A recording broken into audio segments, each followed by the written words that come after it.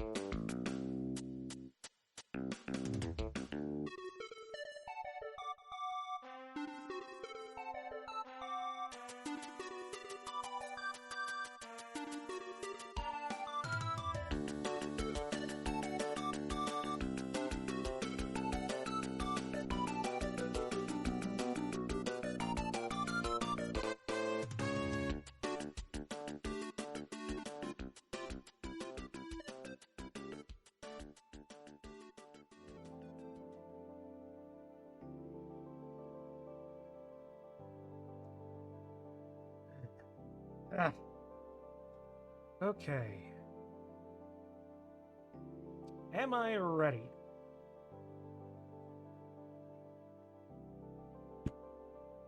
Well, after last time, I figured that maybe something a little stronger was necessary. So am I ready? Adventures in Alcoholism! Let's at least ways make a nice hot cup of drink.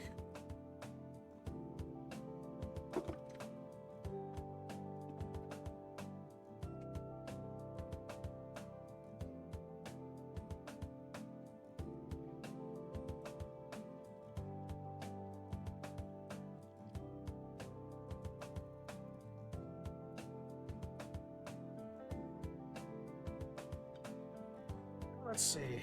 Last time I did this was with one liquor. Let's try another.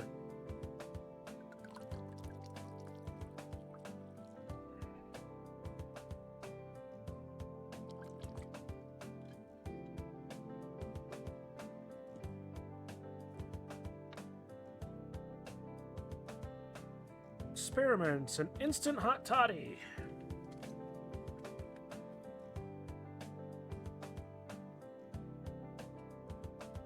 If this fails, this will be the first one to see.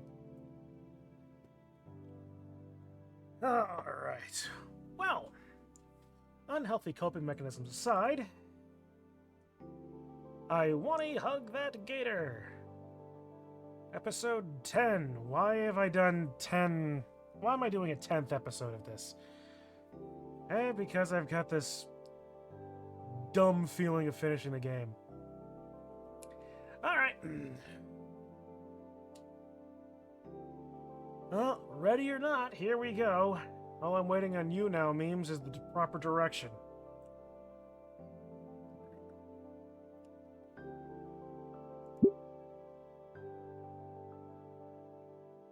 Do I want a chance to redeem myself?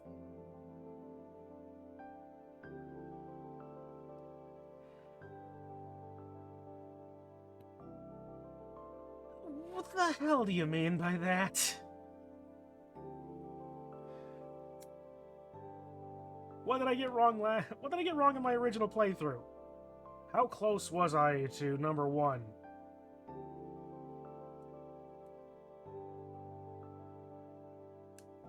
Try and get it on your own. I will only give guidance towards a single part where you 100% need to get.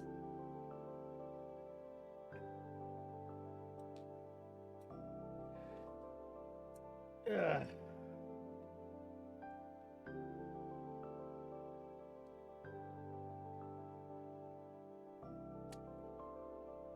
Can we just say that I did?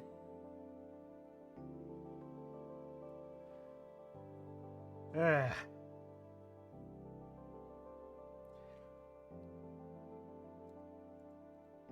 Oh, wow! Look, there's a bag full of fruits and vegetables up here. Perchance Statler and Waldorf were thinking of throwing a party. Well, this much food won't go very far. Well, they only wanted to throw it as far as the stage. Oh, for sure. Ugh.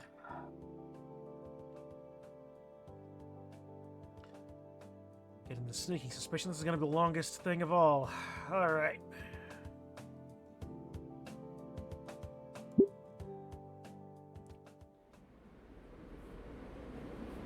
Alright, let's see. Seeing other choices. Sure. But truth be told, I'd rather just get through it and know that I'm getting the answer.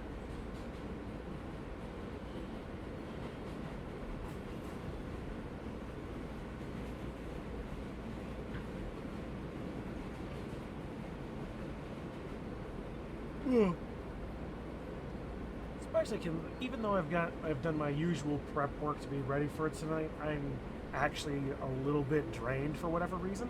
I don't know why, but Alright. I remain seated and do nothing. Plus. And I'm interrupted in doing nothing by the end of the line. We're here, we're there, and now we're here. Let's go along with it again. It really doesn't matter. Now we're kind of popular, then we're not, then there's Ben, and there's her, and then her, and then him, and then her, and then him, and them, and him, and more of him, and them, and her, and him again, and them, and him, and them, these guys again, a yada can, her, and a yada can. And it's Lunch Crush!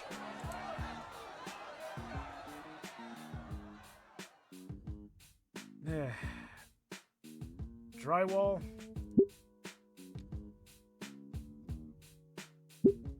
And more lunch. It's him and her and them and more. And now we get to talk to her. Damien told me about you. Nothing good, I hope. There we go, and we all go through that thing. Let's say photography magazine. We talk with her, then more of him and them, and her and him, and her and these guys, this guy. Just go with the sunglasses, I guess. Or just a big old chain, because, you know, whatever. Now we're talking with him and them, and blitty and bloody. More Lunch Crush. There's her hat. Hat falls down. We're talking here. Okay. First actual meaningful choice.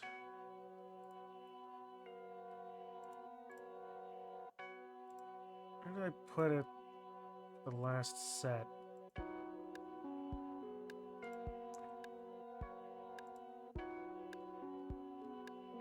No, not there. There it is. Okay.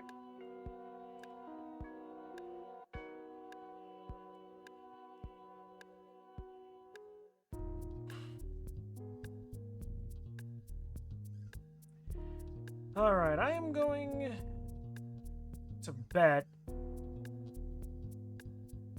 that engaging with her is the proper answer. correct?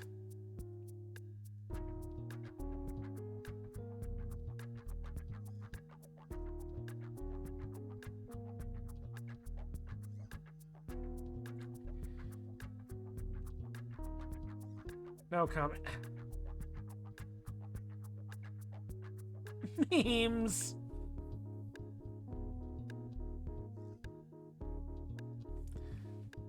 Oh boy.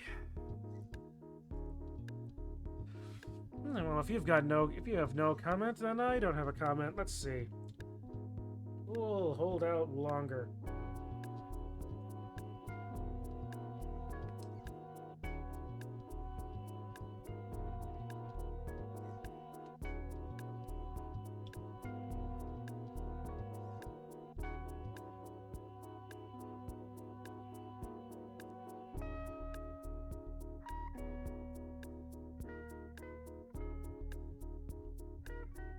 That's not a bad song to possibly fall asleep to. Yeah, this show is good for what ails me. Yeah? Well, what ails you? Insomnia.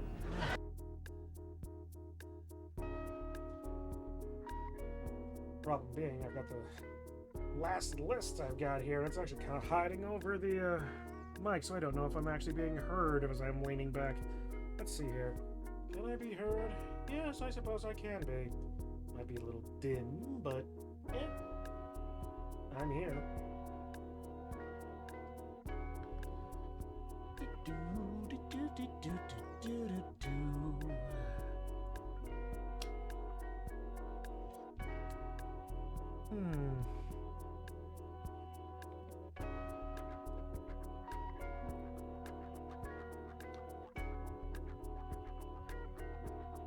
Local Gorgonzola prices.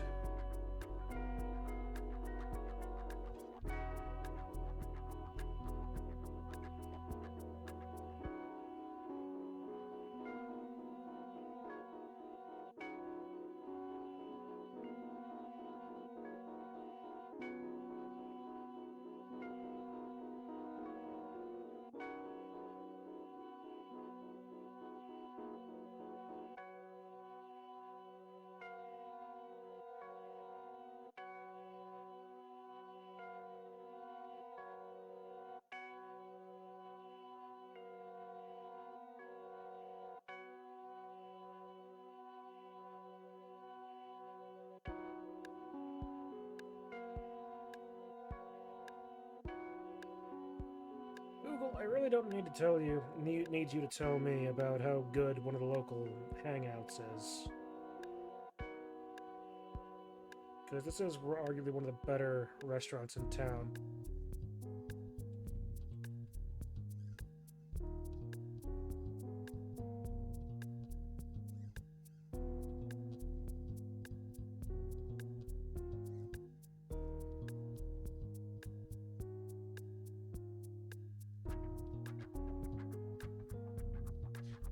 I suppose I could probably also...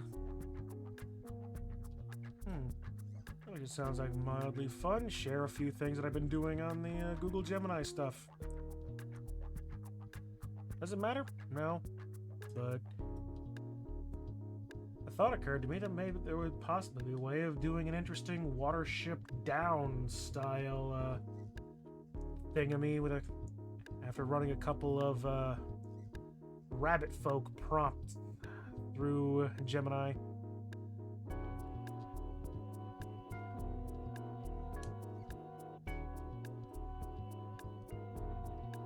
All of it is just design. All of it is just it's more D&D inspiration. Encore! Bravo! Encore! He's a credit to his race. What race is that? The 100-yard dash.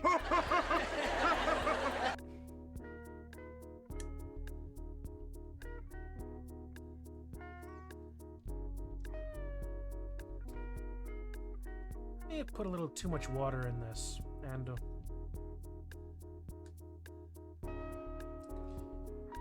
gotta say, apple and whiskey does actually go pretty well together, I think. Although I don't really know all that much. Maybe I put a little too much in anyway.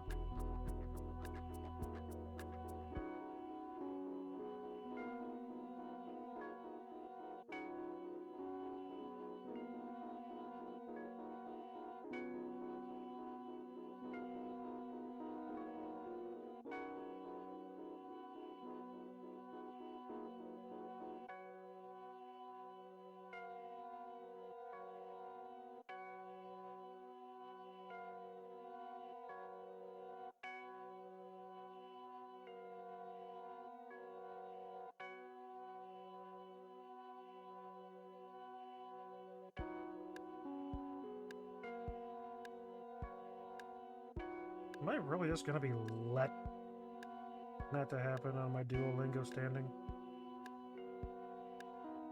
Been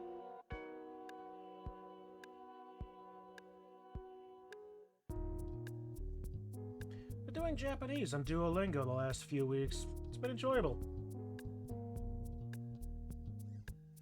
Although I can tell you I can talk to exclusively Hannah, Naomi, and Ken about a very specific handful of topics. And then it's mostly just, this is, where is. But Lord knows I can identify what is and isn't rice. Or pizza. Or water, sushi, or green tea. Anything else? Nah, fam, you're on your own.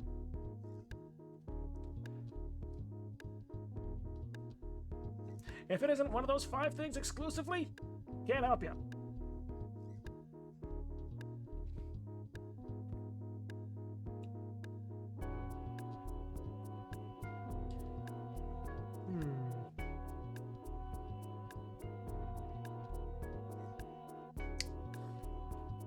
Let's see. Oh yeah, miniature painting. That's something I could do.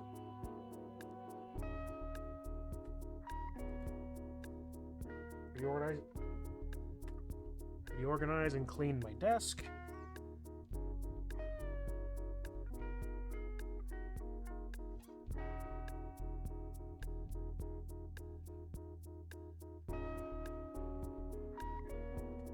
Lord knows I got too much crap on it.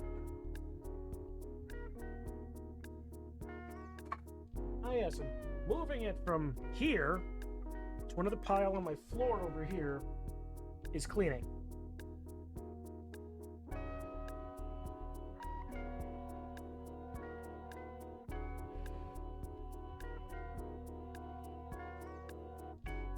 I'll try using these.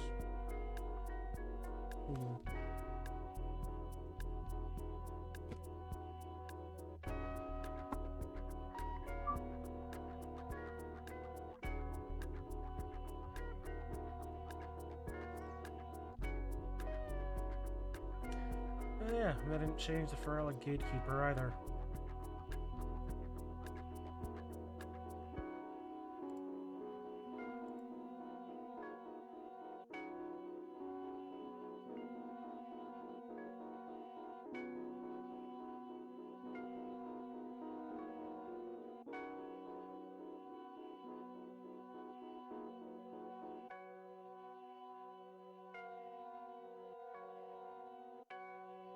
There we go. Well, there's a new one if you want to use it. Or we need to use it.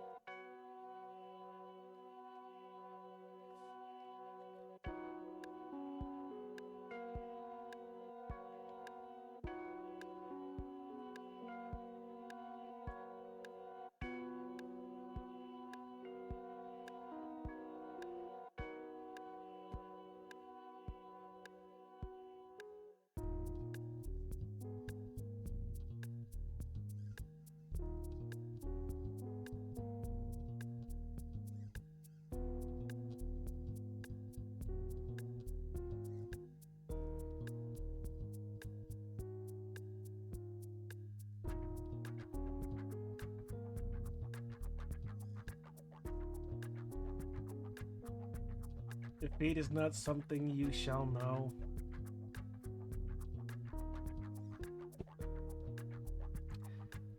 Oh boy.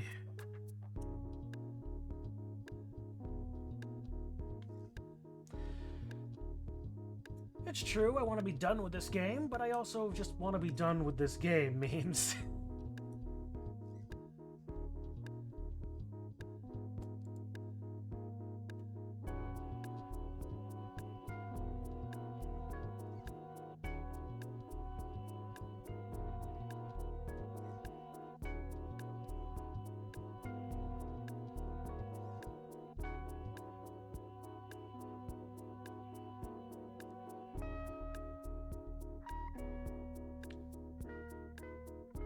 Get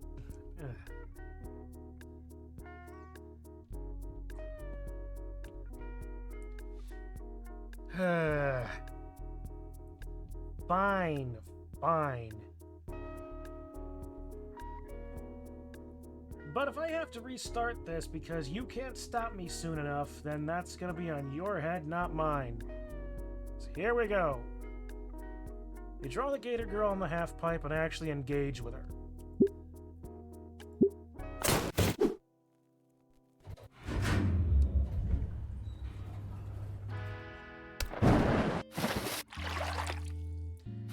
And all these things happen, and more of it happens.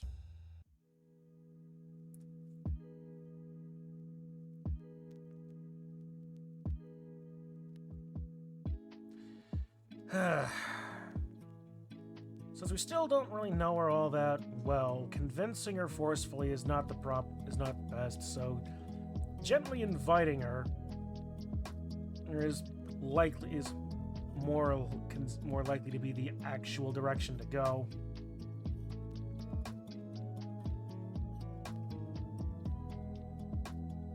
Make it hurt and encourage her to make the decision. Of course, that's also the last thing that I suggested last time, the first time we played through this, and we ended up with the bittersweet ending. So, yeah. Or a bitter ending. As opposed... Whatever. What would we classify it as? Ending 1 is just terrible, ending 2 is bitter, ending 3 is bittersweet.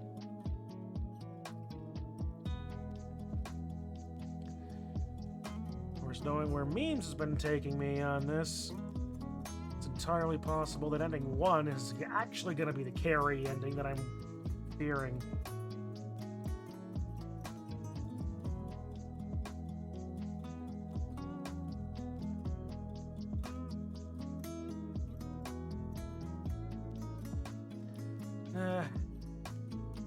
The gentle, the invitation is probably better than...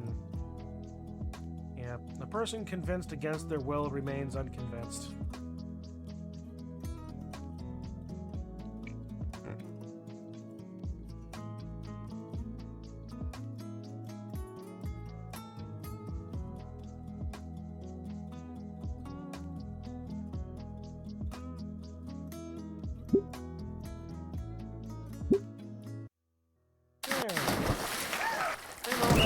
Photo, then more of these mean girls and them and lunch and him and this and that. Defending Olivia, no, we just showing support and just being there without actually intervening on her behalf.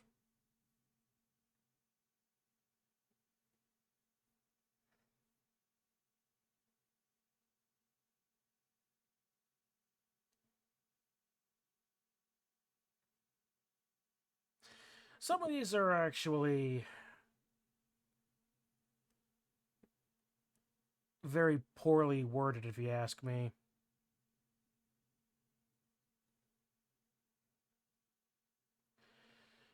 I think I've said that about a half-dozen different times, so I just move forward. Directly intervening doesn't help much. Just... yeah. Yep, and we just walk away slowly, we talk with folks, and here we are, there he is, and here we are again with more of these, and them, and that stuff, and then the whole shit with this, and here we are with that.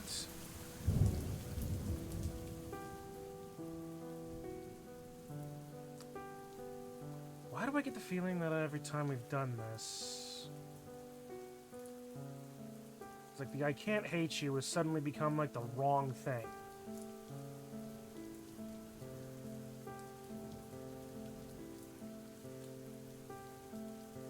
Really? Why do all this is the correct route?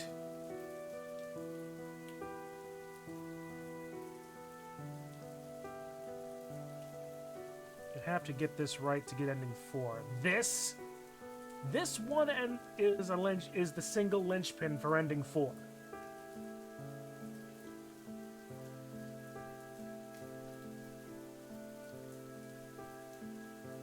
Huh.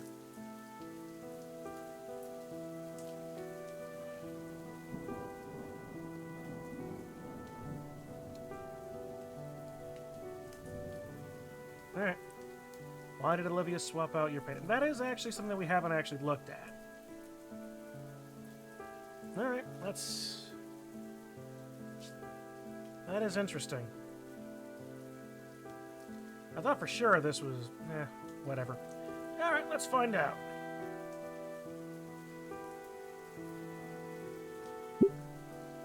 I'm gonna hate myself for thinking this, but... she still hasn't really told me why she did it. I don't want to push the issue too hard, but if not now, when? I just want to know, why go through all the trouble? What were you trying to accomplish? I immediately regret my words. The pained grimace on her face drives home the mistake she's made. Even if I'm in the right to ask, I feel like the villain for pressing her, but out of respect for Olivia's feelings, I stand ready, because to go back down would be to denigrate her like all those people in her past had done. I wanted to see what people would thought of my art without knowing that I was the one who made it. Why would you want that? Isn't it obvious? It's always the same thing. Her voice takes a deeper pitch. Oh wow, you're so talented in spite of your condition. This time it's a higher, shriller tone. Amazing, it's like you aren't disabled at all. Her voice returns, this time weighed down with contempt. For all their kind words, it always comes back to these empty platitudes. I never felt that they cared about me or my interests. It was always just blind praise because I'm doomed to never measure up to the same level of expectations. The worst of it came when I found out I couldn't even fail on my own. The sound of her talons tearing more paper on the floor enhances her heated words. Even when I intentionally do something wrong, someone's always there to pick up after me or to assure me it's good in certain lights.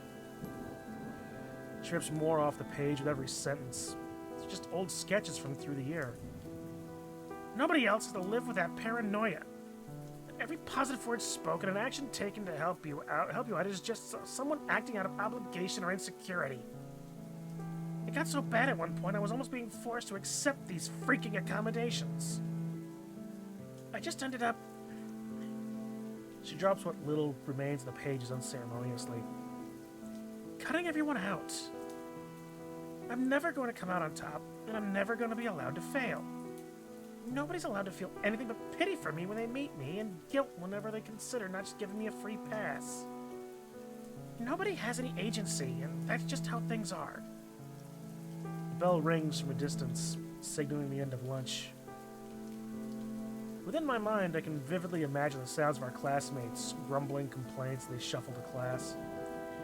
Instead, I choose to listen to the grain, how the soft pitter-patter of droplets land atop my umbrella before slipping gently to the ground around us. Internalizing that sound alongside the dimmer ambience and overall wetness has turned the tiny park I'm accustomed to into a near alien locale. I wonder to myself if this is why Olivia came out here. In a small way, all of her work seems to revolve around average places, but altered with unnatural and beautiful overlays. Creating from the familiar and yet adding in the fantastical. I look over to Olivia, who also seems to be lost in thought. That does sound pretty tough. Are you gonna be alright? No. Honestly, that's only the start of it. But I don't want to... No, you wanted to know, right? I want to tell someone. Anyone! Right now, it's just Yatakan. I'm sure he's sick of it. Alright? This crap even affects my family. You say that like you don't think they are. They aren't, though. I can't change that. She sighs. You're right. We should be a bit more grateful to them. But at the same time, it's... Like, I know all too fucking well I could just hang out at the Pains for as long as I need to after graduation. They're just too nice to not. And the arrangement with my actual father could probably last indefinitely. I could just detach from society and leech off of everyone around me. Forever, and it'd still just be pity and guilt. But you saw them at the pool party. They love you. I know, and I hate it, and I want to love them back, but I just can't. Not now. I've already wasted so much. Who am I to suddenly turn around in my last year? I want to just get out of their hair. not waste their time anymore. Otherwise, I'll be the one hurting them, wasting all their patience and kindness for years like I already have, and I'd never be in the wrong. Who the fuck wants a free ride through life like that? And that's all I have waiting for me, realistically. Damn it, why am I telling you all this? Olivia clutches her throat. Her voice has gotten strained and weak. It hurts to speak at all, but she's just been letting it all out. Hell, what am I just watching? I'm such an idiot. I rummage through the insides of my backpack again until... Aha! Here it is. Pulling out a water bottle, I offer it to her. She eyes it on the ground indifferently, then goes to drink it. The whole bottle is finished in one go, and she drops it on the growing pile of trash. Thanks. I give a silent nod. She looks off in the distance again, picking up her train of thought. That's why I had to do it. I had to know if I really was good at something, for once. Really, genuinely good. No false praise, no parasocial relations where I'm verbally filleted so everyone else can feel better for it. What a phrase. I had to know my art was real. That I could be something. Or real. That I have a real way out. Yet it kind of assures me all the time it's good enough. Fuck, why didn't I listen to him? He probably knows everything by now anyways. He usually does. Honestly, taking all this at once is challenging to digest, to say the least. You said you expected to get caught?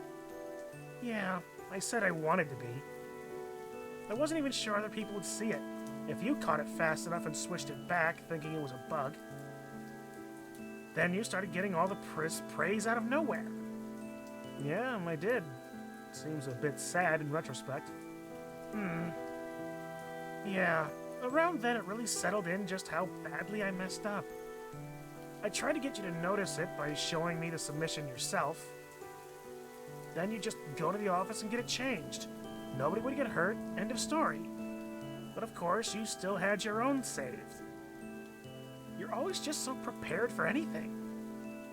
She gestures to the crushed water bottle. The weeks go by, you get more praise, I get more nervous. Then today, and... Olivia's hands finally fell into her lap, limp and spent. Here we are. It's my turn to say something, I guess. I just don't know how to process all this. It's not like friendships come with instructions. My own thoughts are muddled, pushing me to find some way to comfort the girl beside me. And yet to comfort her would be to demean her like people have done in the past. It's so confusing, and frustration and pity mix haphazardly in my stomach. It's nauseating. Pity for the girl before me that has wronged me, but not out of real malice. Frustration at myself because Olivia was right, having unveiled an uglier side of me I wasn't aware of.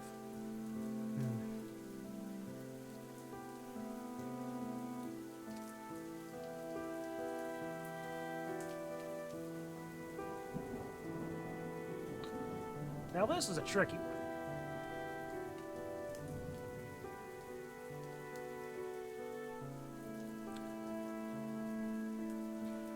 As, again, both of these kind of feel the same sort of thing on it.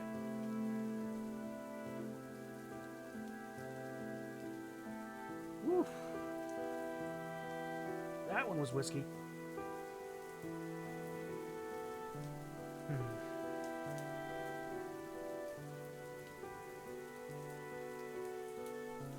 She did say that she wanted to fail, or wanted to be found out, rather. She wants to be allowed to fail.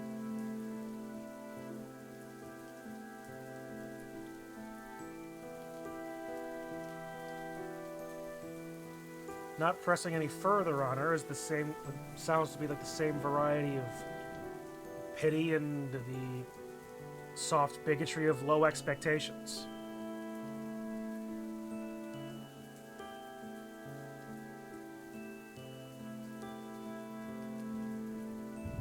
Is this one load-bearing? It feels load-bearing.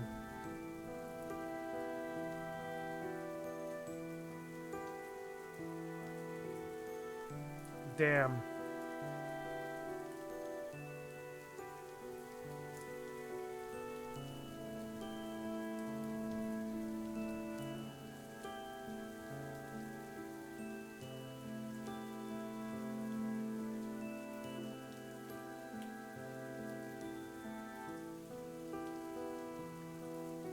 I'm calling in a freebie, memes. You thought I forgot about those. I didn't.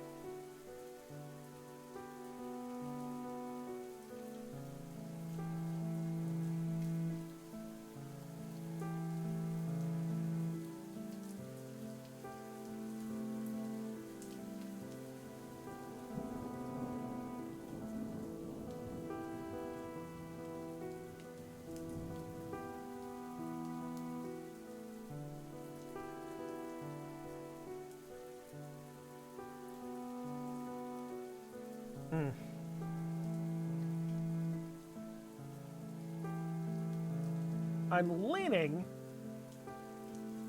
towards... let her fail. The logic being that she wants to have that challenge. She wants to be allowed to stand on her own 2 feet, as it were.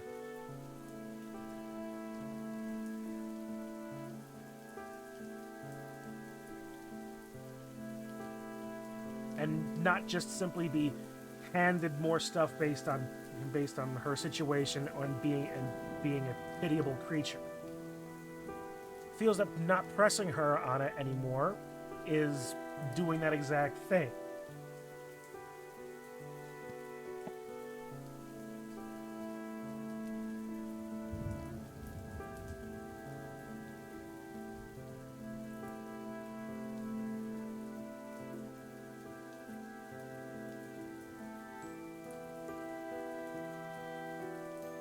And frankly, letting people fail, make those mistakes and learn from them is arguably better than not letting them fail at all.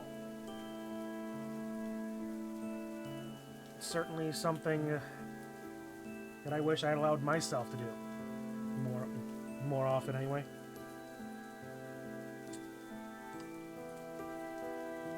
As well, while not this specific situation, it is definitely something in my mind of being like, I'm just more afraid of failure, or more specifically, afraid of catastrophic, irreparable, unchangeable failure.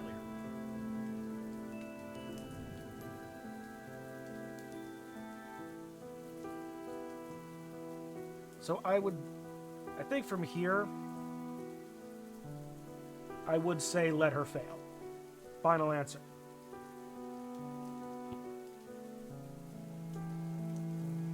Hands off of mouth.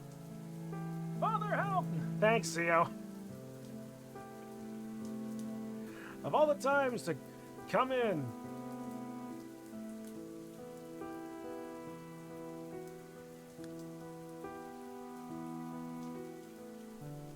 I mean, I have been...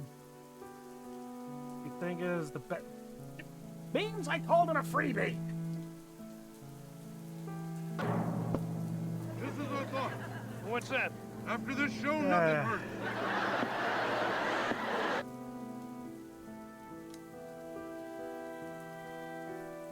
The way you say that, I mean, admittedly, anything you say would just make me second guess everything.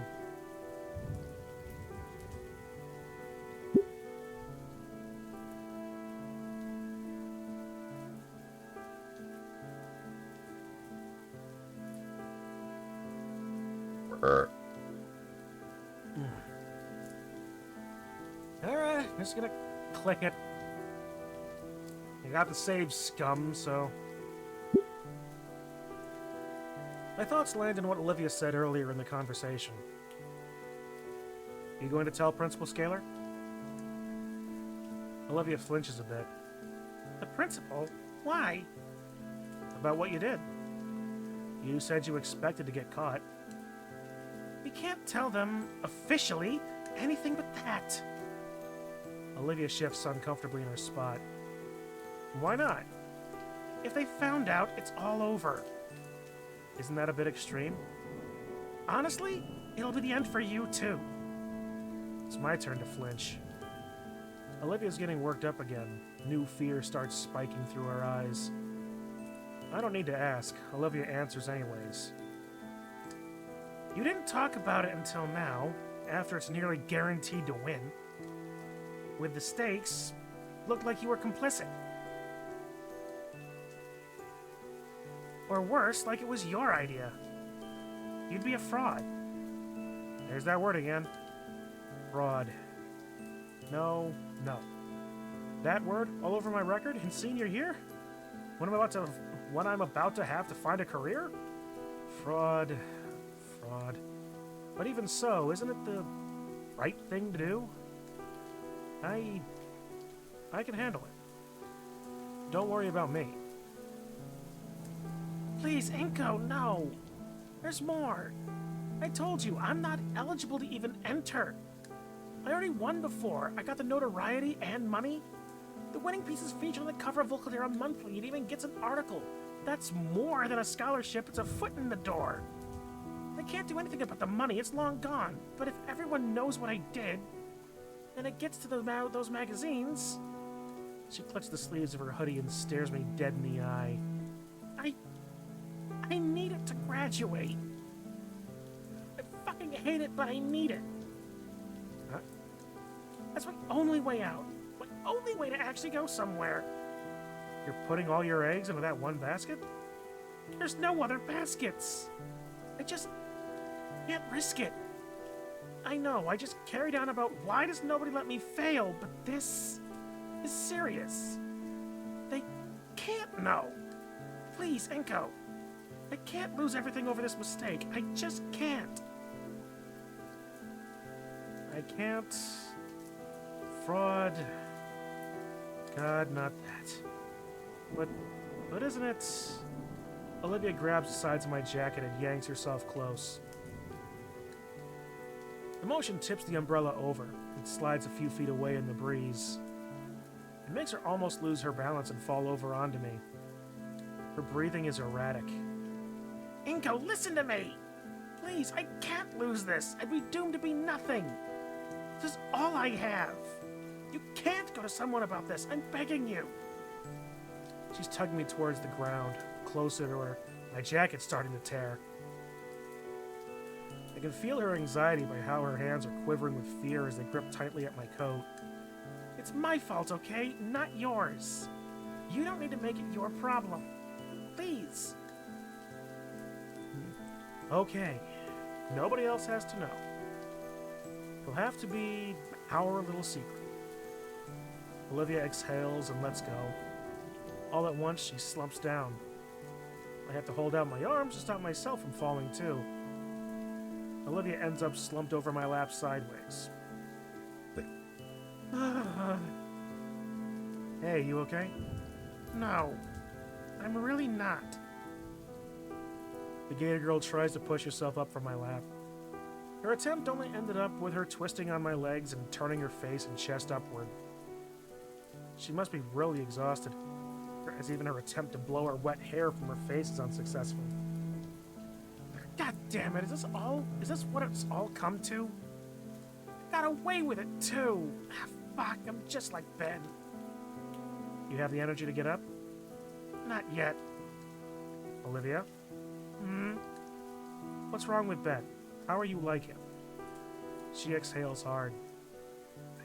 Ben. It's all his fault. All of it. If not for him, it wouldn't be this thing. Some worthless heap, unable to do anything, with nothing and nobody. Ben put her in the wheelchair?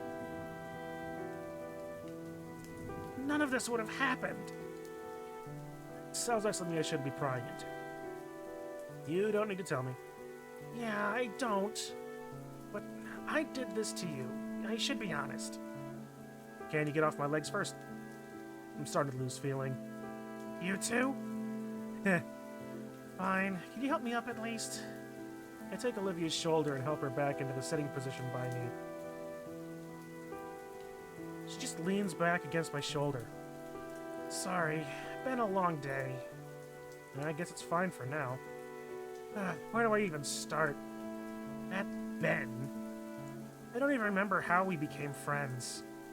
But we definitely hung out a lot in my last year of middle school. He didn't care that I was in the chair, didn't treat me any different. Okay, so he's not the reason why she's in the chair. That's neat. He was cool. What's the issue then? Olivia bops my chin with her skull. Let me finish. He was cool. But in freshman year, back then, Ben was only in the student council as a secretary. I was looking forward to that yearly art show. Worked all summer for the perfect piece, Dreamscape. Disdain was heavy in her tone as she said its name. Yeah, it won. It wasn't supposed to. Once again, her eyes were teary, though with rage this time. Her mouth clicked shut as she glared at me. Her eyes closed, and her tone was once again sorrowful. Ben started advertising himself as my friend, and it was some part of his own, like it was some part of his own personality. The sigh that escapes her carries years of her repressed anger. Even his friends started doing it, like being around me was an act of charity that made them better. He eventually told me straight up. I'll give him that. Her voice shifted this time, but instead of a voice to lampoon someone, it was in an eerie facsimile to Ben. Oh God, how do I mix these two? I'm universally down on my luck.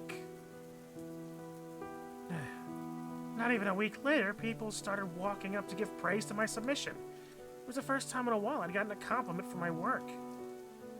I thought my submission was going to win. It was exciting. Until Damien showed me an article in the school newsletter written by a certain student council secretary. Half of it was basic crap about the art submissions, the other half was about me. Ben had written the longest segment about the talented poor girl in the wheelchair and practically worshipped me for my determination. Surprise, surprise, it wins by a landslide. Even when my piece won, all I could remember was that feeling of just being handed a victory as charity. My whole summer, all that effort, just overshadowed. And for what? A safety net that I didn't earn? He really thought I was going to thank him. That's the worst part, honestly. As if I would after him, if using me as a stepping stone to climb the social ladder. I couldn't take it anymore. I told him to get out of my life, and he just gave me this look. I'll never forget it. Genuine confusion, like I was an alien for being upset. But what he said, this is your only chance of succeeding out there. I wanted to just give it all up. But by then, the money, the exposure, his fucking safety net, I just took it. He was right. He was right, and I hate it. I really, really, really fucking hate it. So that's what's between Ben and Olivia. I figured it was something, but yeesh. After that, I just couldn't. I shut everything out. Everyone out. Everyone was fake. Everyone didn't want to know me. Just that I exist, just what I exist as. Even my own family. Hell, it's all his fault. All of it. Well? Well what? That's it. That's the truth. I just want to graduate and get away from here. From him. He ruined my life. Because of him, I'm not Olivia. I'm Olivia, the poor, sad cripple. That title is forever fixed to my name. Come on, that's not true. You're right, it's not. You're Olivia. No, that's also not it. I'm not Olivia. I'm God's funniest joke. I nudged the umbrella back over to us. It goes back into its spot propped up between us, recreating the canopy shielding us from the elements. Olivia looks to gauge a reaction. That was the sort of speech given by someone that's had years to think about it and hold it in. And it was one she's been waiting to give to anyone willing to listen, if she could just trust them. All of her pent-up angst against the guy that ruined her life. Released at the moment she just couldn't take it anymore. Can't get much worse than this for her, but she trusts me. What she needs to hear right now is... Oh God damn it. It's more load-bearing, isn't it?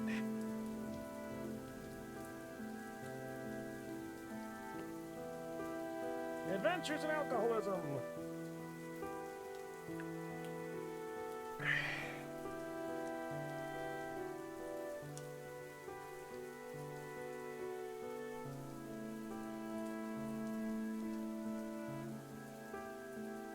He's heard this 1,000 times, I'm sure.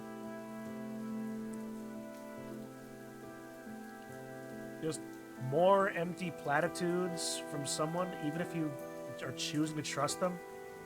How can you truly believe what this is if this has been told to you a number of times?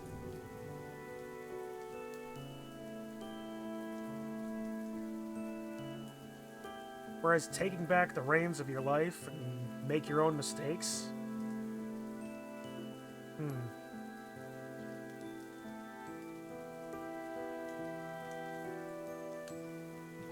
Maybe a little heady, but that's where I'm leaning towards.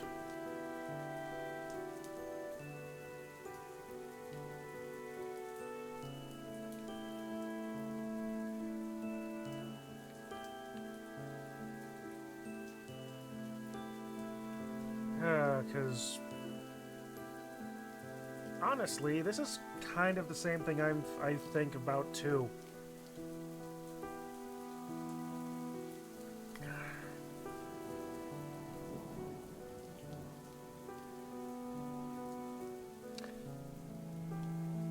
Yeah.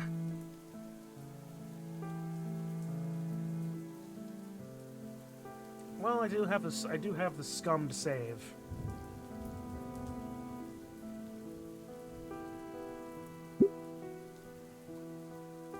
Oh, he's taking his sunglasses off. That's a major change.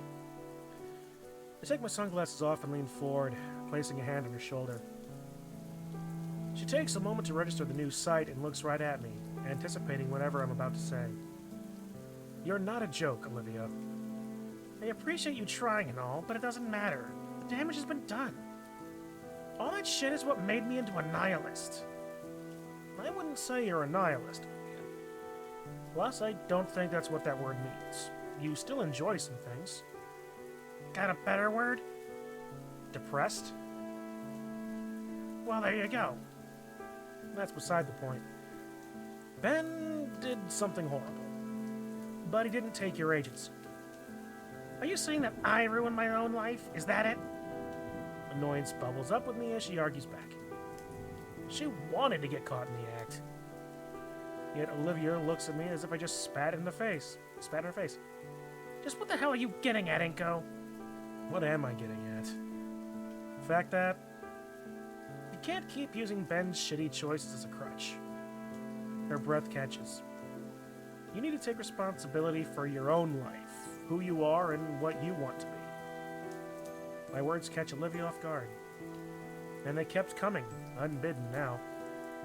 You say that you're a nihilist, yet you draw these amazing pieces that reflect these realistic fantasy worlds. And you say that no one wants to know you for you, but you know you have the pains, Yatakan, Liz, me. Can you really blame any of that on Ben?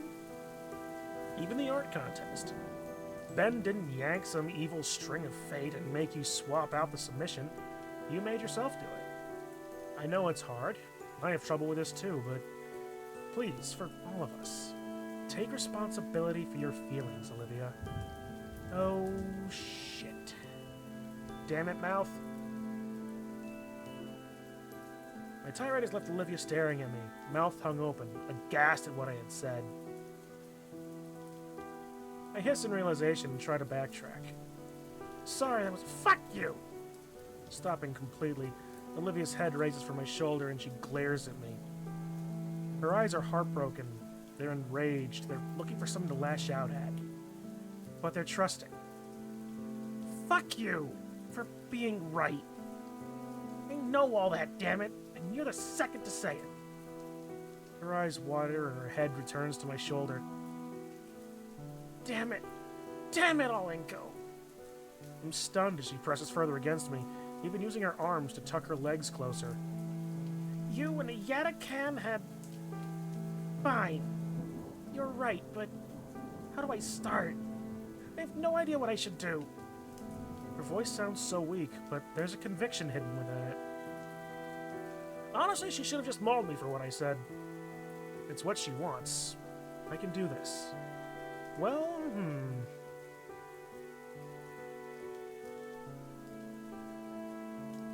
Bit sad that as Corn, you just want your vamps. I'm sure they're coming, Zio. And on one hand, I'm kind of excited to see what the Corn team is going to look like in Blood Bowl 3.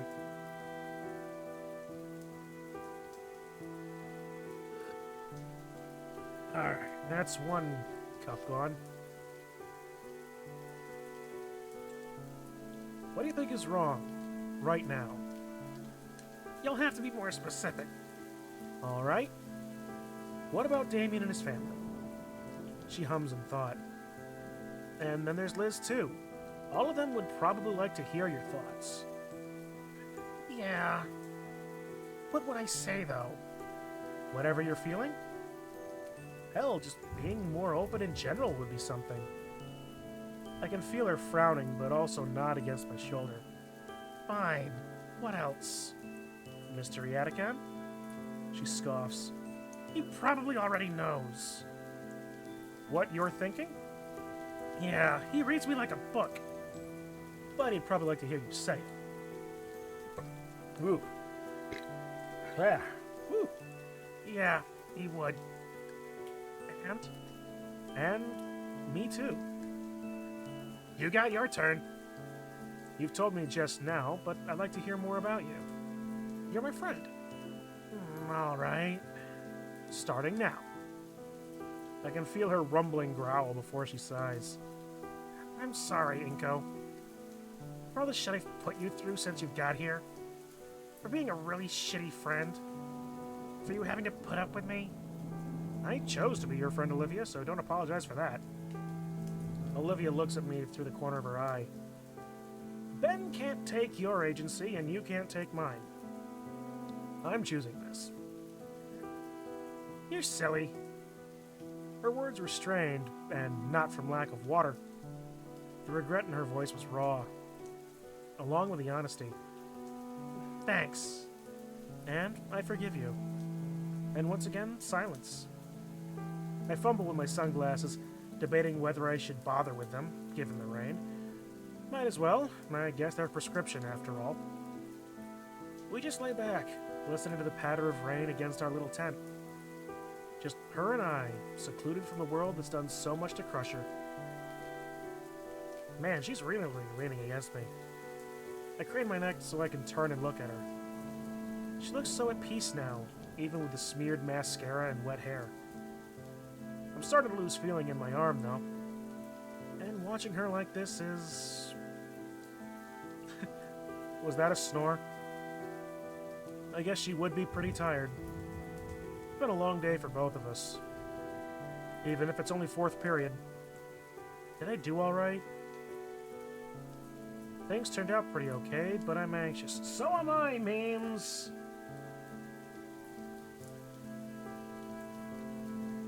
The best I can do is be there for her. And the best I can do is continually beat at memes until he tells me what I did wrong. In this case, it's letting her have my shoulder for a bit. Pressed up against me. My eyes slide closed, and I try to lose myself in the pitter-patter of the rainfall. Oh, this is a great way to make you both sick.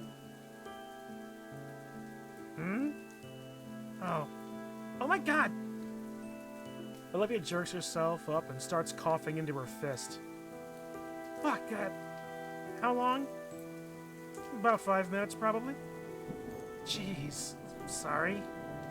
You know, I remember when you got onto me for just sitting near you back at the party. Shut up! Looks like you are improving a bit. Olivia bonks the umbrella, making it splash a bit onto me. Anyway. Olivia stretches her arms. Things go quiet again. Olivia finally breaks the silence. I know you say you forgive me and all, but I still feel like shit for putting you through all this. Now everyone's going to expect you to be skilled at painting. They'll call you a fraud. Oh yeah, I was trying not to think about it. Damn it, it's all my fault. Olivia rests her arms over her knees, and I'm surprised she manages to bury her long snout in them. Workaround on this. Photo, blow out up to canvas size, paint over it. Nothing says you can't use your own inspiration as a paint by number. An idea hits me. What if you taught me for real? Olivia raises her head from her arms. Taught you? Painting. For real. It's like you say, I have expectations to fulfill. Would you teach me how to paint it like you do? I don't know. Tell you what, I'll forgive you if you teach me. You already said that. Olivia looks down in contemplation. All right. I'll teach you how to paint. But you should know I'm a lousy teacher. You've seen my work in class. I'm a lousy student. I got a feeling it'll work out. Hey, don't make it weird. Yes, Professor Halford. Stop making it weird. I chuckled as I'm playfully shoved by her. After that, everything was said and done. Things became quiet. Beneath the solace of my umbrella, we relaxed together. At least until Olivia begins shifting uncomfortably. I sit and watch as she takes her calves and shifts them to her side with one hand. Her tail comes around and presses into the paper-filled floor beside her, keeping her upright as she starts to lean forward. Finally, with the strength of her tail in one arm, Olivia lifts her hips from the floor and swings her shins fully beneath her. She smiles as she kneels over me. You just going to sit there? Crap, I guess I was gawking stupidly. But it's just so fascinating seeing the girl maneuver herself in these odd yet well-practiced ways. I'm kind of jealous, actually. Wish I had a tail to do some of the things she could. I press my hands to the floor and push myself up. I don't know why I thought to stand, but instead I shifted myself into a kneeling position too. We're face to face now. For a split second I feared the worst as Olivia drew me into a hug. I don't know what she would do, but this? I like this. For how strong her arms are, how they're wrapped around my chest feels exceptionally tender. My own arms have enveloped her, returning the embrace in a similarly soft way. And as her arms loosen, I draw back, though I don't want to take my hands off her. That was nice. Don't make it weird. Okay, and we're at skipping point. Sorry about that. Squeaking? Ah, yes. Guts. And from here, we can skip. Zoom! We meet Guts, then we talk with the Attican, we have this whole thing, we're talking over here, we're painting, and we're off to the arcade! Yes, all the arcade is, we're fighting.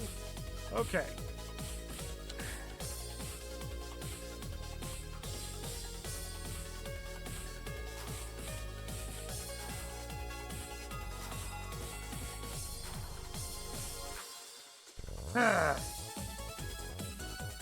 Alright, memes.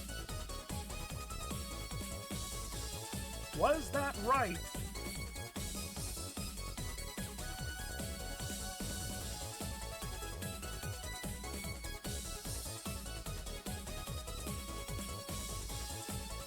I know you're still here.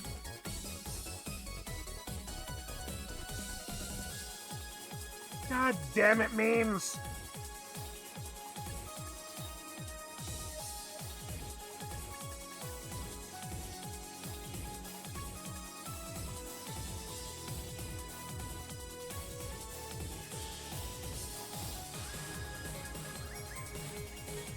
That scene just flesh out the other endings so much more. It did. It genuinely did. It explained the animosity between Olivia and Ben a lot. Fleshed out her feelings of inadequacy and imposter syndrome.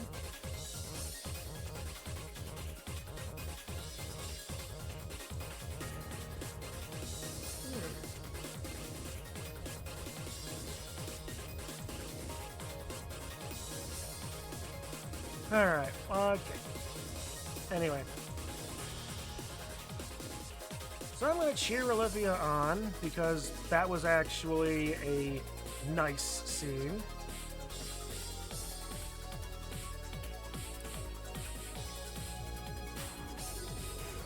Not like it really matters, I'm going to skip it. We've seen both of these.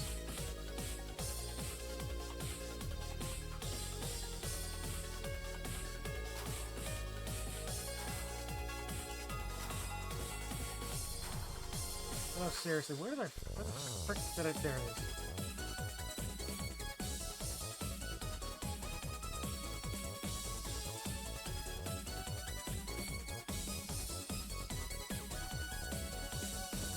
Alright. So, yeah. We'll go and cheer Olivia on, and... yeah, she knows my intentions, she knows we're friends.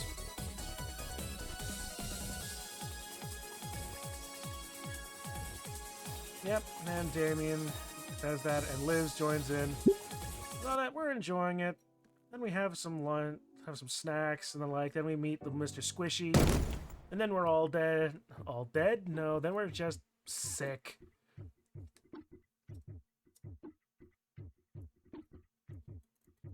Just where's Lucy? Where's my daughter?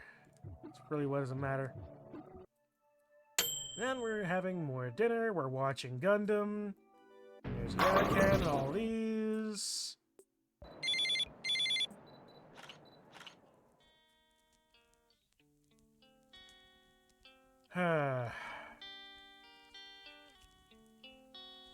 We didn't really get a lot about Olivia talking with Damien, and I genuinely forget if there's another option of talking with people. Other people to talk to. Although getting the advice and focusing on the job at hand, you know, from Dino Doctor the Monarch.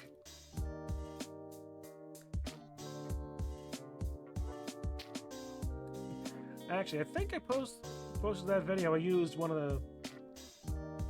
a shot of that as a thumbnail for one of these on the YouTube channel.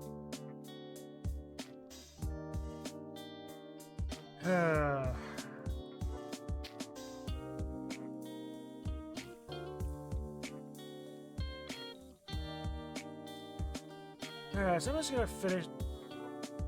Let me focus on taking the photos, because, like, yeah, didn't really, yeah, we could focus on this. Although, no, would we get anything different after gift from that scene? Probably not. Not that I know.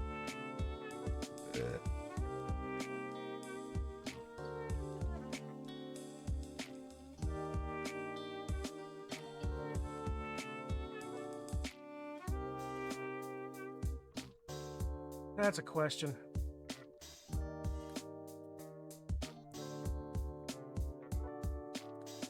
You do end up getting some reasonably okay advice from Monarch, whereas you just sort of like get half questions and stuff from Damien, so I'm gonna go with Monarch. Unless Memes is gonna say something like, no, don't do the other thing. Although he's probably just gonna say something more like, no comment. Right, Memes?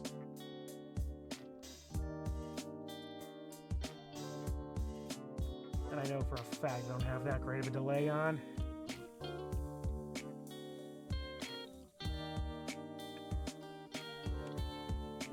Alright. More photos. We're talking with Ben, having all these things. With Yatakan.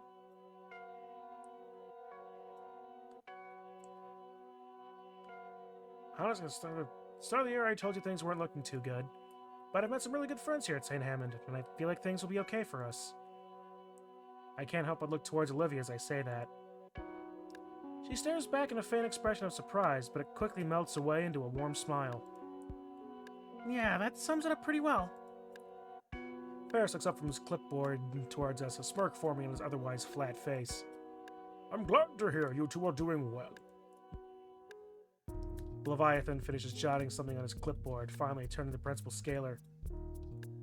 and everything that we need. Let's go have some coffee in the office, blah-de-blah-de-blah. Now we talk with her.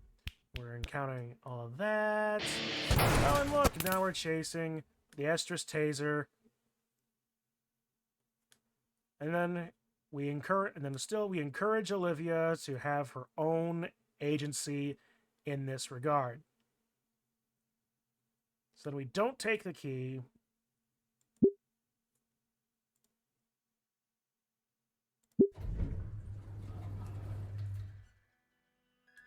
Hey, I'm not going to left. Raptor Jesus knows you've had enough of that already.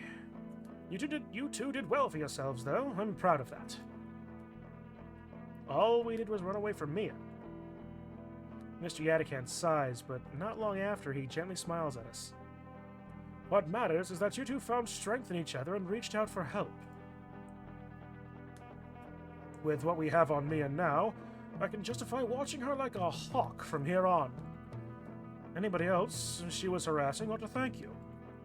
Are you sure she's actually going to get in trouble for this? At this point, we'd look bad if we didn't punish Mia for this kind of behavior. That's a relief.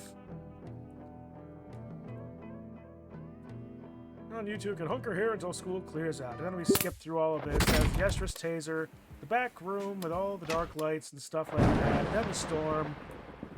More of the storm, and then the destruction of the things.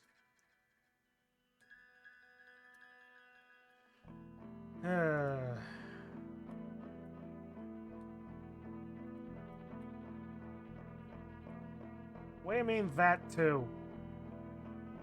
A lot more meat to this. Actually, yeah. It is a lot more meat.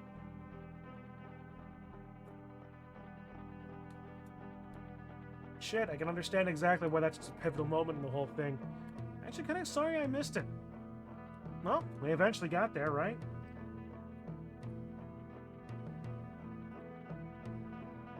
Alright, let's...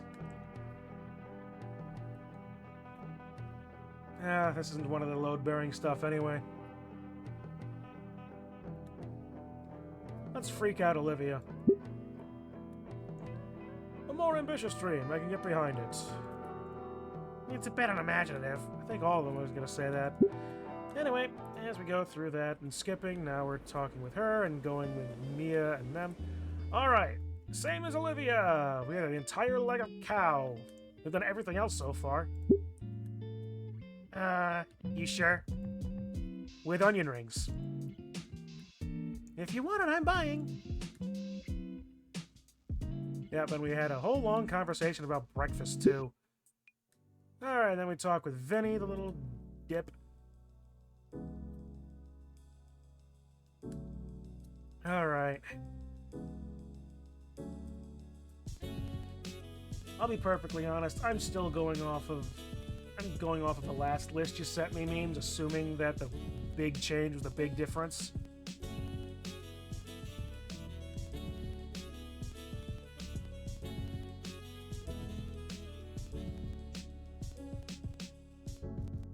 When was the... So you have chosen the coward's way out. Of course I have!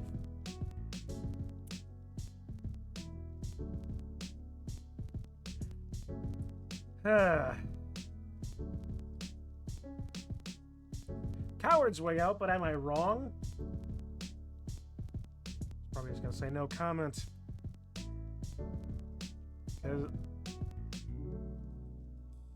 Okay, I know I'm learning Japanese on Duolingo, but I'm not that far in katakana yet.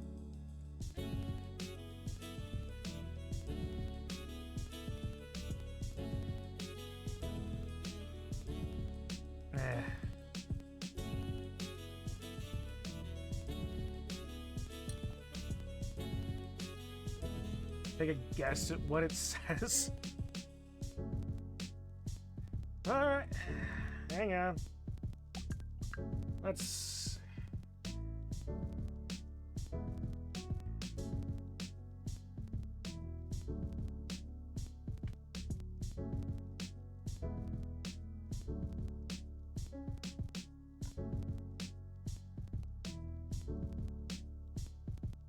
Was I actually right in that it was katakana? I guess so.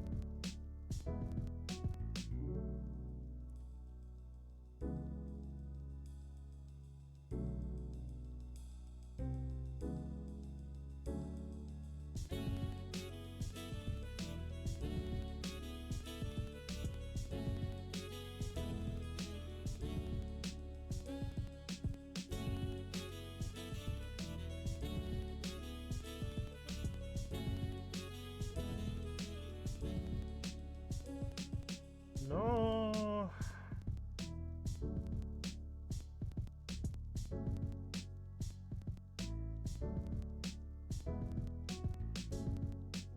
No ko.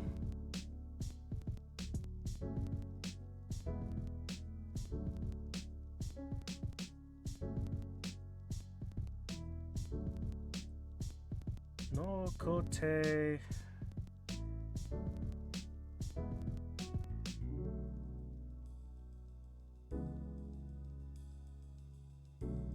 you want to hear me sing? Only if you sing solo. Solo? So low I can't hear. Kote.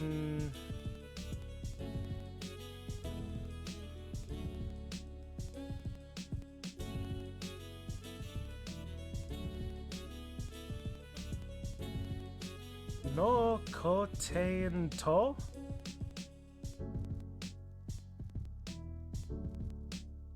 In-gen comment. I'm trying to translate it through Duolingo, okay? It's not telling me what it means. I'm just looking at like a pseudo pronunciation guide.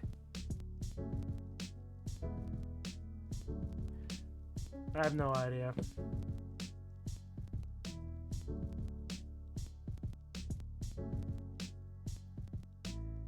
No commento. Well, I was 90% of the way there.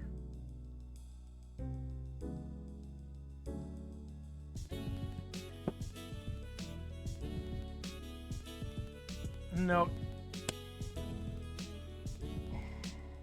No, Cam. Poor fellow, lost his nose.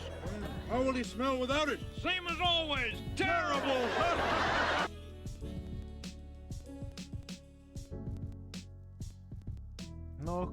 No commento. No comment. Oi. Fun. Okay.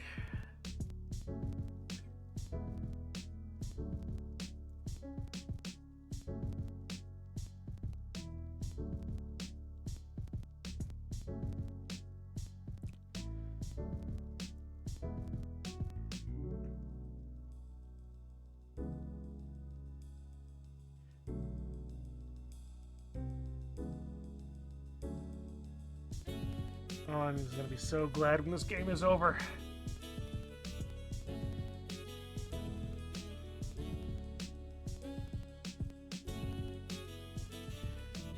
But in all serious memes, please, am I still on track?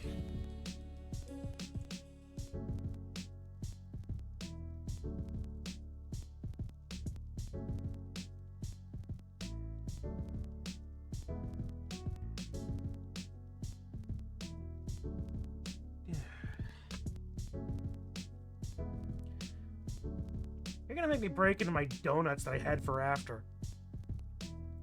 Go find Olivia. Yeah. Go find Olivia. We're talking about that. Ask Olivia for help. Both of you are wrong. Yeah. And then the news hits. And no, we're not ready to say goodbye.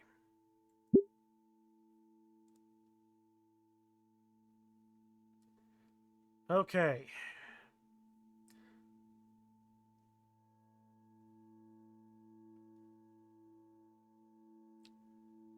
Last chance to get me to go back to Scum.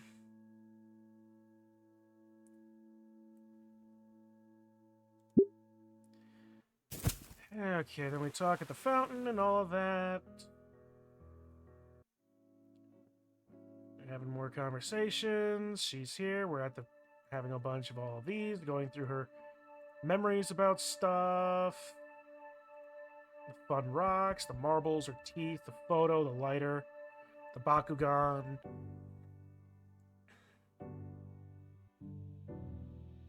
Tuck her in properly. Then we're going back to school. Alright.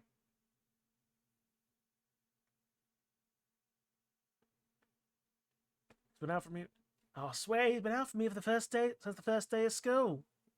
Principal Scaler, that. Shit! My jaw slams shut bitterly as the principal denies me a chance to defend myself. Her eyes turn downward to a particular stack of papers upon her desk, carefully scanning one page and flipping to the next. The silence of the room is unnerving as she flips through page after page, finally breaking the quiet by clearing her throat. Now, Mr. Nito, if you can give me your side of the incident. I recount the events as Olivia and I had done with the Yatakan, including the part where he saved us with a stun baton. From the moment Mia took Olivia away, to finding them in the classroom, to when she slapped herself in the face with a glitter-covered poster. Leaving out the nature of the blackmail, of course. Getting everything out in the open is... Alright, so open up the debug menu. Oh boy. Options. Enable debug scores.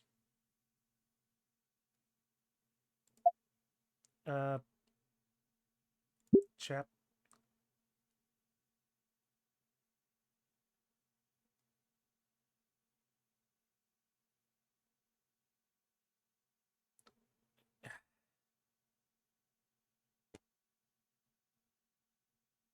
What did I... What do you mean? What did I fuck?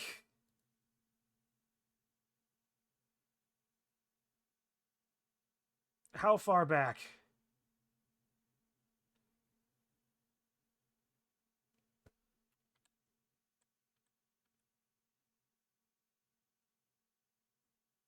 A single frame back. Oh,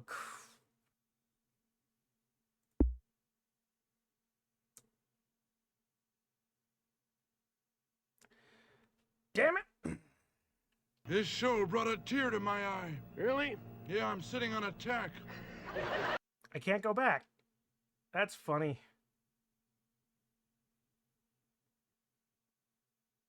The good news is that you got E4. Okay, so what did I miss? What did I fuck?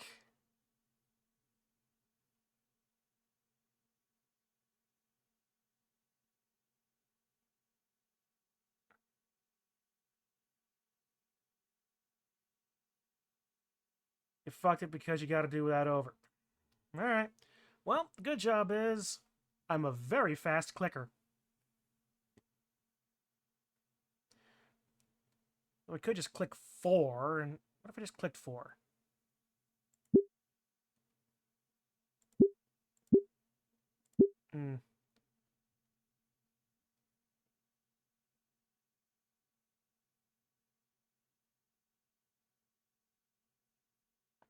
Chapter 10.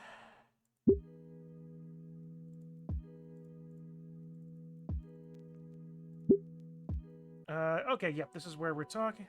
Okay, that's actually pretty damn close. This is just before all of this. Don't take the key.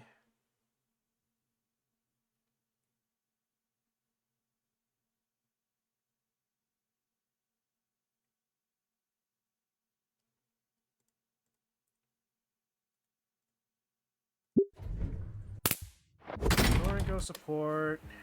La da da la da da. All this, then the storm, and then the smash and grab. True love.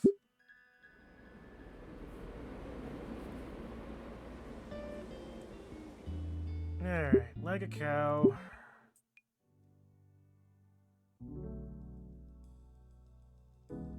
Alright.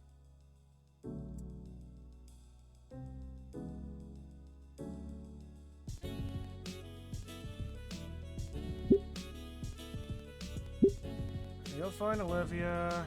Ask Olivia for help. Both of you are wrong. And so that's Inko 5, Olivia 5. And I'm assuming that high numbers are the right thing, so...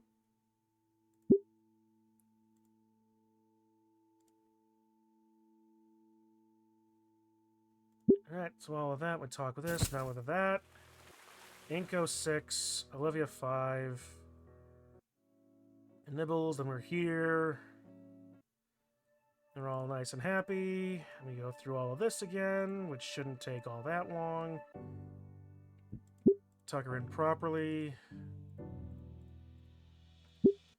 Back to school we go. Getting everything out in the open is... Okay, and now we're back! Getting everything out into the open is relieving, but I'm certain I'm able to remain calm and collected the whole way through. While I spoke, Mia leered at me with eyes promising a vicious death. Ben, on the other hand, is looking increasingly uneasy that I'm not playing along. He's not glancing my way, but his eyebrows furry in a way that it's clear he's silently begging me to help him out here. Mia focuses her vengeful stare at him as if to say, "What are you doing?" Inko, I'd like to remind you it's your word against hers. There's no proof anything you're saying is true. Did she ask for evidence, or did she ask for my side of the story? True, but Mia's never hurt. And I'm not interested in these mind games. She's been targeting Olivia and I all year. You want to defend Mia, I get that. Why does that involve throwing Olivia and I under the bus? Still here, dickwad. Mia! Scalar managed to shut her down with an authoritative glare. I don't even care why you're trying to screw me over, but is there even a reason? What the hell are you even doing, Glasses? You're letting this schmuck walk all over you. I'm waiting. It's, complicated, okay? Is it? If you haven't figured it out, can you leave Olivia and I out of it then? No. Okay, fine. You want to find something to blame? Someone to take responsibility away from Mia? I know the guy. The guy responsible for everything. Ben raises an eyebrow. Well, yes, that would be ideal. You. None of this would have happened if you hadn't hurt Olivia in the first place. Huh? What? He knows what I'm talking about. And here you are, 4 years later, still up to the same tricks. Olivia's stuck at home, her wheelchair is busted, and she's heartbroken. Oh my, I didn't know. Is she alright? And you're just bringing up this interpersonal drama. Please have some self-awareness. I have more important things to be worrying about, clearly. I don't care to be a part of whatever house of cards you have set up here. Damn it, Ben shucks in a sharp breath through his teeth, sagging heavily as he lets that air escape in a long sigh. Sorry, Mia. The plan's a bust. The fuck? How? I can't do it. Not like this. There are other things I can do for you, just not at anyone's expense. The plan, Mr. McKnight? You mean to tell me Mr. Nito's right? Yo, Stringbane, you know the stakes here. She has lots more than me to lose. And all I gotta do is tell her what Olivia did. Teach her what Olivia did. Shit, she wouldn't. She would. Just one thing after another. You know we're talking about the damaged property? I'm telling you, it's at the bottom of all of this. I'm not taking the hit. I'm innocent. If I gotta squeal to prove it, oh well. Scalar throws her hands up in frustration. She's resigned to just being along for the ride, reaching for her lunch bag. Ooh, get the popcorn. Ben, I have to. I said no. There are other ways. Not good enough. This needs to come out. Mia, do you want that you do that and I dig out some of the skeletons in your closet? Ben covers his mouth. That's the most spine thing Ben has ever said. The fuck you just say to me? You heard me. Mia stares Ben down like she's about to slash his guts open. He's trembling, but he doesn't relent. Oh, you'll regret that. You'll fucking regret that, McKnight. Is Mia just a massive Biff reference? That they were just waiting to play with a McFly thing?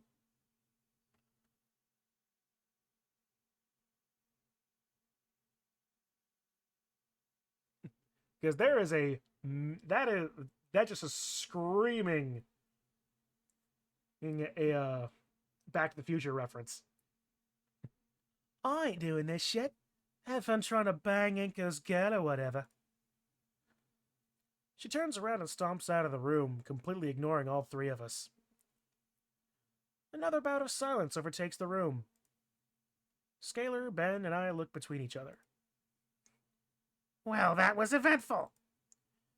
Between the Attican's report, Inco's account, and whatever that was, I think I have enough to work with. But we didn't finish. Come on, Benjamin. Don't you have some soul-searching to do? He stares at her, bewildered. Seriously, Ben. Please try to figure this out. Go back to class, the both of you. He still doesn't move. I have to take the first steps towards the door, glancing back and motioning for him to do the same. Eventually, he follows me out of the office.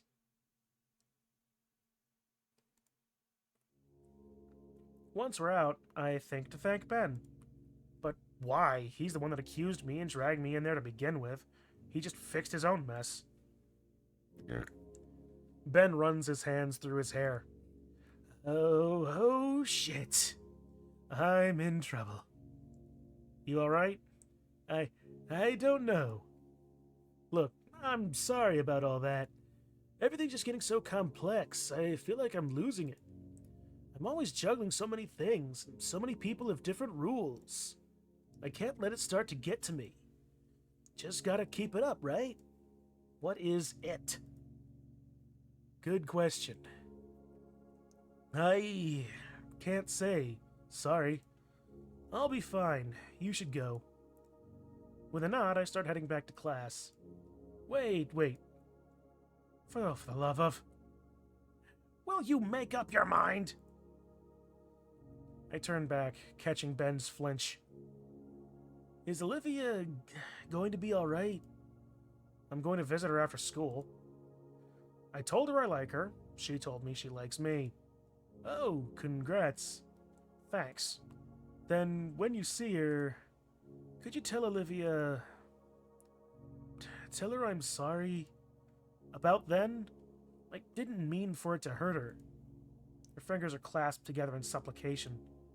And while he looks sincere, I think you should tell her yourself. Once you see her again. You're right. I will. I give him a thumbs up and continue to lunch. Alright. By now it's about lunchtime, meaning I can hang out with Damien and Liz. Definitely needed after all this. After school, I took the metro back home to shower and put on some new clothes.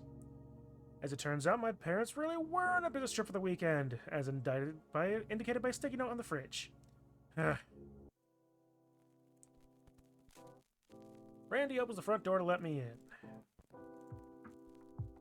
Yep, shoveling the snow and doing more skippity-skip, and see blackness.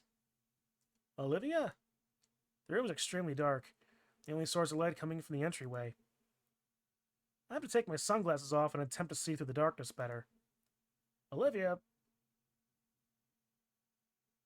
What?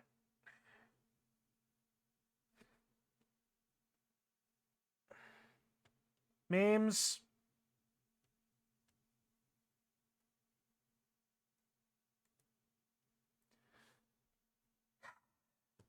Memes.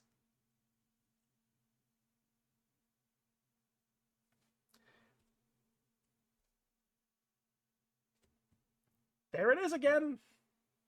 With its exact same thing that happened.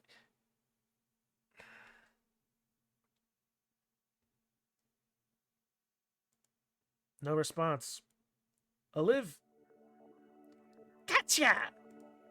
Ah, my leg! Hi! Oh boy.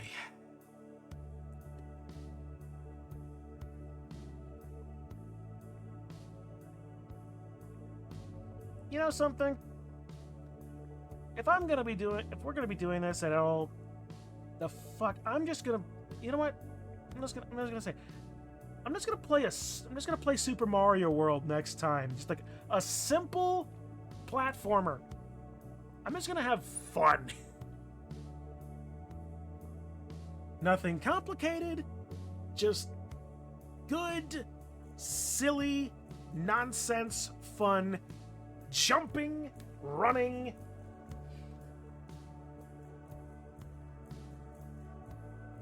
None of these things that are constantly you being like, hey, they're going to be being like, hey, look at me, I'm gonna score up another red flag for like a suicide watch. And he's like, yeah. It's like, fun for you at least, and that's all that matters. You know what? I'm gonna give it to you anyway.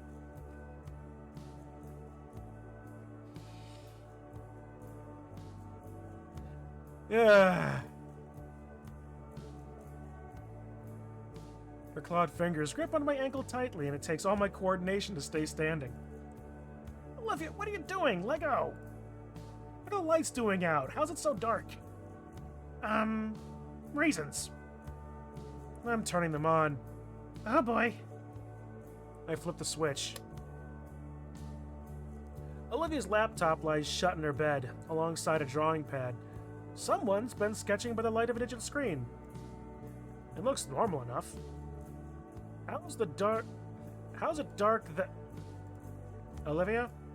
Yes? Why is your window painted over with black paint? The light coming in offended my blackened heart, and my window became a canvas onto the new darkness in my life? Yeah, it's dumb, I know. At least she's joking about it now. Olivia, are you alright? Olivia crawls back into her bed and flumps on it, continuing her deep sigh the whole way through. Hey. Yeah, this morning after you left, I got the idea for it. Whole speech and everything. Something stupid about my old sketches. It was a moment of passion. A while later, I realized how silly it was, but the paint had already dried. At least the atmosphere is good, right? She sighs again into her mattress. Ah, shit, this is embarrassing. I look at the covered window. I don't see why you'd be embarrassed. Padding over to her bed, I take the vacant spot right next to her. Shut up.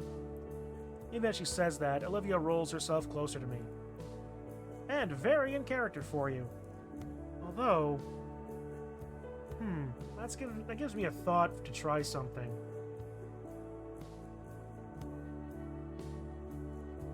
It's a bit more expensive, but it was just a thought. Quit it! Her hand's bad at me, though with no strength or animosity behind her blows. I'm able to simply slap back at her hands until I catch one. Hey. Her fingers curl around my hand. It's very you. Her cheeks puff out an adorable pout that I can't help but smile at. I like that, alright? You're lucky that I like you, or else I'd chomp off your leg. She growls at my smile, clearly annoyed by her own lack of intimidation. I guess I got used to it, built up a tolerance for it, so now I can see how Olivia really is. You like me, and you'd still do that. Her bluff called, Olivia buries her face against my thigh and growls louder. But her fingers still cling tightly to my hand. Her head tilts just enough that she can peer at me with a solitary silver eye. And while her maw is muffled against my leg, I can still clearly hear her say, missed you. My free hand comes around and gently combs through her hair. One of the things I've really marveled over is just how soft her hair looks. And genuinely feels as I come to find as my fingers run over the glossy green locks. You've just been in here all day? Olivia nods her head, nudging her scalp more against my hand. I see your setup there. Yeah. She hefts herself upright again. I've been drafting that painting all day. It's starting to come along. The laptop was just for light and music. She passes me the oversized pad. True to her word, the sketch is looking more and more refined. Each one gets closer to the one that she's going for. Once it's done, I was thinking, I could ask for it to be shown at the eulogy. Oh? Yeah. Think they'll let me? They better, with all this effort you're putting in. Yeah. Want to hear something weird? I've had a long day. Hit me. This painting. I think it's special. When I woke up this morning, I felt lost. Lost enough to block out the light to my room. Then I just remembered my promise and I got to work. It still hurts. But when I'm working on it, it's like it hurts less. Like it's what I should be doing. Like I'm doing it right. And that's not weird at all. Really? Come on now. Alright, it's super weird. I think less of you now. Ha! But really. She bites her lower lip, thinking about something. It is missing something. I really should more grammatically be an apostrophe it's, but... She gestures to the page I'm on, the most recent sketch. I don't see anything wrong with it. It's vague. There's no detail. At the fountain, I tried. I really did. But I can only remember so much, and... Inko, Hey. Hey, absolutely. I'll take the best dang pictures you'll ever see. Thank you. First, though, how about I let the sunlight back in here, alright? Yeah. That's probably for the best. How would I go about doing that? Goo Gone? Razor scraper? Acetone, perhaps? Nail polish remover? Paint thinner? Who's got the turpentine?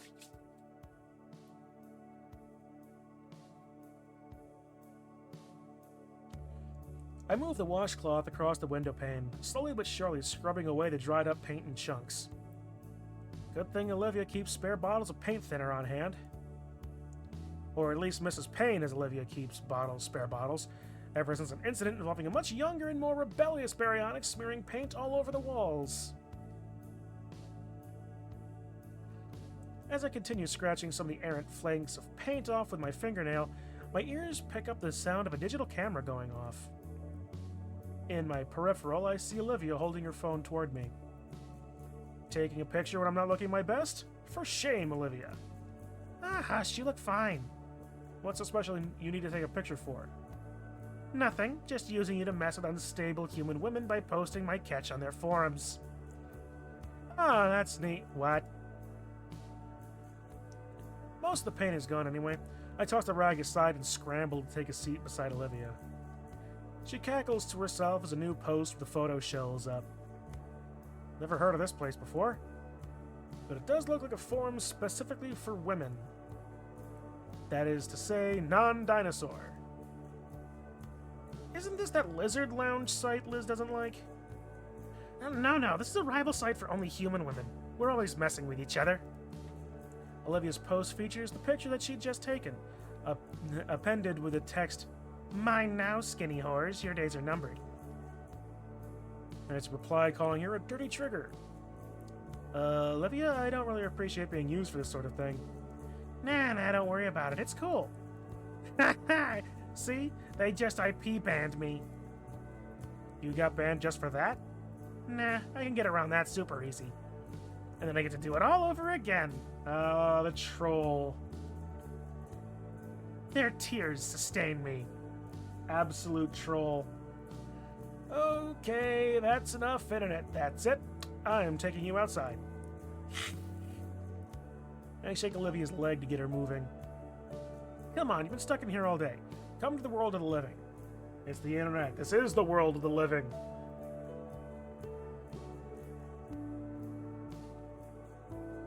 insisted that I didn't mind carrying her, she opted to shamble her way towards the couch on her own. When she reaches the couch, she pulls herself right into the cushions long ways. She sprawls out and exhales. Well, we're out here. Now what? You dragged me out here, you tell me. I didn't think that far ahead. You're insufferable. There's some of Damien and Vinny's games by the TV. There's some classic co-op games in there if you want to try one out. You sure? I don't really play games much. Yeah, it'll be fun. Sort of like repayment. You carry me to the couch, now I carry you to victory. Har. I stand before Damien's chosen collection of entertainment. There's definitely some plain DVDs mixed in here. I pick one of the more worn-out looking cases and show it over my shoulder to Olivia. She gives me an approving grunt, so it seems like I picked well. The disc slides in the console and I start setting up the TV. If that was the Warhammer game. Huh? Is it not working? You gotta smack it on the left side. Vinny left some magnetic toy near the screen once. Smack. The TV comes to life, its flickering screen displaying the console menu. I pick up two of the controllers on the floor and... What are you doing? What? Oh, I'm used to playing like this. She rubs her head on the cushion next to her, inviting me to sit normally. So, what's cool about this game is...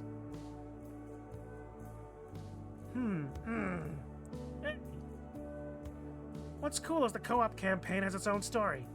We can just play through that, because there's no way I'm letting you near the online scene yet. I'm sure you do, memes. I'm sure you do. And with a few quick button prompts, the game starts. She contemplates skipping the cheesy introductory cutscenes she's seen dozens of times by now, but lets it play out for my sake. When the game starts proper, I'm faced with a very specific problem. I am not good at video games. I'm good at watching them. I'm to listening to other people dissect them. But I do not play them. Okay, just follow my lead, and shoot anything that even looks like it's moving. Right, how... Olivia's already getting ahead in the game. I try to follow, but now my screen is pointed at the floor. Huh? Did I do something wrong? Maybe the other stick, and now I'm moving, but still looking at the floor. Hey, start shooting already! Okay, I try one of the trigger-looking things in the back of the controller. Some arm manifests on my side of the screen and throws something at the floor I'm looking at. This reminds me of my first experience in Skyrim. And there's a splash of bright orange and... I died? I look down to Olivia and see she's looking at me with utmost horror. What? There is no way you are this bad. I told you I never play video games. Fine, we'll do the tutorial and then start. With a few presses on our controller, we're back to the menu, and then into some blank space area on screen. From there, boxes on the screen along with some AI voice read out the instructions for everything. I digested them slowly, having to double-check the buttons on the controller as it went. But after it was finished, I felt somewhat confident I wouldn't throw a grenade at my feet. You still will. The number of times I've needed to throw grenades at myself and Helldivers is still a lot. Hopefully. We went back into the co-op campaign when Olivia felt confident I wouldn't ruin the run. And so we sat, just running through the digital hallways of some military base, enjoying the simulated violence on screen. Just for a while, Olivia has no problems.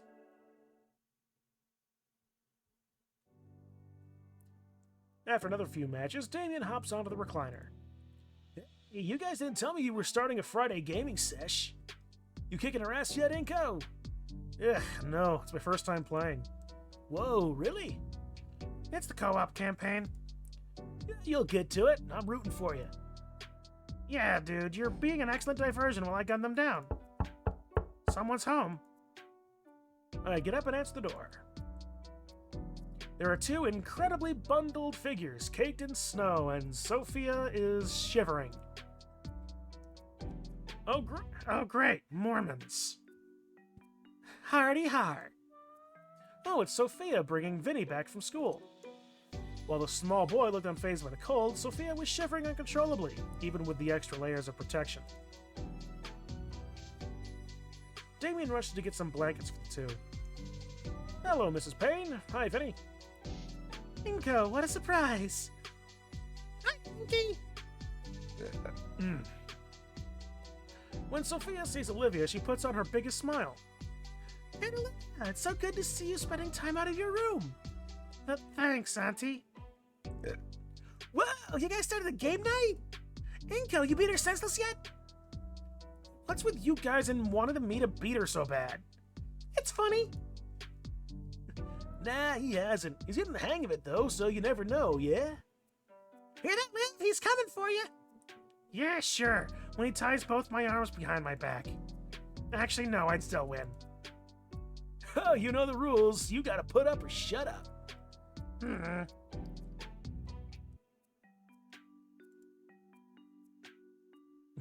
She won. It leaves a certain sting I don't think will ever heal. The uniform yet thoroughly disappointed grimaces on Damien and Vinny's faces tell me they won't let it heal either. There's a knock at the door. Vinny jumps up to get it. And there's Randy. Hi! The figure stumbling in through the blizzard and removes his jacket. Oh, jeez, this weather. Hey, all. Inko, didn't expect you to still be here. Oh, good evening, Randy. Randy tosses down the bag of salt on his shoulder to the living room floor with a loud thud. We're playing games together, I see. Hope it means you got all your homework all squared away. Yeah, it's taken care of. Vinny threw his in the garbage disposal, though. I didn't! See? He's denying it. Ha! Hey, War Club, huh? So... Nope, he hasn't. It's embarrassing. First time, then. Even if it weren't, he's just bad. Fine, you guys want to try? No way, this is something else. I'm watching this to the end. Vinny nods in respectable agreement. Well, I'd join you kids, but it's my turn to figure out dinner tonight. Need something warm after everyone's been out in that frigid cold all day. Your mother's nearly frozen solid. Something warm does sound good right about now. Oh, I just remembered. And we got to the pizza thing. Here we go. Now we're back to the I take the distraction. Ooh. Olivia's face beams with joy, the end of her tail wagging like an excited puppy's. I take the distraction of the sniper from across the map. Huh? It's fair. He got you. Randy shoos Damien off his spot in the recliner. He joins us on the couch. We play a few more games, and I keep losing. Hang on. There it goes. It always takes my computer a minute to get screen grabs. Like, it doesn't know that I want to do this half the time.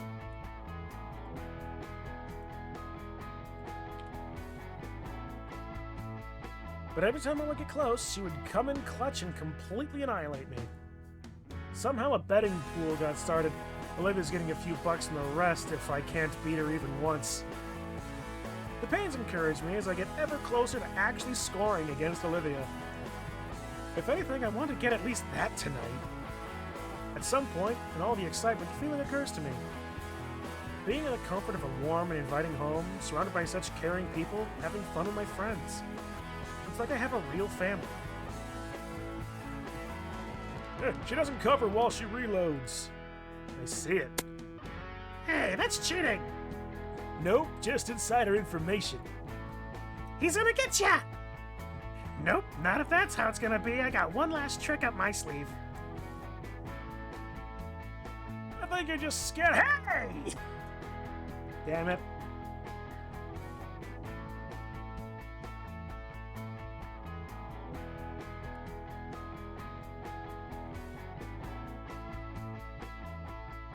Gotta get a few of these too.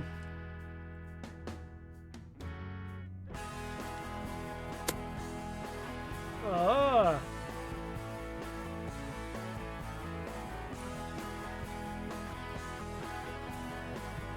don't know how any of you are keeping up with all this. Oh, that would be our dinner. Randy heads for the door with a hand already reaching for his wallet. Pizza? What's the special occasion? Gonna treat ourselves good and eat good tonight, hun. That's the special occasion. Not that I'm complaining about pizza, but isn't delivery pricey these days? Randy returns with the boxes stacked on his arms, flashing a used coupon in his other hand to Sophia. Her face dons an expression similar to the others earlier. See? Okay, everyone, get a plate and get some. Feel free to make a mess if you want. Cleanup duty. Okay, and we do all that. I don't think she'd mind if I sample from hers. My hand slowly inches closer towards Olivia's plate. Mine!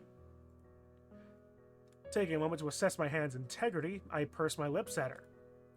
Oh, come on, Liv, I just wanted to try it. Nope, anchovies are Gator Girl only. You wouldn't take something from your girlfriend, would you, Inko? She flutters her eyelashes at me while presenting a prominent pout. I would? Absolutely. You would take it from me. I just want to try it, though. More eyelash fluttering, and I can even see a moistness in her eyes. Oh wow, she gives new meaning to crocodile tears. But a devilishly clever idea spawns within my mind. After all, if she wants to play the girlfriend card, how about a trade or something? The pout fades away in her confusion. Trade? For a bite? Her confusion morphs into curiosity. Maybe. What are you offering? With a smile, I lean in closer to Olivia. And closer. And closer still. Olivia's face is aflame with her blush, growing hotter and hotter by the second. I feel a puff of hot air from her nose flow against my chin. Her eyes are as wide as saucers now. They could stand to be a bit wider on the model. This. My lips tap lightly on the edge of her maw. The gator is successfully stunned. Now's my chance. Quickly, I go in for the kill and chomp down on the slice she was holding on to. I pull away from her while chewing on my hard-won prize. The pizza is very salty, but rich with flavor. I can taste why she likes anchovies on her pizza. Olivia's eyes are still wide, and her mouth is cycling open and closed. Ew, Mom! Inko gave Olivia cooties! Food tastes best when stolen. Whoa, Olivia, you okay? His hand waves inches in front of her face. I don't think she even notices. With a sigh, Miss Payne leans over and taps Olivia's shoulder. That finally wakes her up. Her eyes are now shifting between me and the bite marks I left on her pizza. Eyelids lowering, she glowers at me while taking a bite of her defiled slice. Olivia makes quick work of her slice, then hands her plate to Sophia for another piece of fish-covered goodness. With everyone else focused on their meal, she leans in close. Dangerously close. My cheeks warm up as Olivia whispers into my ear.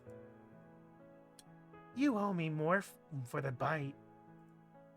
She always had a bit of a huskiness in her tone, but wow.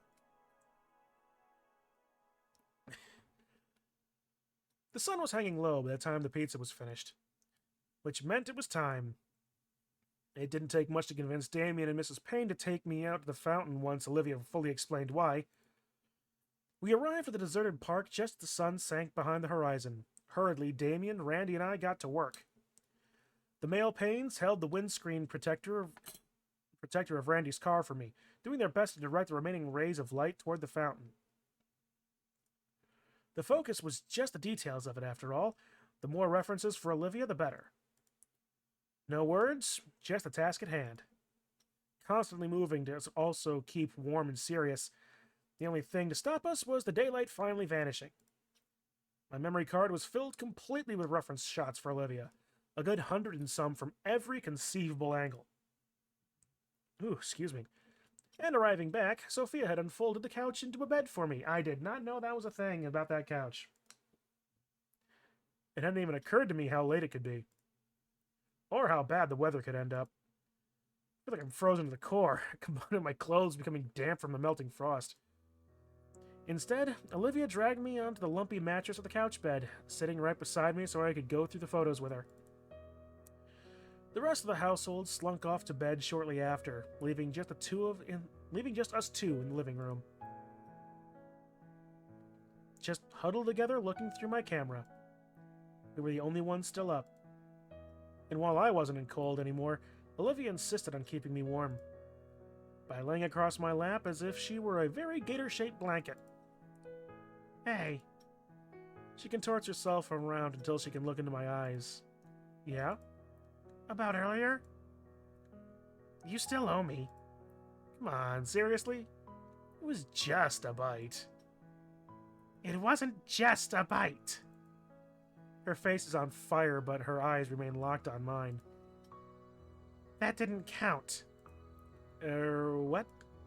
That peck on the nose. That doesn't count.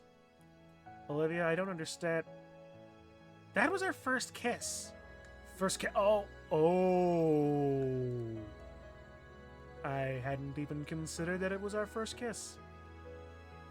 Suddenly, my face begins to heat up rapidly. It just came to me and felt so natural to do it. Well, alright, She crosses her arms. Olivia might have looked intimidating if she weren't also splayed out across my lap while she did it. So, you want an actual? With interest.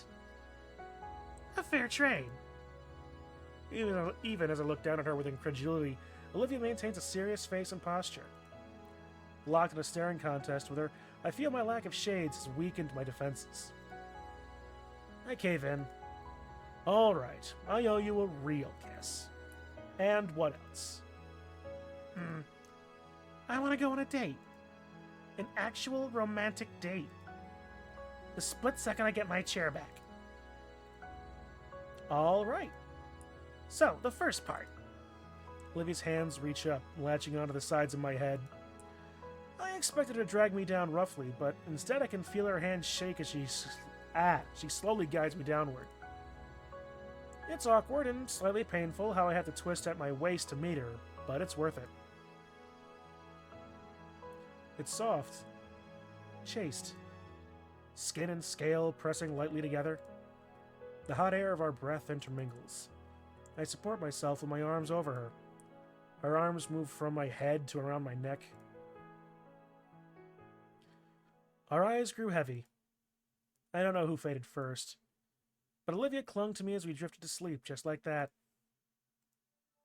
I stir from my sleep as the morning sunlight begins peeking through the glass back door. It's quiet. The only sign of life is the light breathing of the girl holding me close. Uh-oh. She's wrapped her arms around one of mine, gently nibbling my shoulder in her sleep. She's warm. I start drifting back to sleep, lulled in by Olivia's soft breathing. My thoughts drift between sleep and awake. They're puzzle pieces that slowly come together in a single, unified phrase that wholly captures what I'm feeling. I love her. I feel a horrible disturbance approaching.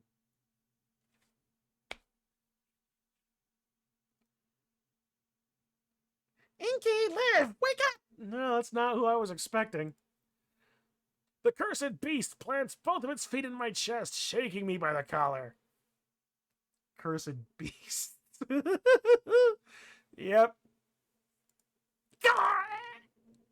Why? Olivia responds by swatting him clean off me with her tail. Honestly, the lack of animation just made that even better. He's fine. Olivia sets herself up, wiping the sleep from her eyes. Morning, Inko. Saturday morning. I check on my phone since it's 7:30. Far too early. 4 hours too early. Barely. Zoom. I sit up, narrowly missing Vinny's second landing zone. He's got the cable remote. The TV flickers to life, and Vinny starts flicking through the channels at a speed only he can comprehend. Morning, Inko! Damien enters from the hallway. Sorry about the wake-up call. It's Vinny's favorite season. Oh yeah, hockey.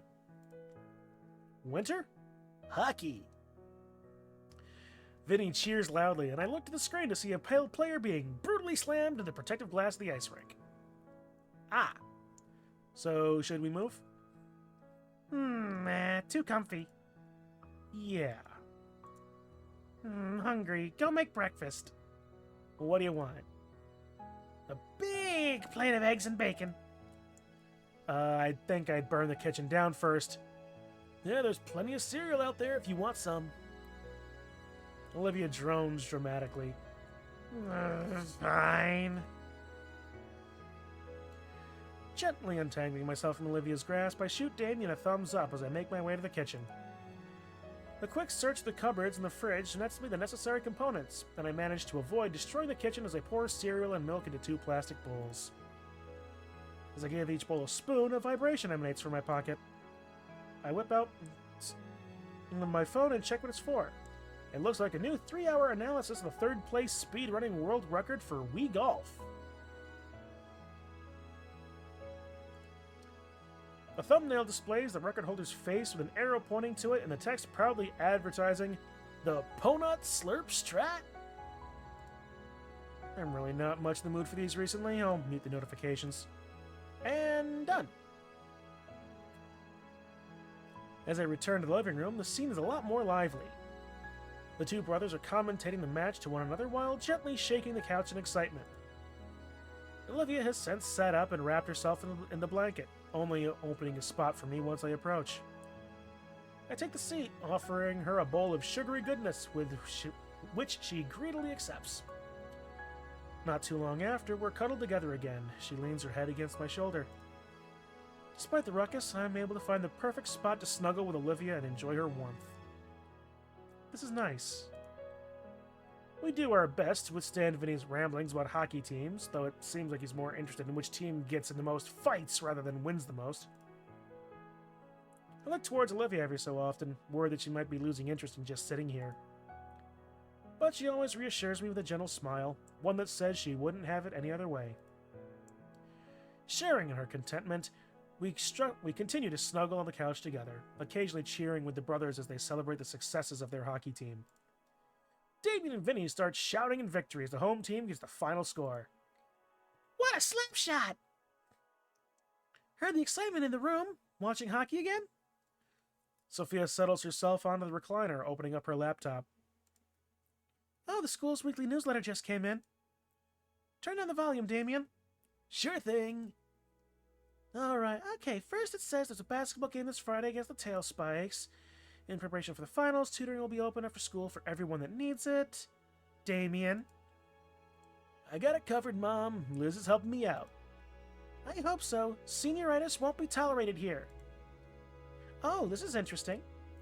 To all our students, you are invited to St. Hammond High School's blah-de-blah winter formal. Winter formal?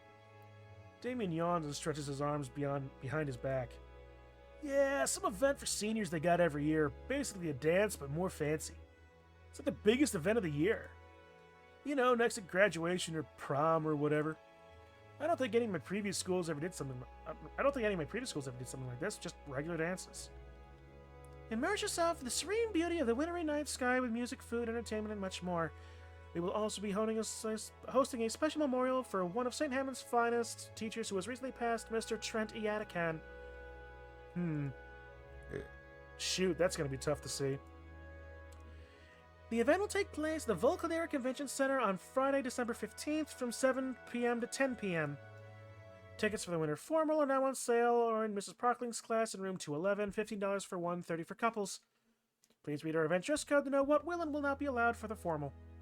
Have a great weekend, go Feathertails. Well, it seems like you have something to look forward to next month. Mrs. Payne closes her laptop with a smile and sets it aside. Hey, Mom, it's about that time. She gasps and checks the clock on the wall. I nearly forgot. Vinny, get your kimono on, I'll start the car. It's called a gi, Mom. I'll probably be running some errands while he's got karate practice, so I'll be out until dinner. Yeah. God, I'm sure Vinny didn't mean to karate chop my throat as it got up. He's just eager to get to class. A back rub from Olivia helps to clear my airway quicker, at least. Well then. Damien switches on some game and slumps in his familiar position in the recliner in mere seconds. I don't even know how he keeps track of the blur of colors on screen. I feel like it's going to give me a seizure if I look too hard. Olivia tugs at my arm. Hey, want to head back to my room and watch something? What do you have in mind? Nothing in particular. I'm sure I'll find something good. All right.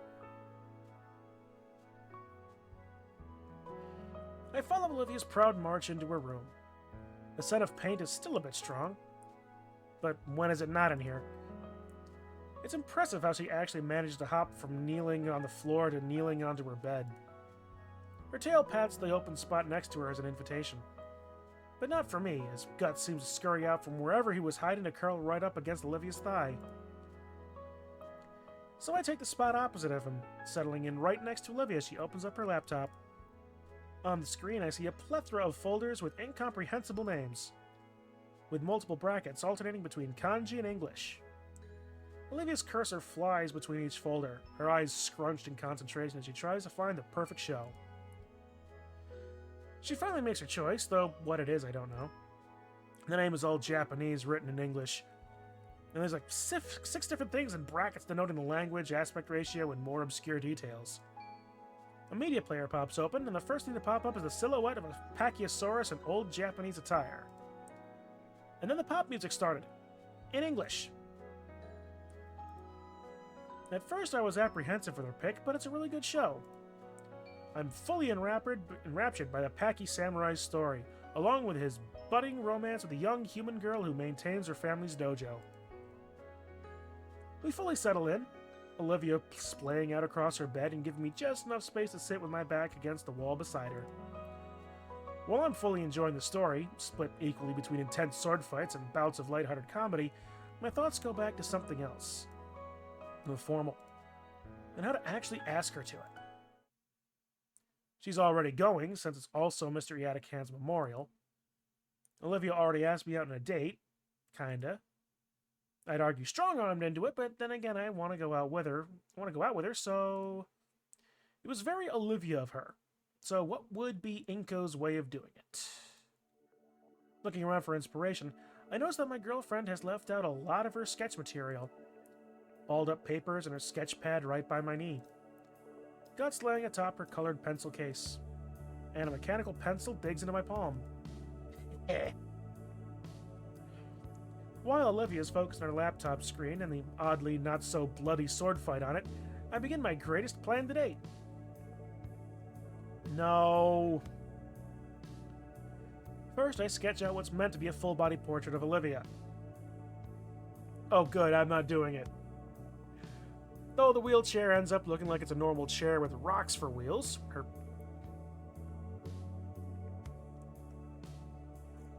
hands just being claws and her tail shrunken down to a quarter of its actual size, it still resembles her. That image is actually her first ever doodle that Olivia got that inspired everything. It was just posted on 4chan as an OC. Huh. So this whole game was based off this little doodle, huh? Well, humble beginnings. Ideas gotta start somewhere. I clip on the mechanical pencil and slowly reach over with the pad, nudging the back of Olivia's head. She swats at it and eventually grabs it, yanking it in front of her. And then her tail starts wagging a bit. Bingo. It searches for my arm and wraps around it while Olivia furiously jots something down on the page. I lean forward to lay on my stomach beside her when she passes it back. She's drawn on an equally rough portrait of me, with my shades missing and my jacket looking more like a button-up. For a while, the two of us resume our drawing game from the start of the school year.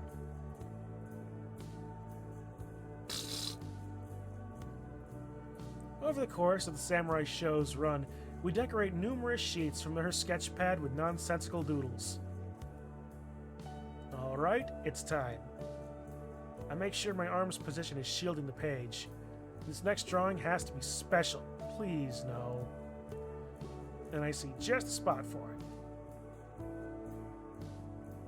Perfect. Alright, good. I don't have to do it. My heart flutters a bit as I look it over. Could it be a little better? Nope, it's perfect. I pass a sketch pad over, just to have a half dozen times now. Wait a second.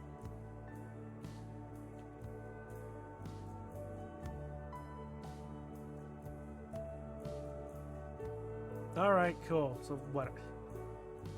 Alright, so there's Inko being racist, John Wick, Square Guts, whatever that is. Oh, that's, what's his name? Mr. Ferris. Pool. Olivia smacking me.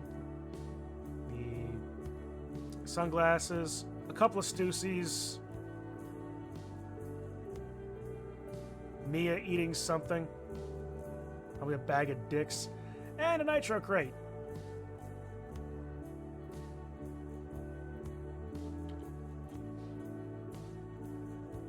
Olivia stares at the little doodle on the page.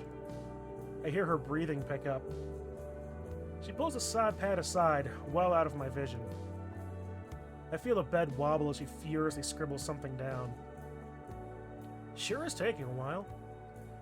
On screen, the battle whatever has just finished an epic duel, winning with an intelligent use of technique in his sword's sheath, all without killing anyone. Ah, so they're watching Dino Gintama. The pad is plopped in front of me. You in 3 seconds. Oh boy. Ugh. Olivia buries her snoot in the back of my head, nuzzling it aggressively. She's making those bellowing noises again. I'll take that as a resounding yes. You're not gonna let me up, are you? No, you're all mine. I just want one thing and it's disgusting. What? A wholesome relationship with a girlfriend?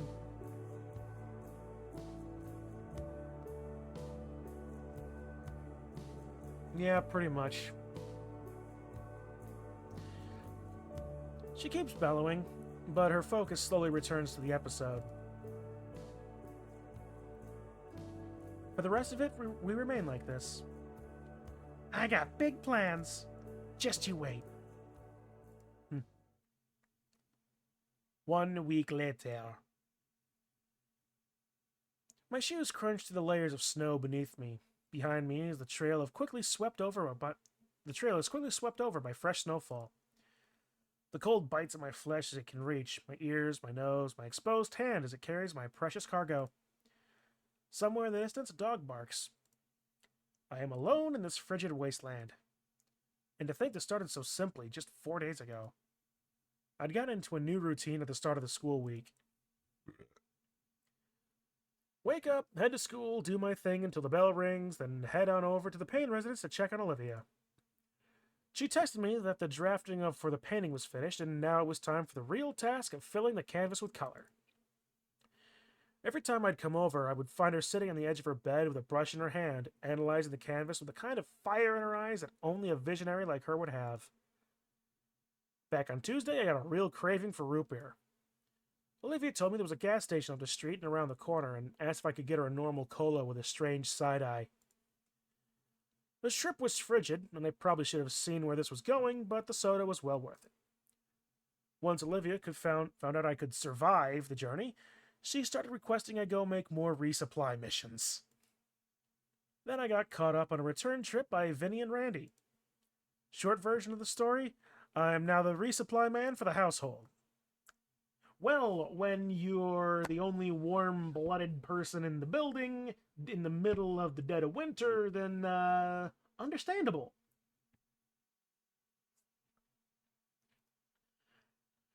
I go out to get the precious rations for my poor, freezing, shivering girlfriend and the other survivors of this inhumane climate of 31 degrees.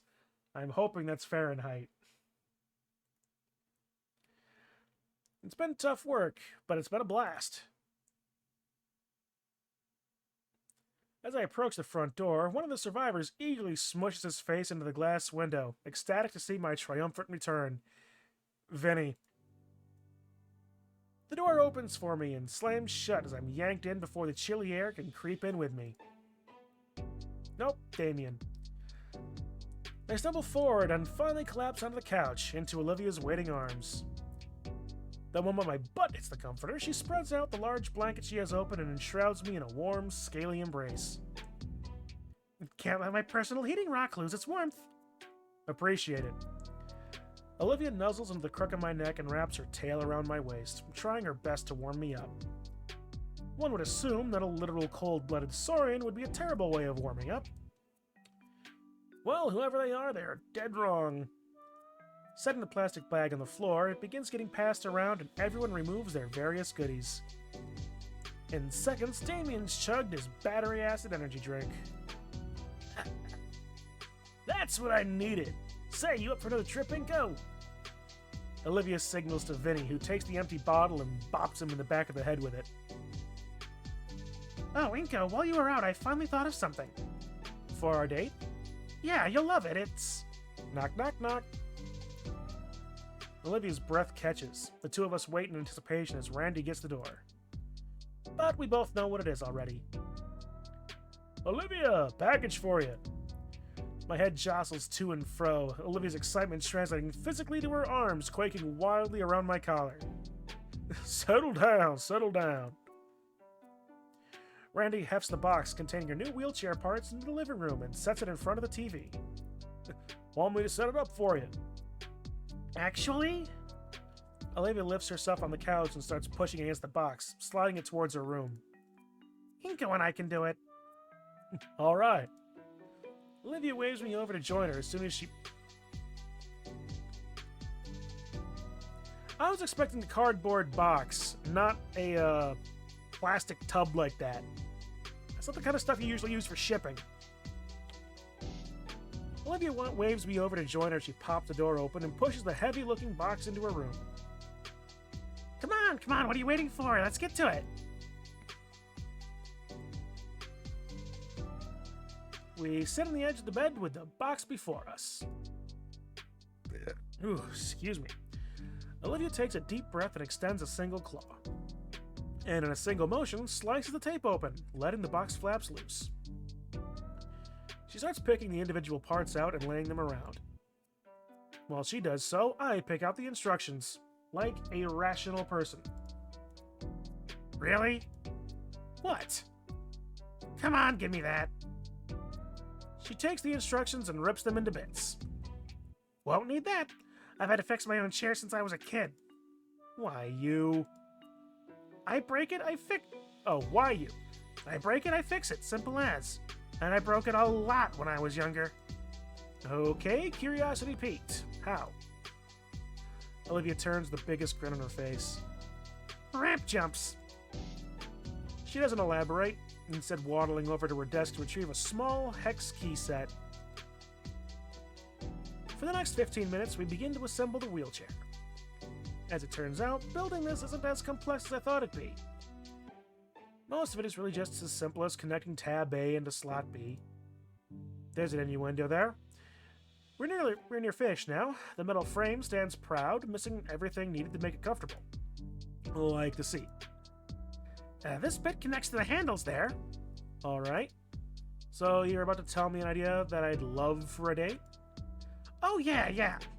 Have you ever been to a hibachi grill? Oh god damn, I've been to one and it was delicious. Fuck, don't even think that was like almost 20 years? Really 20 years ago.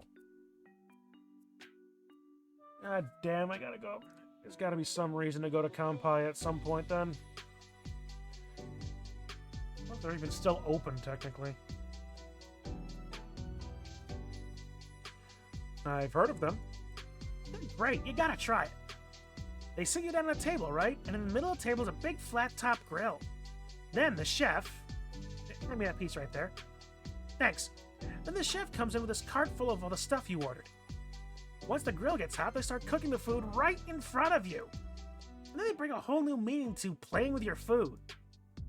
Sounds pretty sweet, right? By the way, that goes the other direction. It really is pretty sweet. And it was actually right at, like, we went there right at the time when I was really in the idea of, I really want to go to school for culinary arts. I honestly kind of wish that at the time I had accepted the chef's offer to try and do some stuff myself, but far too nervous when I was at that point. Blank. Whoops. Yeah, that honestly sounds pretty fun, Liv. It's like dinner in the show, but dinner is the show. I've been wanting to eat at a place like that for years. All right, then as soon as we finish this, let's call for a table to go. Yes! Olivia's arm and tail wrap around me in a hug, her other hand preoccupied with adjusting the chair's seat to the perfect height. After attaching the armrest to the handle, I stand up in triumph over the fully built mobility chair. Well, I can safely say that your new wheelchair is completed by yours truly. You put the wheel on backward there. See, if I had sat in it, that would have crumpled and it would have killed me. Oh. She literally taps me with one of the spare parts. Yeah, so stop trying to kill me, dummy. Just to be safe, we're probably gonna have to go back a few steps to make sure this thing is built correctly. You shredded the instructions. Wonderful. Finally, it's done. Olivia inspects my work, nodding in approval on occasion and adjusting a few parts. Carefully, she moves herself from her bed into the seat. So, how is it? Darn it, my legs still don't work. Yeah, you did great. Just feels just like the old one. Great job, Inky. Phew. Don't sigh yet. The night's just getting started. Her tail slithers around my wrist, inviting me to take the wheel. You ready? Yeah, it'll be cold. I'll be fine. I got a personal furnace with me. Moon silver irises turn to me half-lidded, letting me know what my real role in Olivia's life is now. Furnace, not something sweeter like heated blanket or comforter? Yeah, no, I say that and then my aunt and uncle would be giving me the talk all over again.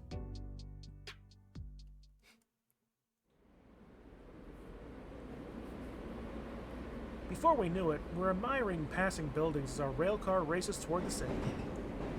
One thing we noticed were the Christmas lights tangled about inside the metro, which gave it a much cozier vibe. As we near the concrete jungle, even the streetlights and buildings grow infested with the holiday cheer. I can only imagine what this place will look like in the coming days.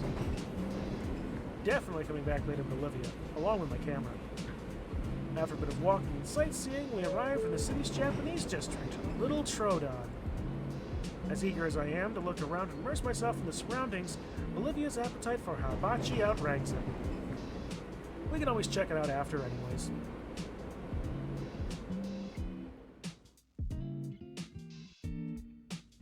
Not quite the vibe I remember seeing, but anyway. Heading inside, there's a distinct scent in the air that enters my nose. I can't pinpoint what it exactly smells like, but the word aromatic comes to mind. Konnichiwa! Welcome! A table for two, I presume? Yes, I called earlier for a reservation. The waitress takes a moment to look at the tablet placed in front of her. Yes, table for Mr. Nito and guest. Follow me. She grabs us a menu and leads us to the main dining area. Best hibachi, huh? As we're guided through the restaurant, I take in the interior design, seeing various set pieces, decor, and portraits of famous actors posing with who I assume is the owner of the restaurant. Entering into the main dining area, the sound of lively conversation floods my ears, as does the savory fragrance of the food being cooked for the other patrons. Just as Livia said, each table had a grill in the center where a chef was chopping, dicing, and slicing. I can feel my mouth filling with drool with each passing moment. Finally, we reach our table, where another party occupies the other remaining seats. Enjoy! So, how would you... My hand waves over Olivia around her chair's handlebars. Olivia seems to understand what I'm about to entail, because without a word, she effortlessly hoists herself out of her wheelchair and onto the dining chair. I fold the wheelchair, place it by a nearby wall, and seat myself next to her. Nice. So how are you feeling so far, Liv? Olivia smiles, letting her cold fingers splay out near the grill before us. Her tail curls up over the counter and joins them. I join her for a few seconds, warming my knuckles. I already like this place. It's like a combo of a show, a dinner, and a sauna. I reach for the menu that sits between us. Let's see. You already know what you want to get?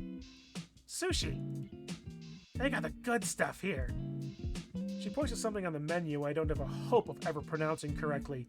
You'd be very surprised at I'm the only part that I have a problem with pronouncing Japanese from Duolingo is just getting the syllables in the right order half the time. But you just gotta slow yourself down. Just like anything that you have to learn phonetically. Nevertheless, it looks appetizing. What about you? I'm thinking something warm and filling. Oh, what about this dish then? She points at one of the specialty dishes called Troodon Delight. Chicken breast, hibachi steak, and colossal shrimp lightly seasoned and grilled. Ooh, that does sound exactly like... kind of like a variety dish. Sounds good enough for me. At variety, an idea overcomes me, and I scan the menu thoroughly. The section in particular takes up nearly the entire page. It's something I recalled from one of the foodie blogs I'd read. Hey, why don't we try all the appetizers? What? Laying the menu flat before her to the appetizer page, her eyes widen at how many choices there are. Yeah, like we should try sampling everything and see which is best. That'd be really expensive though, right? He's dropped hundreds, if not perhaps maybe even $1,000 on a single dress on a whim. I think Inko here is... Yeah, it is Inko. Anyway, I think Inko here is pretty flush. It would. Each plate already costs over $15. But consider the experience. I can see her practically salivating as she looks at the page. How about half that? That'd still be around 7 plates, but I'm sure I can cover that much. Okay. She cuts me off before I can cheer. But not all at once. Huh? I want to appreciate the show, too. So, 2 dishes at a time. It's a weak concession, and I already figure Olivia's plan to fill up early to save my bank account. Sure. So, which do you... We debate which appetizers to pick and start with, our voices now mingling with the rest of the ambiance as we wait to order. By the time somebody comes around, we have compiled a list of the most appealing sounding options. Eventually, a chef approaches our table with a large fork and blade in hand, scraping the two against each other in a theatrical manner before greeting us and heating up the stove. He uses a nearby container of oil to cover the cooking surface in the shape of a smiley face before setting the assortment on fire and spreading it across the stove with a blade. Yep, that's about right. A second staff member drops off a cart filled with uncooked meats and veggies that will soon become our dinner. With his ingredients ready, the chef starts his performance, expertly spinning his razor-sharp utensils with a grin on his face. Vegetables diced and stacked into explosive minifigures. Meat sizzled, flipped, and thrown through the air. Fish and shrimp sliced and juggled around the chef without even looking. Even as we were served up our starting orders, we were entirely too focused on the master chef. Olivia is completely enthralled by the performance. Not that she's the only one. The dexterity and skill the chef has with our food isn't like anything I've seen at any high-class restaurant my parents dragged me to before. After a minute or two of watching the chef's culinary showmanship, the couple beside us receive their order. He eases over a step to now stand before Olivia and I, his eyes carefully scanning a tiny scrap of paper before nodding. Konbanwa, my hungry-looking friends. Oh, I'm definitely hungry-looking. But Olivia? Looking at her, Olivia's eyes are the size of her plate. Her lips are trembling over her smile, and her chopsticks creak within her fingers. First time here, I assume. Mine too. Hi. Hi, new friends to our lovely city. Allow me to give you a proper Volcaldera welcome. Before I can tell him we aren't tourists, the cook sets down a pre-peeled onion on the grill.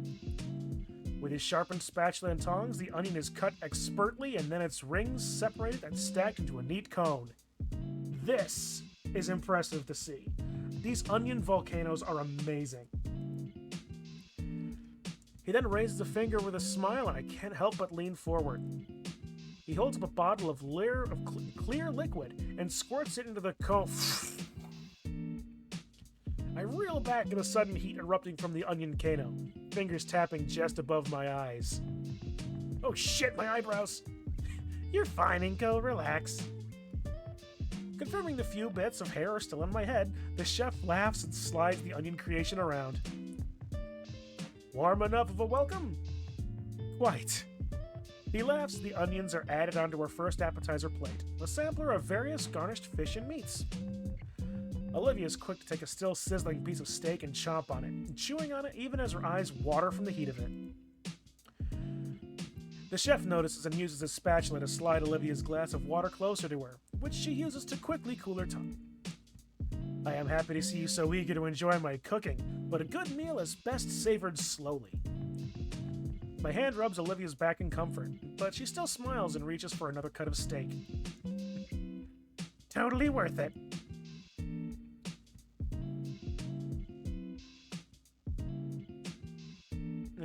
A fleshless week from work, and I have to get up early tomorrow. I do not think I have much more to add beyond one thing. Look at the bold plate near the end. I will be very upset if I miss it. Okay. We have... Where's my various note-taking accoutrement?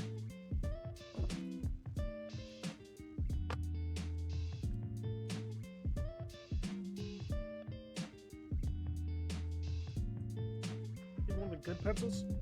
Alright. That's it. Just use this.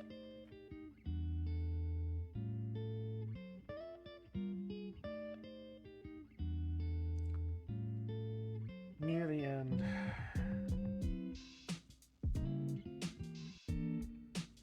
Alright, I will keep a lookout for that. Alright. One by one, more of our appetizers are given to us. Oh, for Christ's sake, please, no more endings.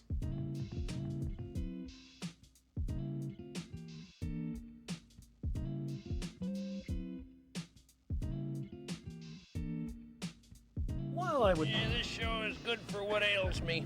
Yeah? Well, what ails you? Insomnia. While I would normally go into more detail about each one's unique flavors and how it affects my palate, only one thing really comes to mind. It's frickin' delicious. Olivia seems to have the same sentiment, currently scarfing down the rest of her salmon rolls. Yeah, good night, have fun. Will do, memes. I imagine you'll be watching the VOD and or the when I post it on YouTube, so I'll see you later then, eh? Any couples here tonight? For a moment, I glanced at the girl beside me, enjoying her own little moment as she chows down on her food. We are... well, it's the holiday season, which means... The chef hovers his prongs over our heads with something green placed on its end. It's mistletoe. A kiss between a gentleman and the Wani girl, yes? Tender. A lingering pleasantness fills my heart as the chef tosses the mistletoe on a steak, revealing its true identity as garnish. Hey, what does Wani mean? It means gator. Oh. I guess I do look like a gator. Yeah. I'm always thinking of you as the green gator girl. Really? What, as opposed to the green baryonyx girl? Do you see Damien and refer to him as the red Dilophosaurus guy, too? Hey, I'm Inko. Wow, I just heard a noise. I craned my head towards the direction of the pink Delapilobatarosaurus and the blue Amphilodontorosaurus. I get it. Good. Everyone, I just met a Triceratops. In fact, I met two. Shut up. I use my chopsticks to fling an onion over to her. She definitely chomps it out of the air. Okay, who ordered the scallions? Oh, that's us. With one last bite of shrimp, we've finished our meal. The chef spins his utensils and gives us a bow, bidding us a wonderful evening. I managed to slip him a generous tip as thanks for his hospitality. As the waitress hands me the bill, she asks if we'd like some complimentary ice cream, which Olivia happily accepts. Some dessert sounds good right now, so why not? It's not long until we're cutting open sweet, flaky shells of fried cake batter to get into the cool and tasty ice cream cores of our free deep-fried ice cream. Ooh, that's good. Cold be damned, I need something sweet to cap that off. Actually? Hey, well, you'll be alright for a while. I got an idea. Alright? Trust me, I'll be right back. It's a general store right across. Excellent. I cross, hopeful they have what I have in mind. I'm back. Your ice cream was starting to melt. I was considering eating it. Rude. After I went out and got these, just for you. I handed the plastic bag. Pocket warmers! How considerate of you, Inky. She stuffs them in the pocket of her hoodie, cracking them to start the heating. I grab her wheelchair and unfold it next to her, offering a hand to help her into it. There's still a whole city out there. Want to go see it? She takes my hand, interlocking her fingers between my own. Absolutely. God, why do I do this? I ordered at 2 in the morning. I just want to eat now. And there's still so much dialogue that needs to be read. I really shouldn't be chowing down on the donuts and gummies that I have next to me. Back outside, I finished the last of my dessert and let out a sigh of satisfaction. Now I just really want to go to a hibachi place, too. Damn, if I only just didn't feel weird walking into a place like that just alone. That was delicious. Couldn't agree more, though I'm not sure how fond I am of having the smell of hibachi on my clothes. Better than that cologne you always use. You notice that? Her head suddenly turns away, focusing instead on the open-air market in the distance. Well, we're in Little Trodon. The weather makes foot traffic non-existent. The town is ours. Oh no. Little Trodon, that's where Xavier is. Where do you want to go first? She looks positively giddy around the stores, looking for the best place to start. That way. I got a great feeling about it. Do you? With Olivia as my guide, we make our way towards the shopping center. Man, as if the main part of the city's holiday lighting wasn't captivating already, Little Trodon is just as whimsical. Fairy lights wrap around the street lamps while paper lanterns hang along the streets, illuminating our path in a reddish hue. Ooh, damn it. Holiday cheer and cultural tradition meshed perfectly together. We're here. Here, looking to be some kind of Arabian bazaar from a movie, except built into a building. There's walls and even a ceiling, though the ceiling is plastic and semi-transparent. But the walls are all cut into, with cheap canopies jutting from the tops of the openings, and so many colorful knickknacks hanging from them, and over tables equally filled to bursting with a plethora of items. Every other stall I see a seller stationed next to a cheap heater, waving and shouting at anyone who passes by. While the streets had looked devoid of people, this shopping center was packed to the brim. That's the one. The one? I just know it. Lead the way. As we get closer, I can't help but notice the variety of interesting items being sold. Cheap-looking toys that light up and make music, t-shirts with various decals and vulgar jokes, jade jewelry that looks like it was handmade this morning, all of which have signs marking their prices that, frankly, reflect their quality very poorly. Further down the shopping center, we reach a section of the indoor market that looks almost like a convenience store. Shelves upon shelves of exotic produce are placed along every wall of the store. In the center are displays showcasing snacks and candies with ineligible signs and cutesy mascots. The ceiling is now covered in greenery, more paper lanterns and banners adorning more Japanese text. Olivia's eyes light up with glee upon seeing the wide array of oriental goodies. You know, let's make this our Christmas shopping. She nods and grins as we start scanning each stall slowly. Immediately, I'm drawn to one that is exceptionally vibrant from all the toys on show. Some of the plastic figures are even making noises, though there's a certain rattiness to them. Still, I'm sure I can find something for Vinny. Recalling our first time meeting, I look for any Power Raptor figure I can find on the table. Aha! Picking up a package figure, I wave Olivia over from her sugary treat hunting. Think Vinny will like this? She quirks an eyebrow briefly and then gives me the flattest stare I've ever seen. No. Ah, why not? Inko, that's such a shitty bootleg. Like, it's not even named right. I look at the package of the small green figure. Powerful Raptorials. Huh. Yeah, a lot of this stuff is cheap knockoffs. If you want really want the good stuff, you gotta look in the back. The back? She rolls her eyes, but motions for me to follow. Olivia wheels herself past the table and deeper into the stall. And the first thing I notice is how there's even more boxes of toys along one wall. And opposite to that, a wall covered with a lot of swords and knives and other pointy lethal things. I'm already intrigued.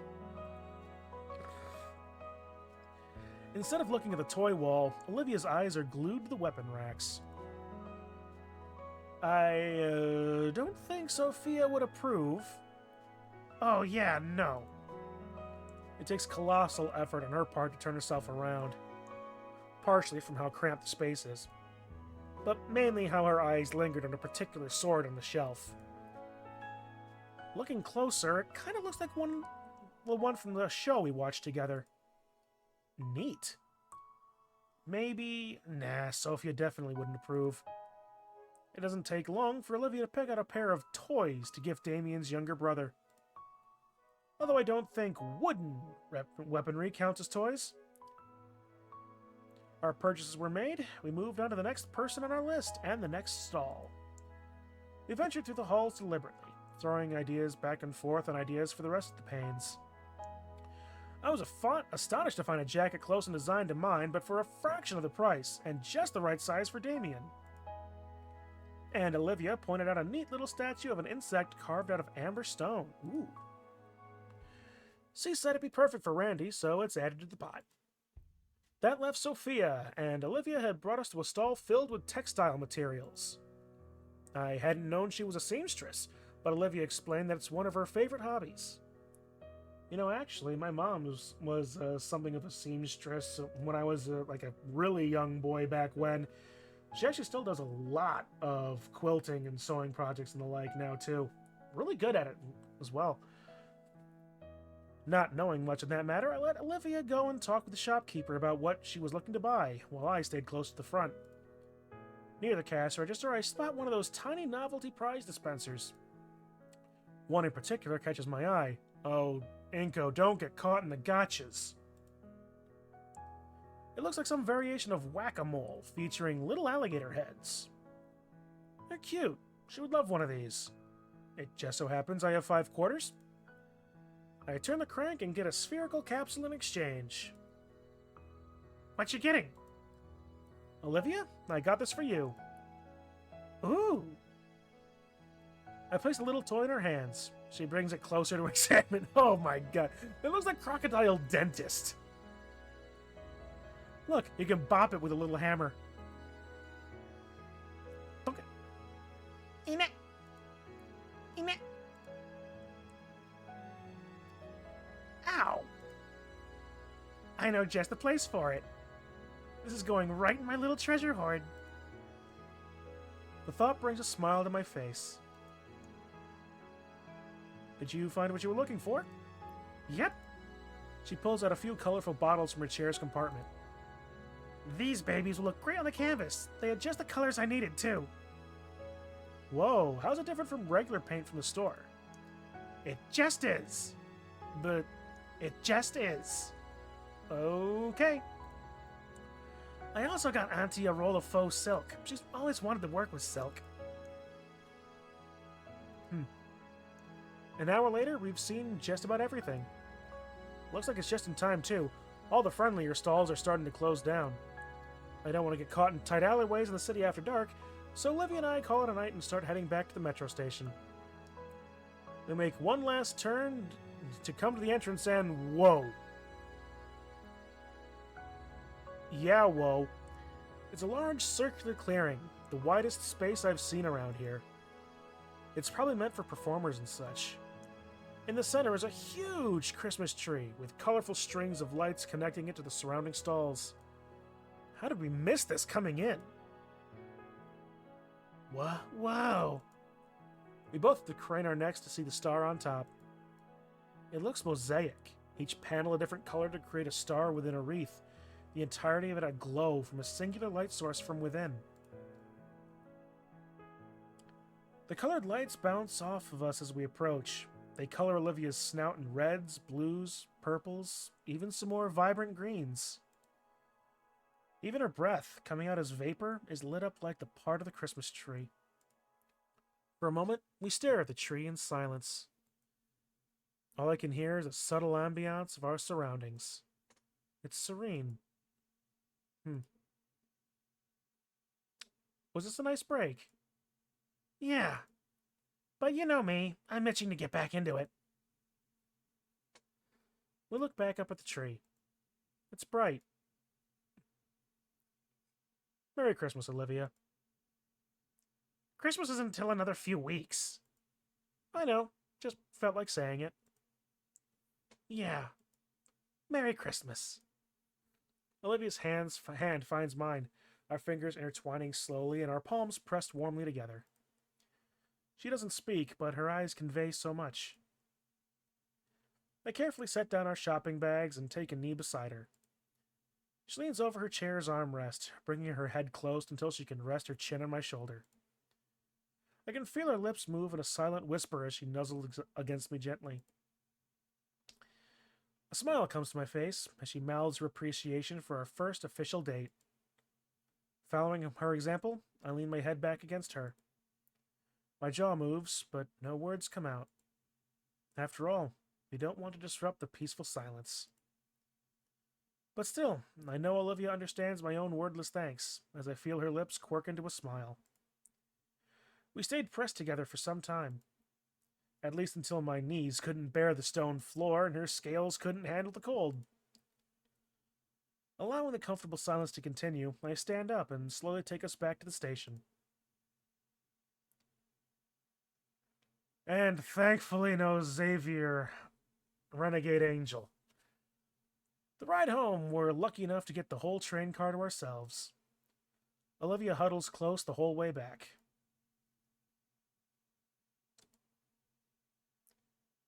It's December. Winter in Volcanera Bluffs is finally here.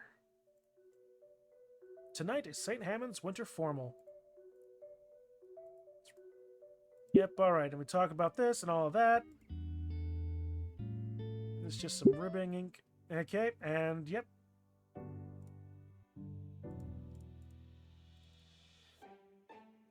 You have got to be kidding me.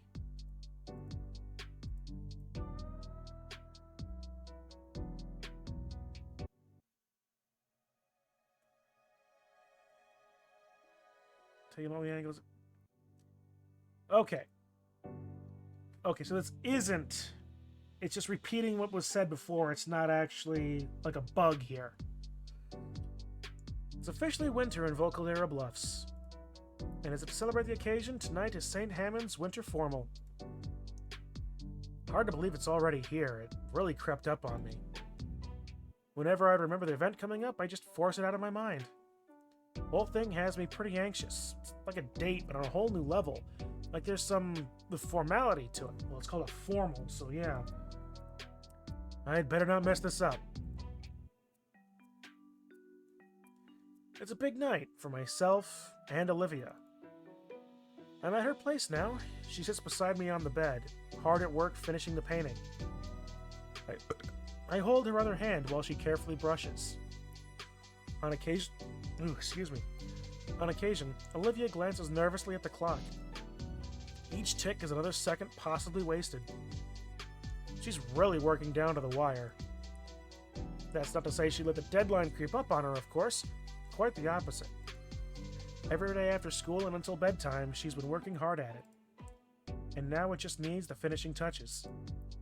She was so anxious today, just completely beside herself, pestering me during lunch and throughout our classes together about how she wants to finish right away, to the point that I had to talk her out of ditching class. She settled for dragging me back to her place the split second class ended. Good thing I thought ahead and brought my formal clothes the night before. Brand new mauve blazer by Jacquard Barrionique, freshly tailored slacks pressed to perfection, and polished black leather dress boots to give myself that extra height. Tiny errant flecks of paint jump off the canvas beside me. Each one gives me a mini heart attack. She told me not to, but I can probably sneak a glance out of the corner of my sunglasses. When I try to get a peek, however, a claw gently flicks my cheek, followed by a little growl. No! No peeking! Come on, you said you needed me here for support and I can't even see it? No peek, just sit. Sit and watch peak fiction. She gestures to the TV she set up to play Manic as background noise. You think you'll finish in time? Absolutely. Careful not to wear out your fingers. I can make it. I just need you here. Just being near her was enough as support, though her tail would slither its way to me. It, along with Guts, occupied my lap, and my actual support became evident by my hand as my hand ran over both scale and fur, eliciting cooing noises of comfort from my girlfriend and her pet. Really, I felt more like a glorified pet sitter watching over the oddest friendship between a snake and a rat. But it was part of the process for this, so I obliged, content to wait and see Eadicon's tribute in time. Plus, Olivia really did have good taste in shows. I'm a little disappointed I won't get to finish this one tonight. Alas, we have more important matters. Okay. I think it's ready. She holds up her finger to my lips, appraising her work, scanning for any minute flaw. Yes. This is it. Oh, can I see? Not yet! It needs to dry. But I need to wash up for my big date. She holds out her arms, absolutely splattered with purples and blues. And get changed. So, out. Wow, I'm being kicked to the street, no longer useful. Damn right, go mingle with the plebeians for a while. I squeeze her hand and get up from the bed. Come on, I want to show you my dress. All right. 'Tis the season to be jolly, and the Payne's place lives up to the saying. Admittedly, the only differences are, like, a few bits of garland, this wreath. Not much else. From roof to floor, the house is decked out for the holidays, completely changing its atmosphere. Not that you would notice from the lack of changes to the thing. Warm, nostalgic, inviting, comforting. Even outside, the house is adorned with an array of colorful Christmas lights. The rest of the Paynes and Liz are lounging in the living room. Hey, everyone! Inko, is it true you ordered a... Shush! I'm pretty sure it's supposed to be a surprise for her, hun. Oh, my bad. Thanks again for covering most of it, Inko. It's pretty exciting to get one of those. Yeah, Olivia's going to love it. Though I can't help but feel like we should have pitched in more. Don't worry about it. It was my idea, after all. Nice jacket, by the way. Why, thank you. Just then, Damien takes a seat right next to Liz, casually slinging an arm around her. Damien looks my way with flickering eyebrows and a smug, toothy grin. As if he doesn't have anything but a smug, toothy grin. He knows he's won. With suave moves like that, I should keep him in mind to use on Olivia. Sophia looks like she's about to burst with excitement and can't hold it in any longer. Oh, my little boy's all grown up to be a man. Mom! And now, son, it's every parent's God-given right to tease their kids. One day you'll be doing the same with yours. Yippee! Yippee! You guys gonna be like this all night? Where's Vinny when you need him? Didn't want your little brother being left out and having some fun tonight, so he's having a big sleepover with his karate team. And let's be fair, I'm not gonna risk that little rascal accidentally making a mess of anyone's outfits before their big night. Much as I love the little guy, the last thing I'd want is acid damaging my evening gown. Hey, you know, I think I'm coming down with something, Oh, stop it, you! The next couple of minutes, we simply relax and wait for Olivia. Well, Damien and I relax. Well, the way he has his arm around Liz's waist, a blush begins to steadily grow from her cheeks and down her neck. Kinda reminds me of an upside-down thermometer. Damien scooches her closer to him and uses his other hand to guide her flustered face towards his. He leans in and seemingly whispers something in her ear. And whatever it is that he said makes the Lizzo meter hit 1,000 degrees with an alerted yelp.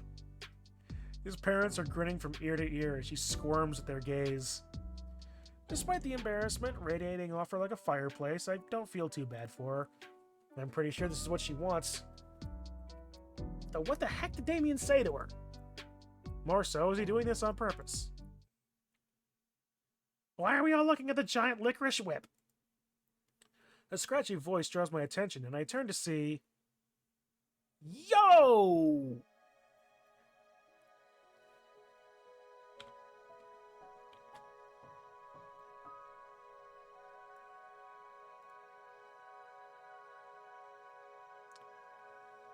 That's going straight in the thumbnails. Probably will want to use that. I'm genuinely floored. The dress, the accessories, the makeup. Elegance springs to mind. Regal, too. But what escapes my lips is... beautiful. The others are also complimenting her, but she pays them no mind. She's looking only at me, as I am her. Bashfully, Olivia looks away at last, and I clear my throat. My cheeks feel exceptionally warm, and Olivia is practically aglow. You look beautiful, Olivia. Thanks, Inko. Auntie Sophia helped with the dress. She twirls a chair about, allowing me to take her in from all angles. Oh, please, Olivia, you worked on that dress too. With only with the fitting, Auntie. Her twirling finally stops so that she can bring her chair closer to me.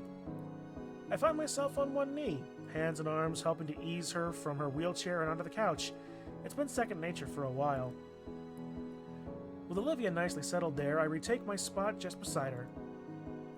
A satin-gloved hand finds its place in my palm, and Olivia's head leans lightly against my shoulder. I feel as though my face is aflame with heat. Yet I don't mind as the girl beside me presses closer. Now, don't get cozy, you two. Your ride to the formal should be getting here any minute. Olivia's head leaves my shoulder so she can look to Sophia. Aren't we taking Liz's car? I wouldn't mind, but with these clothes? Nuh-uh.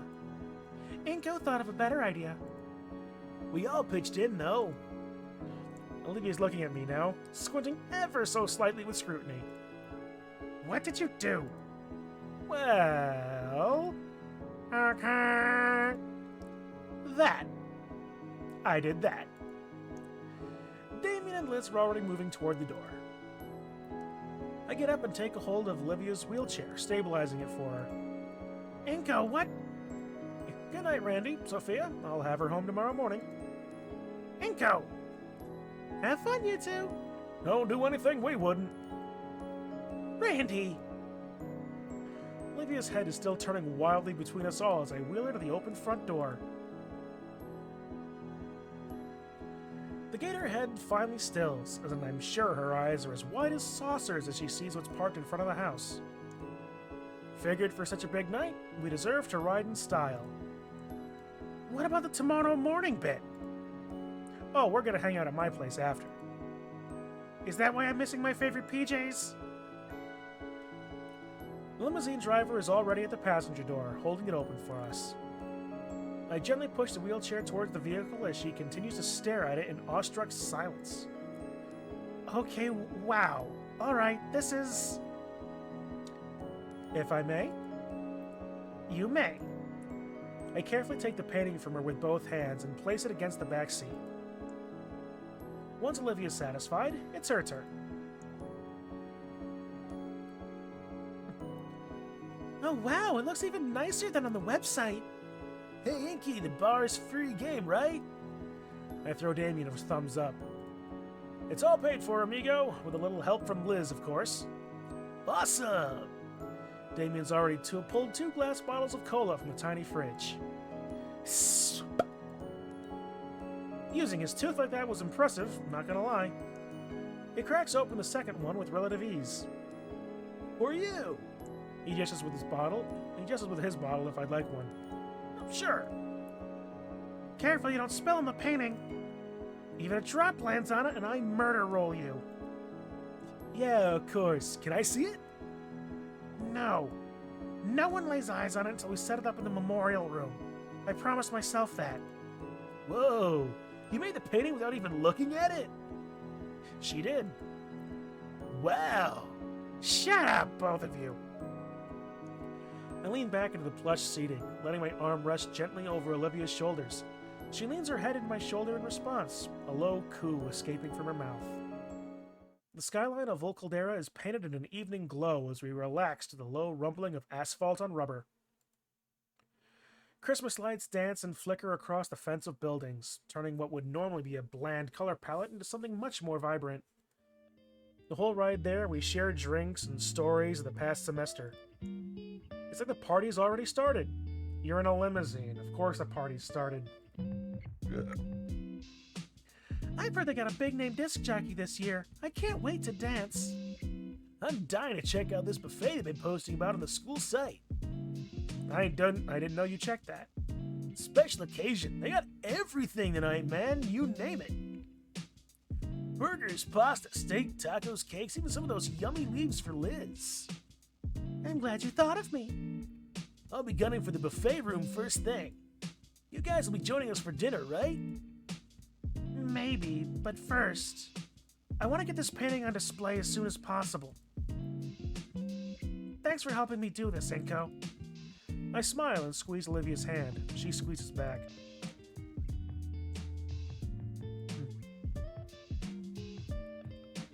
The shining moment finally comes as our limousine pulls onto the open carport in front of the venue, drawing the attention of the crowd. We wait for another minute or so in anticipation before the passenger door opens wide.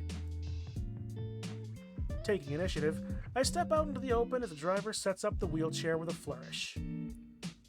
Our ride makes a great set piece and naturally draws the attention of everyone nearby as I ease Olivia into her chair gently. Wow, that's Inko and Olivia! Your dress looks amazing! Man comes in a whole-ass limo and I get here in my beat-up wagon. Olivia's smiling nervously while she carefully removes the painting from the back seat. Meow. I forget sometimes not everyone is so acclimated to this sort of attention.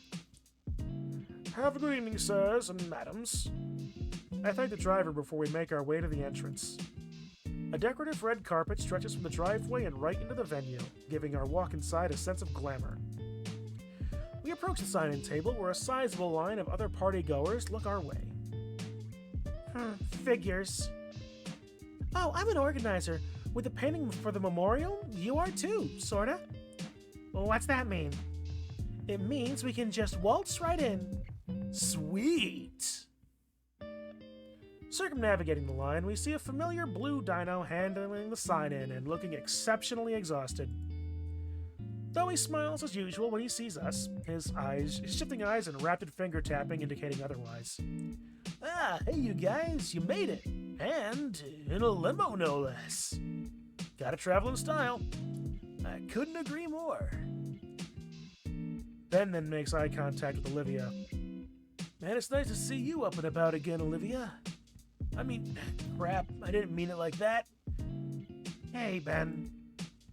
The tired teen double takes, clearly surprised that Olivia actually replied to him at all. Damien takes the moment to scribble a bit on the clipboard Ben was holding. All right, we're signed in. Come on, Liz. Oh dear.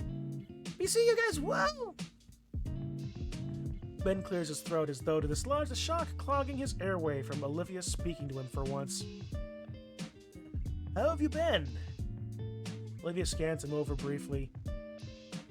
I'm holding together okay. I feel like making this has really helped. Would have liked for Mr. Yatakan to see this, but... Her snout motions down to the frame she's clutching tightly to. A heavy breath escapes Ben as his shoulders sag. Yeah, He sucks back in that breath, squaring his shoulders. I'm sure he's happy with it already, Olivia. My date looks down to her lap, eyes shut tight. But she has a soft smile and nods. Well, gotta keep the line moving. Don't want to keep everyone waiting out in the cold. Right. Ben hands the clipboard along with a pen. Olivia and I sign in, and I hand it back to Ben. Great, you're all set. Thanks, Ben. Of course, enjoy the night. I offer Ben a slight wave as Olivia and I continue forward. The memorial room is probably in one of the side halls. They should have given us a map. It won't be that hard to find. Pardon me. Olivia smirks as I take the lead, letting her hold the covered art piece closely.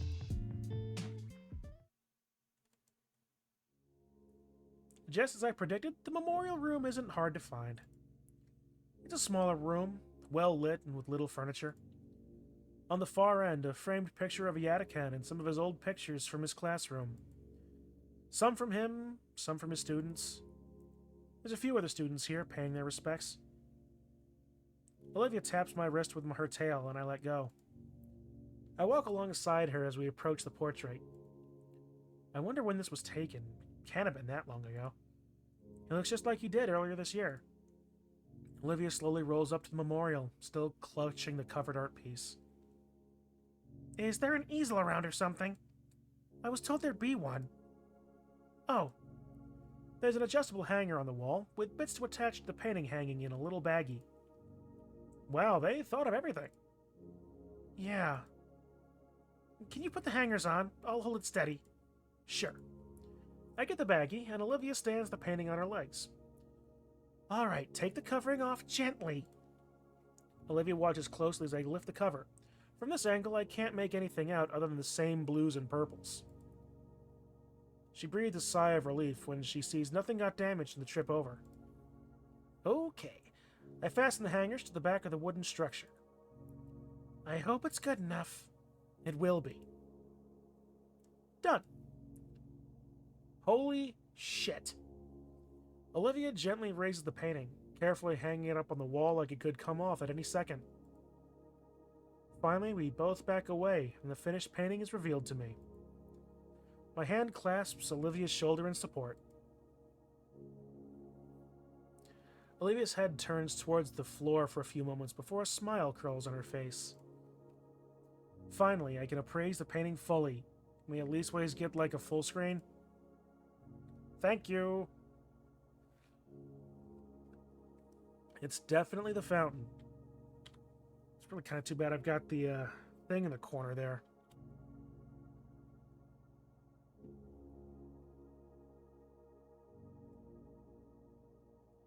I'm going to take a slightly truncated version of this.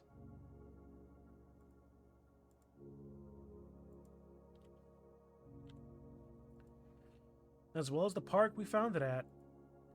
But its colors are brilliant, exuding a heat to it with warmer colors than Olivia's used in the past. Where her previous works always had a dreamlike quality to them, this one brings the warmth of the sun to mind. As if you were basking under the sun's light during the summer. Well, do you like it? Do you? I do. I'm proud of it. I was gonna say something about how my opinion wouldn't matter to you if it did, but that's a better answer. I'm also proud of it. It's beautiful. You knocked it completely out of the park. I think we did. We? Yeah. Without you, I don't know if I could have finished it. Silver gray irises turn from the new painting and focuses entirely on the portrait at the center of the display. While the sounds of the dance are still on in the background, the pervading silence within the room overshadows it. Olivia's gloved hand covers mine, still on her shoulder. Standing before our teacher's mural, I bow my head and offer him my quiet thoughts. Thanking him for teaching me, for being more than just a teacher, but a friend, and for looking after the girl I fell in love with. When my eyes open, I see that Olivia's head is still bowed forward. A singular droplet seeps from the corner of her eye. I gently wipe it away with my thumb before it can possibly drip down onto her dress. She smiles in gratitude after, and her eyes reopen. Olivia? I'm okay, Inko. Automatically following her as she spins her chair around, Olivia faces towards the doors. Come on, we gotta get to the buffet. Why? I'm sure they'll have enough. Damien's gonna steal all the good stuff, duh. She turns a wry smile my way and speeds up her wheeling. I doubt Damien could, but I imagine him trying. Olivia becomes a veritable plow, uncaring for the other partygoers as she leads us to the buffet. It's not too far, and thankfully no one ended up actually being run down by her. And for all the sour looks that she was receiving, Olivia didn't care. Her attention was focused solely on what lay before her. The cafeteria isn't far away. Tables line the area, some for seating and others containing nothing but food. Oh, it smells so good. I've already grabbed a pair of trays from nearby, along with 2 sets of utensils. Olivia motions to take her seat, but I shake my head. Let me handle the food. Why? So you can actually move. You'd be putting your dress at risk trying to hold the tray and keep up with the line. With a roll of her eyes and a sigh, Olivia's hand drops back to her armrest. Fine. Olivia drew herself just outside the line, scoping out the particular dishes that she wanted. By the time I got to the end, Olivia's tray was covered with heaps of grilled meat. I decided on the more eclectic sampling of dishes. I wanted to savor my meal, as opposed to Olivia's plan to devour hers. She holds our meals while I push her ahead to hunt down a table. Thankfully, the search is short as a particular red hand waves for us in the near distance. Ah, Damien. For a second I got concerned. Once we were situated at the table, Damien greets us with a sauce-stained grin, while Liz nurses a tall glass of ice water beside him. The two looked happy yet exhausted. Having fun? You know it. Just stop by for seconds. Busting a move ain't easy. Seconds? Already? I told you, if we got here any later, the cafeteria would be closed. I'm not even going to question how you eat so much and still move around the way you do on the dance floor. It's all in the method. Oh, please. You two plan on hitting the floor? Absolutely. I'm getting a dance tonight out of this guy. You say that as if I'd even consider turning you down. Damien's eyes closed for a moment in thought. Feel like I'm forgetting... Oh! Your painting! Did you get it set up okay? Yeah, I hung it up in the memorial room. You can see it now. Really? Hold on. It looks really good. Thanks. All words finally said, Olivia and I start on our meals. While I savor the tender meat of my steak, a deep vibrato reverberates in my ribcage. I see you are all enjoying the evening. We all turn to see Liz's uncle approaching. Damien smiles and waves, but I notice how he scooted his chair away from Liz. The older man finally reaches us and pulls up a chair to sit down. Yeah, Damien's been so sweet, Uncle Mike. The mustachioed whale nods, smiling at Liz's date. Yeah, totally. Just nothing but fun, Mr. Ferris, sir. It's the first time I've ever heard a fake laugh from Damien. I didn't know you'd be chaperoning Mr. Ferris. Well, of course I would be. After all, it's my darling niece's first proper date. I'm starting to feel bad for Damien as I watch him sink lower in his seat. Though Liz does come to his rescue. Uncle Mike! The older man laughs as he finds off his niece's attempt to headbutt him with his massive hands. I'm not being serious, Lizbeth. Mind your head. Liz relents, scooting herself right next to her date and wrapping him in a hug. Damien sputters and looks between the two family members. Ah, by the way, Olivia. I just visited the memorial with Miss Scaler, and we saw your latest piece. Olivia pauses in her last bite of mallard. I have mallard.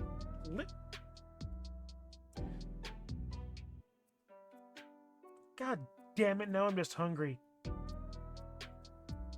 It's quite a work, Miss Halford. Olivia's tail reaches up and giddily shakes my hand around. Thank you, Mr. Ferris. In fact, when your principal saw it, she immediately wanted to showcase it in St. Hammond's Gala.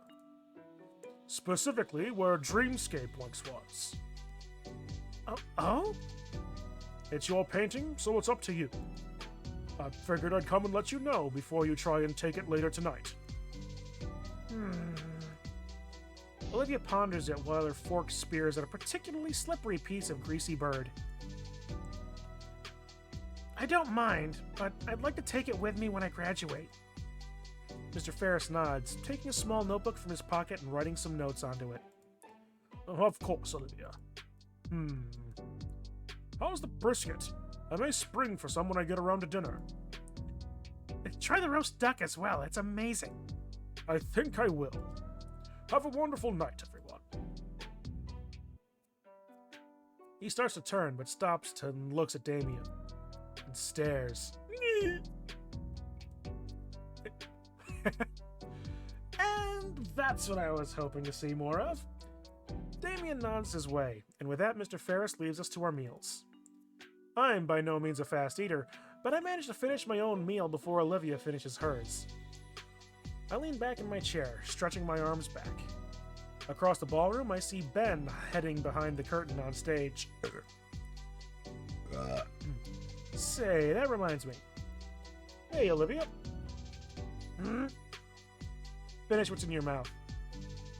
What? Has Ben talked with you recently? No, when we saw him earlier was the first time I talked to him in years. Weird. What's so weird about it? He told me weeks ago that he wanted to apologize to you for everything, and I said he should tell you himself, in person. He said he would, and it hasn't happened. Maybe he forgot. He has been very busy lately. Well, we got some time, right? Why not go say hi? Olivia finishes off the last rib on her plate, gnawing at it as she calculates this decision internally. Alright, I guess. If you think it's a good idea. You guys go on ahead. I'm about ready to get back to breaking it down. How about you, Liz? Don't want to tire you out. Oh, I can go for a bit longer, yeah. I'm here to party the night away. I collect our plates and quickly walk them to the collecting spot for them. Olivia's moved to the side, freeing the table for another group to take it. Taking her chair's handlebars, I take us around the dance floor. We can clearly see Liz as we pass her, though Damien is hidden by the press of bodies. Her face and neck are once again scarlet. Jeez, wonder what Damien is doing to elicit that kind of look from her.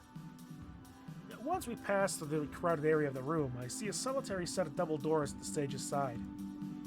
That must lead to the backstage area then. He should be back there. Only one way to find out, though. Olivia's hand grasps the door handle, and I draw her chair back to open it.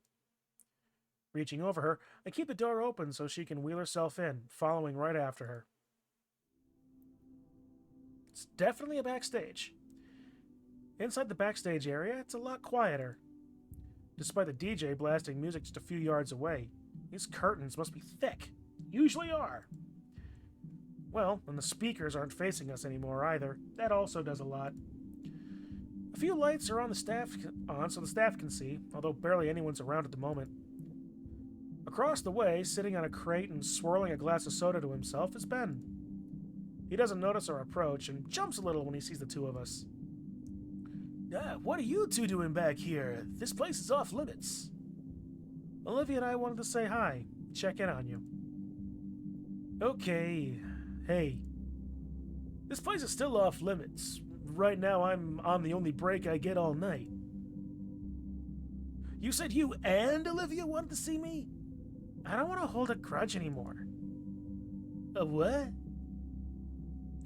Why is he so... I was aiming for Ringo when I started doing this. Oh what? But now that oh what just had me thinking of like I gave him a Farnsworth. I gave him a Professor Farnsworth. He puts his cup down, suddenly more attentive. That's surprising. I told her about our conversation from a month ago. She said you never went to see her, so I got curious. Yeah, I did say I would, didn't I? Sorry, I forgot. I've been, busy. Alright, let me gather my thoughts. Ben runs his hands through his hair, thinking of how to string his words together. Olivia, I'm sorry about all those years ago. I thought I was doing something to help you out. Instead, it pushed us apart and hurt you. Made you doubt yourself, made you feel cornered so you felt you had no choice but to shut everyone else out. I didn't know it would affect you that much. And I've been regretting it for years. I'm sorry. Beyond the muffled beats of music playing just beyond the curtain, a silence hangs in the air. Thanks, Ben. It means a lot to hear that from you. I still want to ask, why? Why? Why did you do that to begin with? Ben flinches and looks aside in hesitation. I felt bad for you. I wanted to do something nice. And? No and. That's it. Dang. Sorry if the answer isn't satisfying. It's fine. I'm not sure what I was expecting either way. I just know that it's well past time to forget about all that. So, can we be friends again? I'd like to take it one step at a time. Okay. Maybe sometime in the future. It's a lot to process even this conversation happening, for me. I get you. I never thought we'd be able to just talk it out like this. Yeah. I hear the steady march of heels approaching. I get worried for a second that it's the staff here to kick us out, but it's just Mia. There you are. Good Lord, Ben, I've been looking everywhere for you. You've just been lazing here the whole time? I'm out here looking like a chump with no date. I told you already if you want your... Oh, you too. Mia? You're not still mad about that, Huh? Oh, of course not. Don't be stupid. As far as we're concerned, it's water under the bridge. So how have you been? Making any new pictures lately, Olivia? I just finished a new one. It's hanging in the memorial room. I saw it. Looks good. Hey, how come mine didn't look like that? I'm joking. I haven't gotten a chance, unfortunately. Oh, it's great. I can hardly put it into words. It's a piece by Olivia. That goes without saying. An odd air of calmness settles on us as we just stand here in the low lighting of the backstage area. Even Mia seems to have fallen into its grasp as she leans against the box Ben is sitting on nonchalantly. Well, only one semester left. Yeah? And then we're all out into the real world. So we're all cool with each other? Sure. Stay out of my way, I'll stay out of yours. Deal? Deal. Great. Then we can cross that finish line without incident.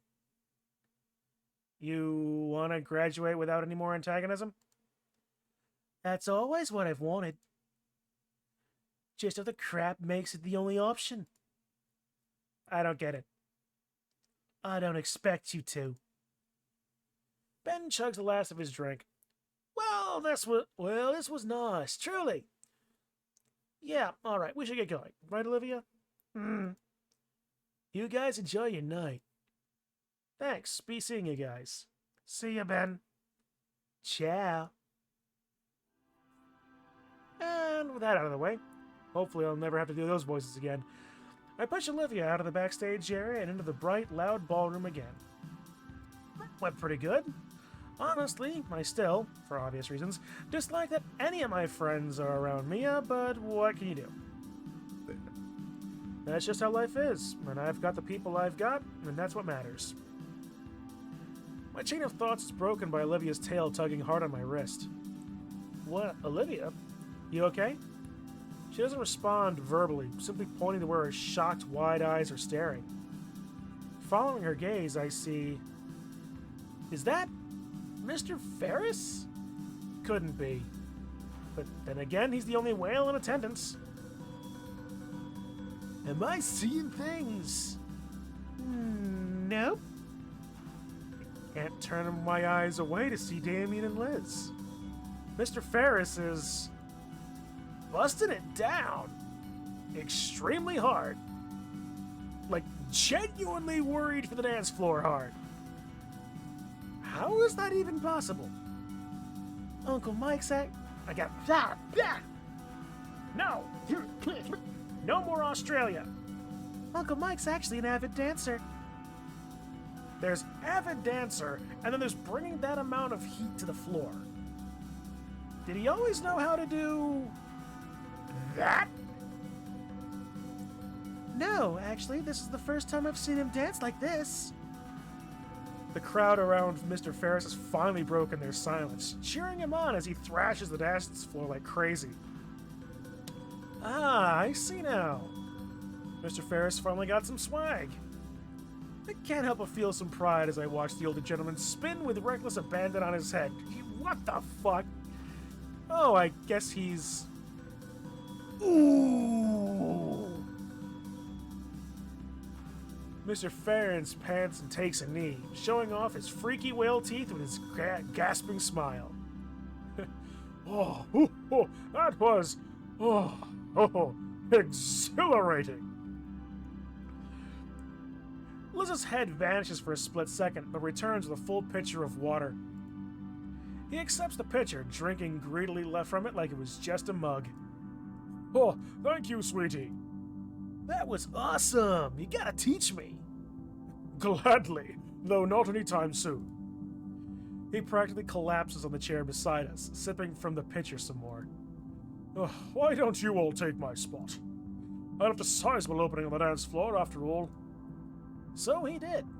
Peers are still in the middle of uploading their phone recordings of Mr. Ferris. And the music is still pumping.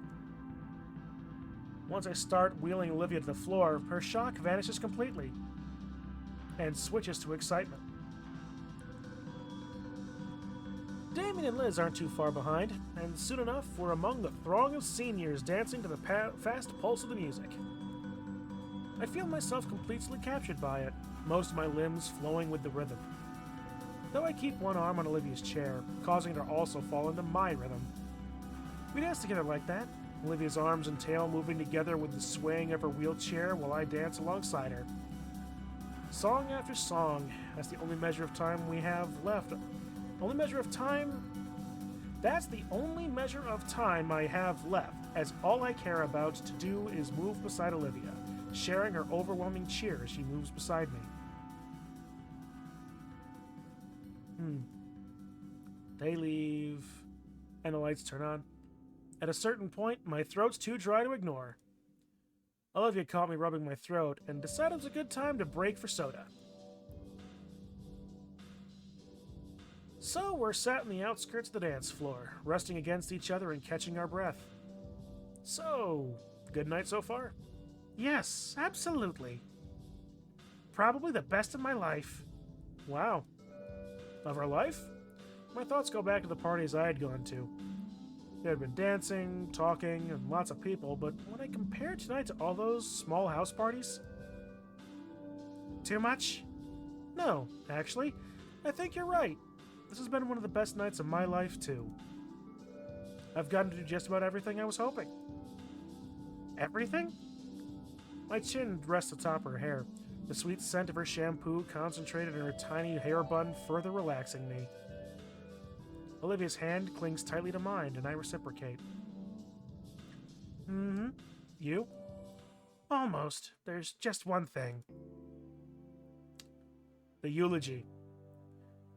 The pop music dies down, and the lights start to dim, signaling the start of the slow dancing. After that, the party's going to be over. I feel her head turn, her bun pushing my cheek and making me pull away.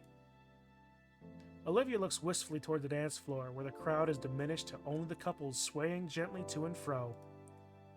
She's clearly thinking about something. Something. Right. I stand up and face her, taking both hands. Olivia?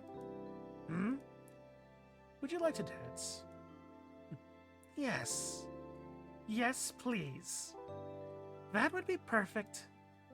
Olivia practically jumps back into her wheelchair from the seat. Come on, they're only playing a few of these sappy tracks. Her tail drags me by the arm to an open spot on the floor. Alright, how are we gonna do this? More animations. A hum of mirth slips through Olivia's smile as she takes my hands in her own and takes the lead of our dance. My date sways side to side in her chair, slowly falling into the gentle rhythm of the romantic music. Her grin grows wider as I match her pace, stepping left and right in tandem with Olivia. Her beautiful silver eyes are almost hypnotic as I find myself lost in them. I feel as though I could linger in this moment for the rest of my life. And it's Olivia's voice that dispels the trance she had over me. So... For the briefest moment, I hear the worry in her tone. This is... good, right? I present her with my most reassuring look. Absolutely, Olivia. Olivia's eyes turn downward. Yeah, but... There's still hesitance in her voice. My fingers squeeze lightly to draw her eyes back to me. Olivia, what's wrong? I've been practicing. Just for this. Yeah? Yeah, because I've been thinking about it a whole lot, too. It's been bothering me that we can't really dance, you know? This is perfectly fine, though, Olivia. I mean, I want this to be the best it can be, without letting any dumb condition get in the way. It's not exactly a dumb condition. And you do too, right? And you do too, right? Except I don't mind one bit. We can't dance like everyone else, so what? We're still dancing. Olivia smiles, though it carries a hint of mischief. Trust me, alright? I want to show you something. She breaks away from my embrace. Huh? What?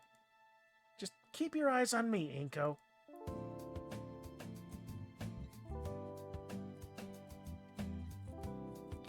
Yep. As she struggles to her feet, utilizing her tail as a third leg and...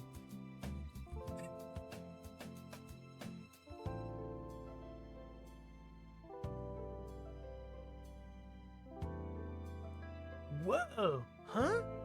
Hey!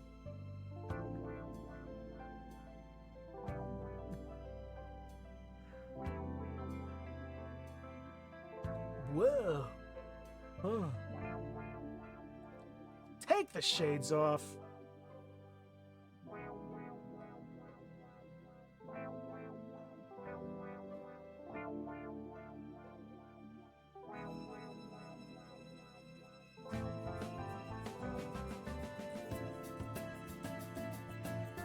Good anime.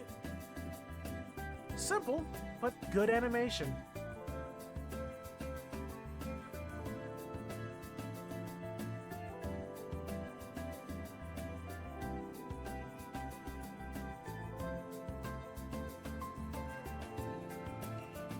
What?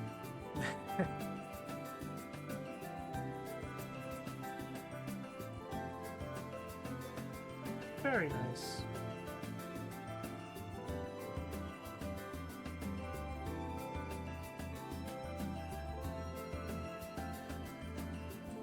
Oop. And she loses what strength she had. Fortunately, Damien's there with the chair.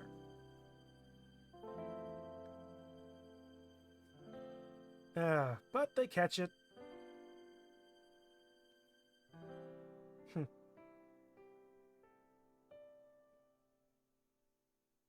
Sweet. I am exhausted. You too? I'm thrilled. And I love her. She really went so far. Just for me. No, just for us. I'm thankful to have these glasses. I feel the pricks of tears at the corners of my eyes. The final song ends and the lights brighten once more. The crowd around us shifts. Some people are leaving, probably to go home now. But others take their place, looking towards the stage for whatever ending ceremony there might be. Ben approaches the mic stand on stage, leaning into the microphone after making sure it's turned on. Hey, good evening, everyone! And thank you all for coming tonight to the annual St. Hammond's Winter Formal. And a huge thanks to our student council team for putting this whole thing together. I hope everyone here made some memories they'll treasure forever. With that last dance, our time here is up, and you're all free to go. Good night, stay safe, and enjoy your winter break. We'll be seeing you all next year. He waves once more and returns backstage. Some students start milling out towards the doors to their cars. Damien and Liz find us through the crowd. Hey, that was amazing out there. Thanks. You guys ready to bail? Yeah, the limo's still out front. We got him until midnight. Heck, I can stop somewhere too if we wanted. Oh, snap, like ice cream. In this weather? In any weather. Olivia? I'm steaming hot. I would actually like a root beer float. Sounds like a plan. Olivia's tail trembles from the overexertion, but still snakes around my wrist as always. She huddles to herself as we leave behind the Grand Con Center and out into the freezing air of the city.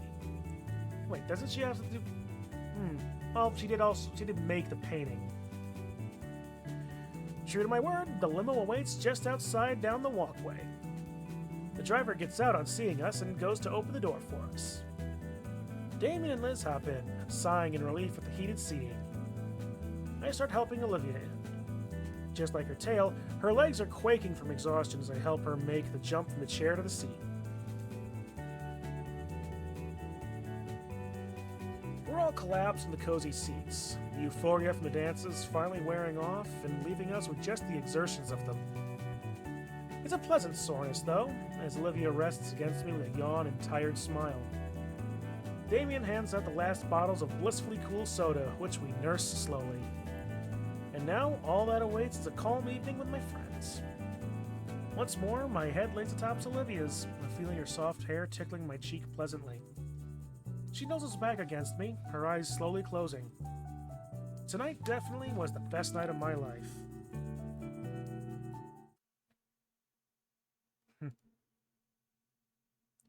Wait, wasn't I supposed to give a speech? What?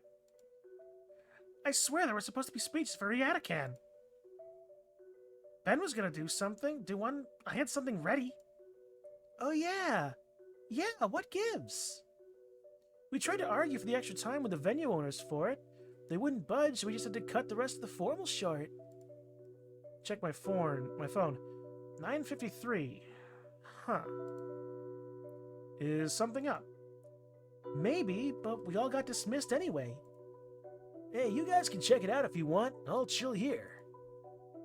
Should we? Olivia looks back to the entrance. Some people are still leaving, but I can see most are still inside, probably waiting for their ride since the formal ended early. Yeah, I'm curious. All right. Hey, don't start driving yet. Sorry, we're gonna be a little while. Forgot something. Of course. We'll be right here. Thanks. Yeah. Olivia and I get her back into the chair, and I push her back through the cold into the con center. Inside, my classmates are standing awkwardly around, calling their folks. I guess we'll have to find Ben again? Alright, backstage? Maybe, let's check. If Ben somehow got carried. As he passes through the crowd, the principal takes the stage. The mic isn't turned on. She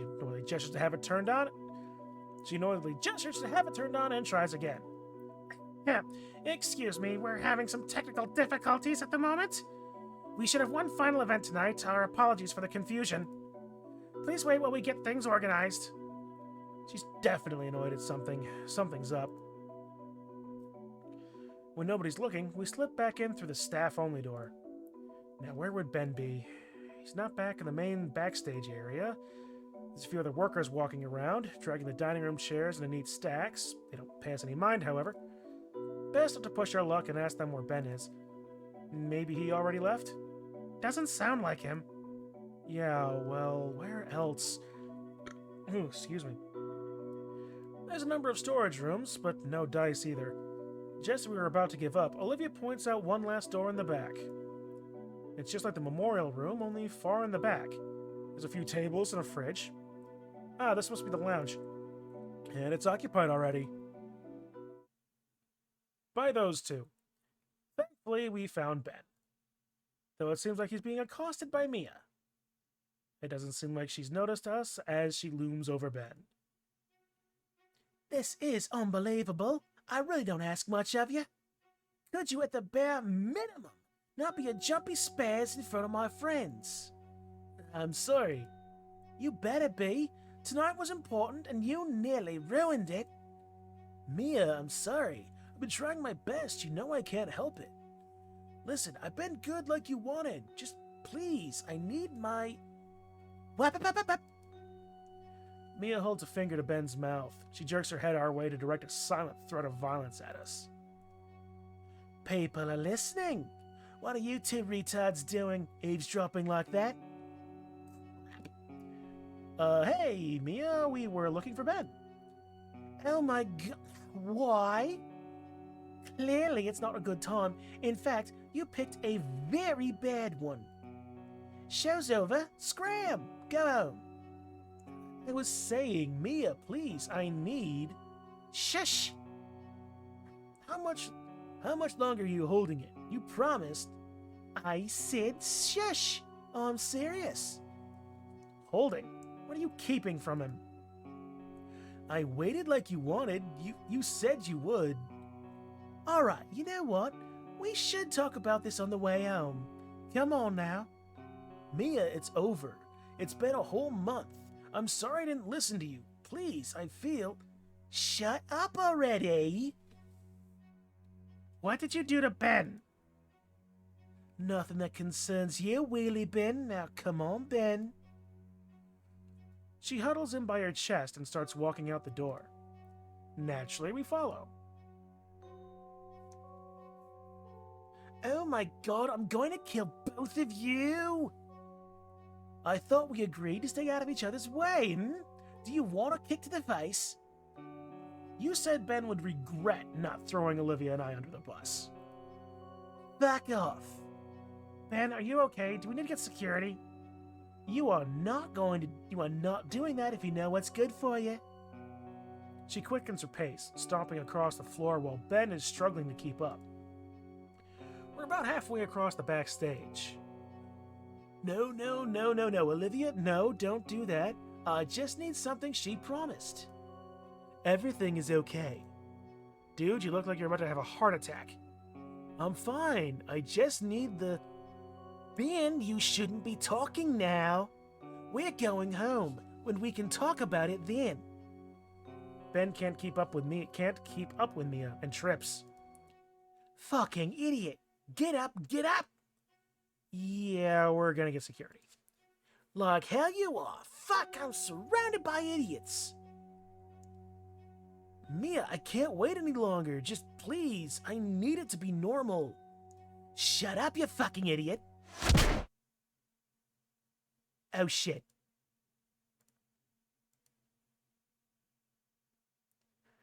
Ben lies still on the floor, glasses broken, cut in his face. Mia's fist is frozen where it made contact. She pulls it back and stares between it and us. She knows it was a mistake. Her low impulse control finally got the better of her. Oh. Ben shudders on the ground. His glasses lie snapped in two parts, and he fruitlessly tries sticking them together like jigsaw pieces. Ben, are you alright? I didn't mean that, okay? My glasses. Hey, let's get you out of here. Nobody can see you like this, right? No one. You two, if you ever tell people what you saw here, I will personally... Ben! Ben! Scalar opens the curtains right where we're at, lit up by a spotlight aimed at that spot. Goodness gracious, I've been looking everywhere for you. Where have you been? Did you forget about the memorial? Miss Scalar, No excuses, get out here! Scalar grabs Ben by the shoulder and yanks him through the curtain. Alright, now we can get... Eh? There's still a sizable crowd. Any murmurs clear out the dead silence as everyone gawks. Fuck! Scalar jerks her head back to the gap in the curtains and rips it wide open. We're exposed to the bright stage lights, and Scalar rips her gaze between Olivia, myself, the broken glasses, and the person trying to hide them. Mia. Caught like a deer in the headlights. Ben's fresh wound is bleeding bright red. It drips to the floor below. High contrast against the blue. When he whimpers in pain, Miss Scalar finally looks back to him and fully takes in his condition. The droplet splattering is deafening. The audience's eyes are on Mia. Mia, are you mad? Benjamin, you stay here. I'll get some help, okay? He simply whimpers more as our principal practically leaps off the stage to search for someone. 1,000 calculations run through her. Judging by the worsening, drained expression, none of them are good. There's murmurs in the crowd. Their peers talking amongst one another, pointing and questioning. Slowly the low din of words grows louder, voices raising as their words are turned toward the stage. He okay? There's blood. What did she... Course she did that. It's her problem. Finally the questions turn into accusations, all directed at the red dino girl. So cruel. Uncalled for. A total bitch. Fucking abusive. That word clicks with her, and she starts to move. Man, I can't do this anymore. She starts yelling, loud enough it carries to the other end of the room. What? I can't take this abuse anymore. Just look at me. You made me like this. All those years. Making me put up this act. Doing your dirty work. Harassing all the students you don't want to deal with. Do you think I want to hurt people? I thought you loved me. I don't want to do your dirty work. I can't do it. All of this because you can't have people knowing about your condition. Mia, no, please. Mia yanks out an orange bottle from her purse. The rest of the color drains from Ben's face. Okay, what variety of autistic-type bullshit is she holding? He falls to his knees. Mia, please. You're a fucking psycho. I don't want these anymore. You're a liar and you've ruined my life enough. She throws the bottle on the floor. The contents within scatter 100 directions, all across the floor. Ben doubles over, covering his mouth. Now everyone else knows. Mia has tears streaming down her face. She starts towards the exit. Ben's on antipsychotics? No way, it's a bunch of bull. Then what are the pills? The bottle rolls over to me. I don't know why, but I pick it up. I can't pronounce what's supposed to be inside, but I can clearly read Ben's name on the label. They are antipsychotics. So that's it. It's horrible. Ben had betrayed her when he didn't do her bidding. She had to tighten his leash by keeping it from him, to remind him who's in charge and keep him from making the same mistake again. Mia, I love you. Don't go. Get away from me, you freak. I'll do anything. He reaches out for her. Mia. Mia ignores him. Floor vibrates from the unmistakable sound of Mr. Ferris is lumbering over. In spite of his size, the massive older man cuts Mia off. Ah, feck. I believe we need to have a talk, Miss Moretti. He reaches out to take her by the shoulder. But she ducks low, his grasp barely grazing her as she bolts past him and shoulders the backstage door open. And just like that, she's gone. Scaler returns to the stage with a first aid box in hand. She retakes the mic, her troubled words tumbling freely. I'm terribly sorry about all of that. We had planned to have some eulogies in honor of Mr. Yatakan, but... Scaler's pretty deflated after all the commotion. And Ben. Where is Ben? Olivia tugs on my arm. She points off to the side where Ben is sulking off into the hallway. Halford? Looks like you're the only one left. Would you like to say a thing or two? It's fine if you don't. Olivia looks to me. Her eyes are filled with determination, sending me a silent signal. Of course, Miss Scaler. I'll speak on behalf of Ben, too. Olivia looks pointed at me, waving me off to go after Ben. Nodding, I take the medic box from our principal and follow after our injured friend before he, too, can escape from view. Hello, everyone. I'm gonna say a few things about our old art teacher, Mr. Yatakan. Walking after him, Olivia's words filled the now quiet hall. Mr. Yatakan was more than an excellent instructor. I always saw him like a father figure of sorts, wanting to do right by me and the rest of his students. I recall all the time I spent with him, teaching me everything he knew, doing his best to guide me, not only as an artist, but as a person, too.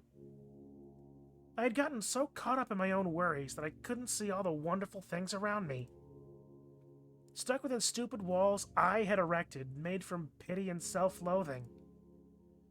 And he had been the one to help me break free from those walls.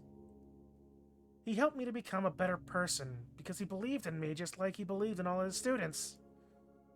Mr. Yatakan believed in the best of people, and I finally realized what Mr. Yatakan's life work was. Not any painting, photo, or sculpture. It was us, his students, helping us to become better people. Mr. Yatakan, thank you. You were a wonderful teacher.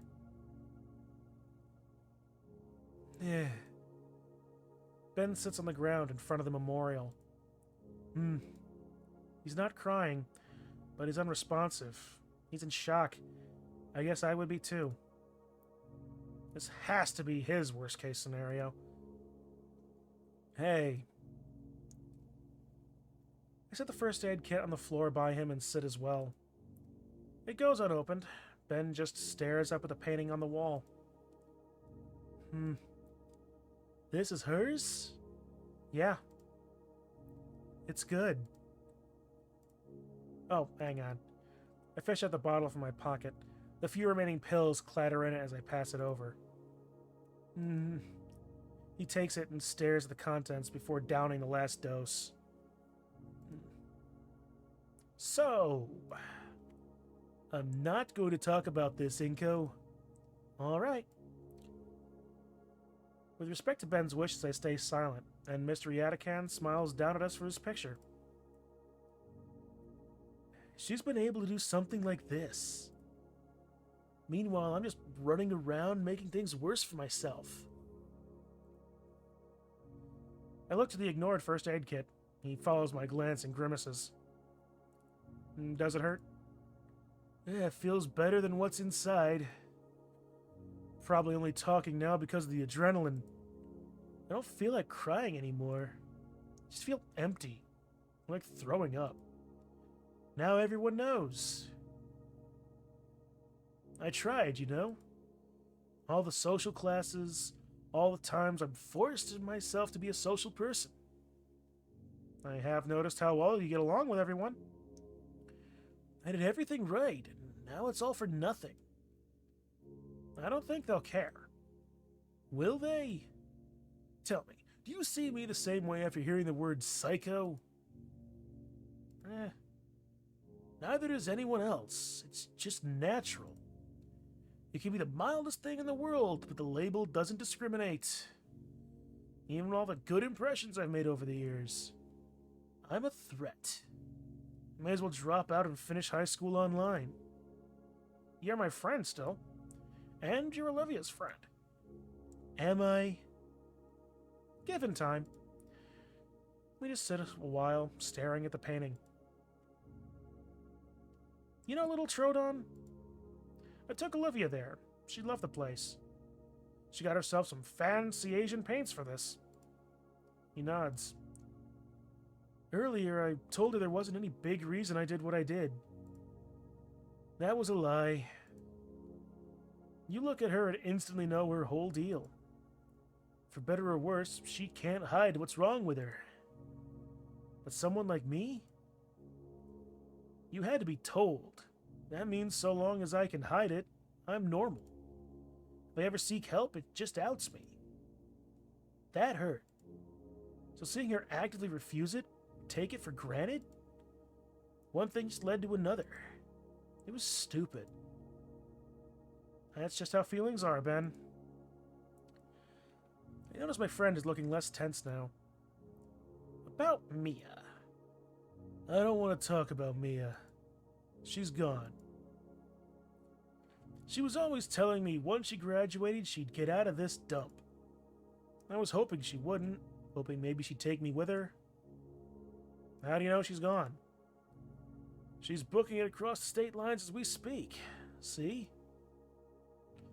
Ben shows the lock screen of his phone. The most recent message is from Mia. Sorry, I'm going. He sighs. 4 years. I loved her. He plays with the broken halves of the glasses he'd picked up. He said he didn't want to talk about it, and I won't pry. So we just sit. The Yatakan's warm smile seems a bit brighter from his frame on the wall. I wonder if he would be happy with how everything turned out. I think he would. It was long, painful, but we finally made it. Became the people he aspired we'd be. Everything that's happened led us up to here. Whether through resolving old grudges or finally escaping a horrible situation, things are changing. Once we leave the room, our new lives start. But for now, we can just wait in transit a bit. Ben's like me, in a lot of ways. I remember seeing him earlier this year, effortlessly turning social disasters in his favor. But I struggle to do anything without someone's approval or attention. Looks like he couldn't either, and Mia used that against him. Could I have ended up like that? After so long, I get a message. Ben notices I'm wanted. I'm not keeping you here. You can go. You going to be alright? Well, my ride home is gone. I'll need to call my family. I meant with everything else. I don't know. Probably not. I'll probably finish processing all this soon enough. But thanks for talking with me. There's space with us. We can take you back. I stand up slowly. When Ben doesn't, I hold my hand out to him. I roll my eyes and smile. Ben, I'm offering you help. He stares at my palm as though I'd pull it away at any second. Ben's hand shakes as he holds it up towards me, but doesn't even attempt to grab my hand. So I grab his wrist and pull. Once more, Ben is on his feet now, thankfully more steady than when he walked here. All right, man, let's get you home. He nods and follows after me. Though just before I exit the room, I look back one last time to our teacher. Mr. Yatakan, thank you for everything you've done. We exit the room and walk toward Olivia, who's waiting by the entrance of the convention center. The rest of the place is in full cleanup mode. All the lights are on and staff are lugging around all the decorations to be stored away.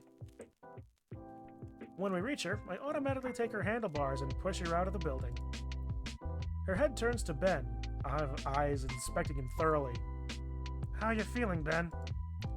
His mouth moves to speak, but stops. He shakes his head, but keeps following. So, what flavor?" "Pardon?"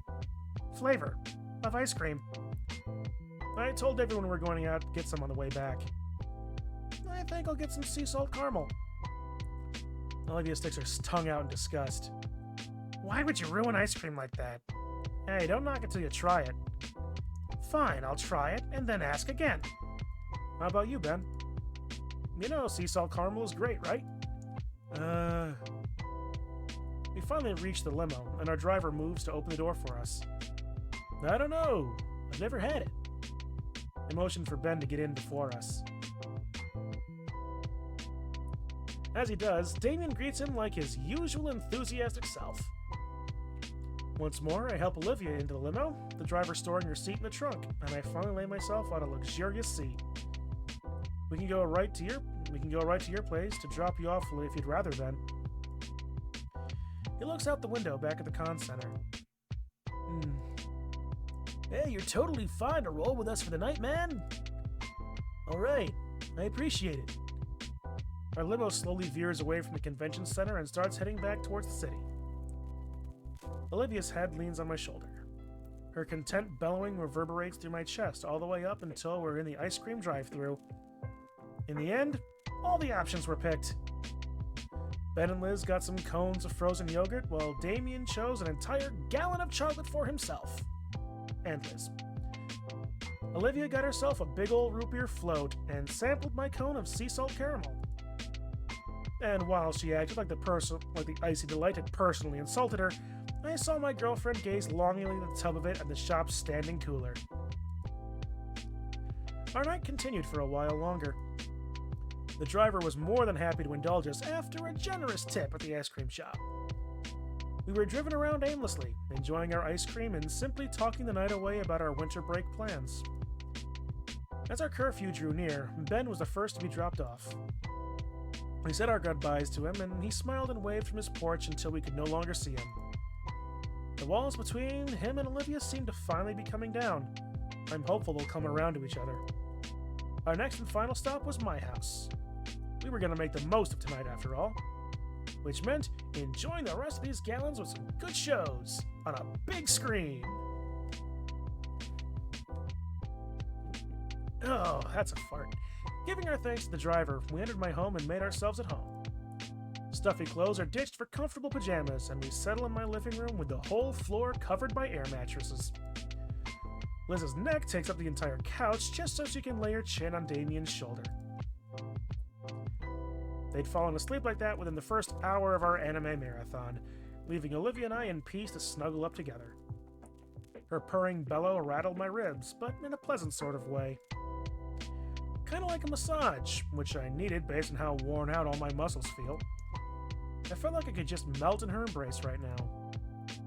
My eyelids grew heavy as my body felt blissfully at ease. But there was one last thing I had to do before I fell asleep. "Hey, Olivia." Her bellows subside briefly. "Yeah?" "I had a lot of fun tonight." "Yeah, me too." She smiles at me, so soft and inviting.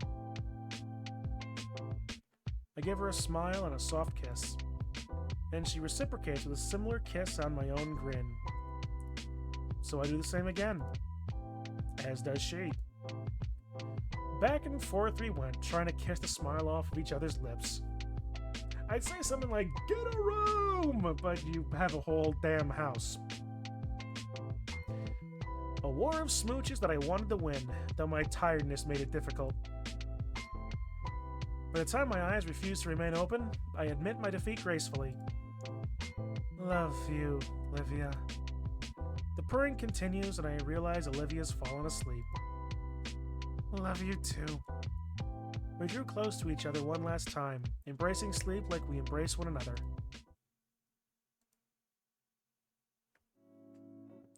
Christmas Day. A tiny, tinny holiday tune plays from a nearby radio as we work in the snow. Fresh, white, powdery ice crunches loudly underfoot, and our knitted mittens work to pile in compact heaps of fresh white powder. Not only compacted, though, but sculpted. Vinny has a bright future ahead of him as he works studiously on his Christmas monuments. The loud chatter of teeth drawing near must be Damien. He must be done collecting the sticks we need. Taking a step back, I look over the 5 different piles of snow we've gathered from the yard. Vinny, got the arms here. Sweet, I need some twigs so I can make our mouths just right, too. The younger boy finally stands and marches through the now muddy grass of the yard. Bro, Inky, you two start on the bodies. I'll make the heads. Damien salutes at his brother's orders, but we all start on finishing Vinny's project before it gets too cold. While I'm fine with my new mittens and scarf, the brothers are nearly freezing themselves for Vinny's art, which at least motivates them to complete the 5 figures in time it'd take for me to finish a single snowman. Originally, Vinny was begging me to make a snowman in his stead, but he got ahead of himself and ended up giving himself an artistic vision of a whole family of snow people modeled after the family.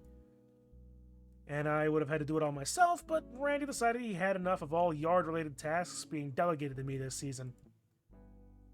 At least we have the promise of lunch. Olivia's hard at work in the kitchen. Now, I've made a few snowmen in my day, but never snow dinos. Tails are easy enough. What's not easy is the beaks. As powerful as Christmas magic is, it's no match for basic physics. Damien tries making a very tall one to resemble Liz. It ends up crumpling under its own weight and falling all over right in his face. After so long, I actually do manage to get the snoots right. It's just a matter of how you pack it together. Yeah, it is. And before long, there's a nice little group of snow dinos, for each of the panes. Olivia's is special. It's sprawled out flat like she always lays in her bed. I see Olivia judging from the window. It's a playful glare that knows I'm right, but demands satisfaction for the hazing. Hold on, it's not quite finished yet. Vinny quickly begins forming another frosty figure next to Snowlivia. Soon enough, it begins taking a humanoid shape, though lacking any significant details. Inky, can I borrow your shades? Okay, sure thing. Handing him my shades, little dino presses the hinges straight into its head. There, now it's everyone. Ah, I'll let Inksicle keep those for now. Spares! I think it's about time to head back inside. I fear Damien's frills might break off if we stay out here any longer. I wave to the brothers toward the door, and they run ahead in search of warmth. For a moment, I consider adding some finer dinosaur-related detailing, but I don't want to keep Olivia waiting. I make my way inside, making sure to stamp the snow off my boots beforehand. Pfft, what a... Hang on.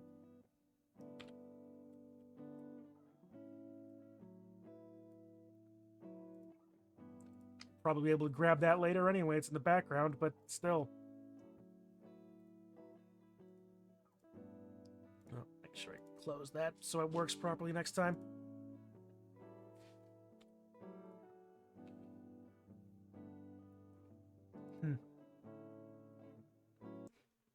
By the time I see them, Damien and Vinny have already changed into dry clothes. The jackets they had worn, designer-made and thoroughly insulated for the cold, hung heavily on the coat rack nearby. I knew they'd be good gifts, especially for Vinny. I'll remind them how to clean the jackets later. The brothers sat on the couch, wrapped in down blankets and sipping hot chocolate way too quickly. That was 30 seconds. How'd you get changed that fast? We're just trying to freeze to death as little as possible. It wasn't that bad. Says the Argothoid. That's not a slur, is it? Even if it is, it's a bit of a $3 word. In either case, I'd rather not get the couch all wet, so I'll just have to stand for now. At the very least, Damien gestures to the thermos of hot chocolate and spare mug on the coffee table. After yanking off my new handmade mittens, I pour myself a cup and savor the heat as my fingers regain feeling. Soon enough, the familiar sound of rubber on hardwood signals Olivia's arrival. The first thing she notices is the two Payne brothers clumped together on the couch. You two look like you're having fun. Yeah, did you say the snow guys we built? We made one that kind of looks like you. I saw. I'm flattered. And I just finished lunch. You hungry? I could smell it ever since I entered. The smell of well-seared meat and veggies. Ever since she came over to visit that one time, I've been dying to try her cooking again. Absolutely. I think I'll stay here for now. Damien, I'm offering you food. No, sir, not getting out of this chair. Vinny takes the cue from his elder and follows his example, crossing his arms and smugly holding his chin up in defiance. You guys suck. Olivia motions me toward the kitchen, and I take one last sip of cocoa before joining her. She ladles me a bowl, explaining all the intricacies of the special way she learned to make this from Sophia. Though she never would tell me the secret Payne seasoning that she used to further enhance the taste of all her cooking. I carefully set the bowls on a large tray and hand the tray to Olivia, who sets it carefully across her armrests. Our meals set, Olivia's holler for food shakes the house to its foundation. Sophia and Randy meet us as I wheel Olivia into the living room, and they're looking well rested from their afternoon nap. Oh, thank you, Olivia. It looks fantastic. Olivia smiles and sets a tray down on the coffee table so she can start passing the bowls out one by one. With a flick of his tail, Vinny turns on the television, already set to a sports channel and playing a hockey match. Randy takes a noisy slurp of the broth, licking his chops after. Tastes fantastic, too. So enjoy the stew so we can have the real Christmas treats. Real Christmas treats? When Olivia sees my confused look, she simply smiles and shakes her head. The rest of the Paynes look excited, though, and start voraciously slurping down their stew. Following their example, I abandon my spoon and take up my bowl and bring it to my lips. Just the right mixture of salty and spicy. The veggies and meat and creamy broth going down so smoothly. As much as I want to savor my first sip, the others have already drank up most of their meal. So I, too, greedily slurp down my meal, until I can set my empty bowl back down on the serving tray in satisfaction. Ah, man, that really hit the spot, Olivia. Looking around, Olivia isn't in the room anymore. Olivia? Give her a moment, Inko. She's just fetching some things. I can only guess the treats, based on how Vinny is vibrating the entire couch with his excitement. You sure that's just not the Red Bull that he snuck earlier? Alright, wouldn't be Christmas without these. These looking to be a tray filled with some oddly shaped cookies. Olivia wheels herself right next to me, so I take the tray from her armrest. Okay. Date nut pinwheels, Russian tea cakes, frosted sugar cookies, obviously, and my grandmother's chocolate chip cookies. Either side. Yeah.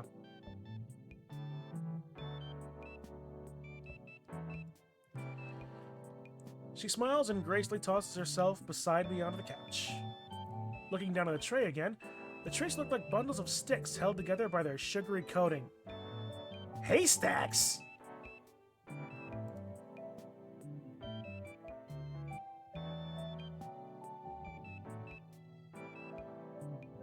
Of all the things, haystacks!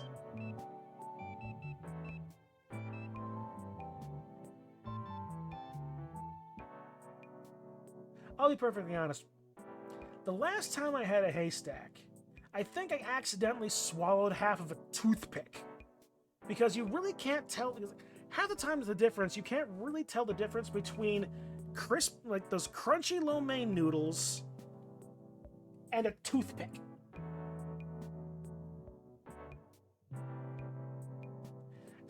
It's lo mein and caramel with some cookie variety thing in the middle. I was like, more power to you if you like them, but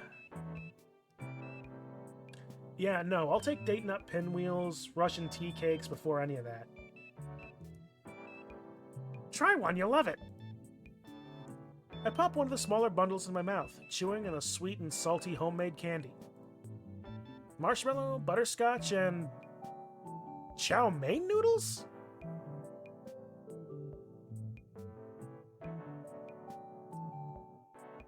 I know my shit. I hold up one of the uncovered sticks to inspect it.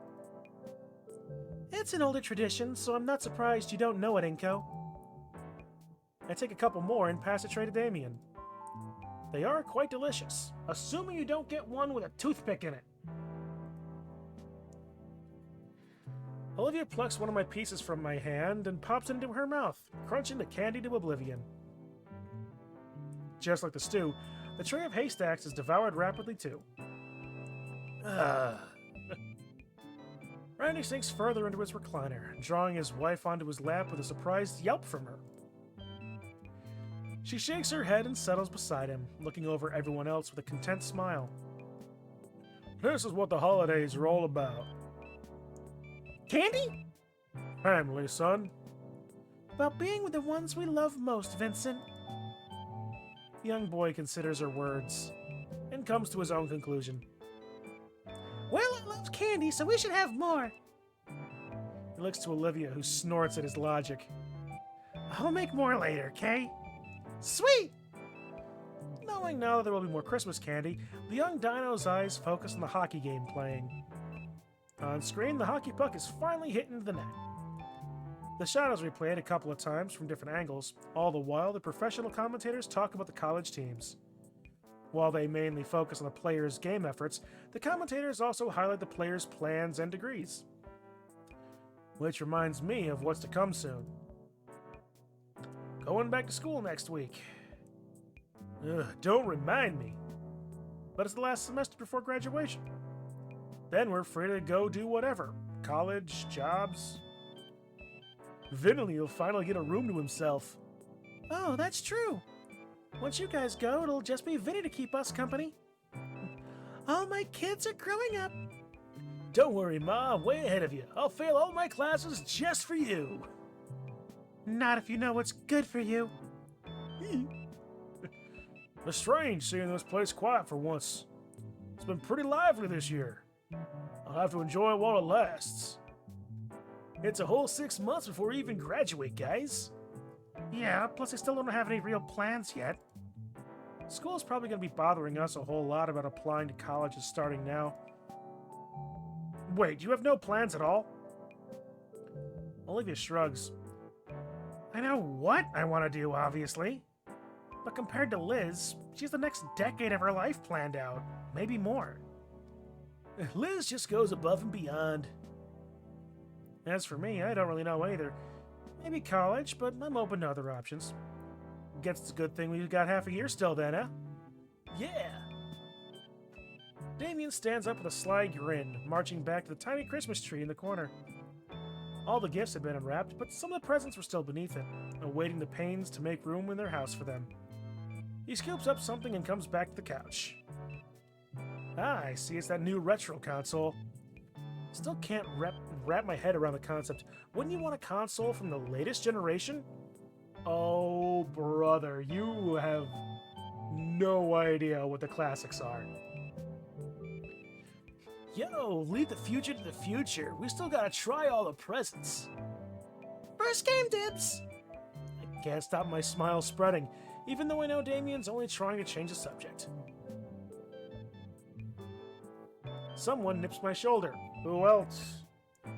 Hey, what's up? We're forgetting someone. I want to give Guts his Christmas breakfast. Olivia pushes herself to the edge of the couch seat, but before we can set her knees down on the floor, she pauses and turns her eyes my way. Inko, could you help me? Yeah, do you want your chair? She shakes her head no and then holds her arms out. I can feel my face heat up as I comprehend what she really wants. Don't you normally walk on your knees around the house? Just do it. The rest of her family look amused as I slide one arm beneath her legs and the other around her back. Olivia further secures herself by wrapping her arm over my shoulder. Lifting her up slowly, becoming muscle memory, though my gait to her room still feels awkward and wobbly. Olivia doesn't mind it, though, as she smiles contentedly the entire time, and even after I nearly drop her onto her bed.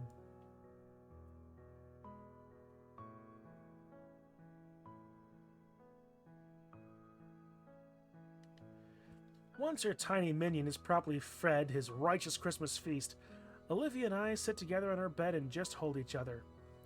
What is his righteous Christmas feast? The hollering of the rest of her family is thankfully muted by her walls, and we finally have the quiet time I know she was looking for. My hands caress her back, drawing out her sweet, bellowing purrs, and she leans more and more against me. And with my face in her hair, I recall I still have something in my pocket for her. She pouts and nips my arm as I draw away from her. Let go of me, I got something for you. She grunts and releases her hostage. I pull the small box from my pocket, still neatly wrapped in shiny violet paper and topped with an emerald bow. She sits up and accepts the present, tilting an eyebrow. Hang on, I'm going to take a second. My throat's getting a little bit rough, and I'm willing to bet that there's still a fair amount left. 3:30. We've been going for 4.5 hours. Admittedly, the first half hour was me being burdened with memes. And I wanted some direction, and he just gives me more of the vagaries that he's been giving me this entire time. I know he wanted me to do the thing by myself, but still.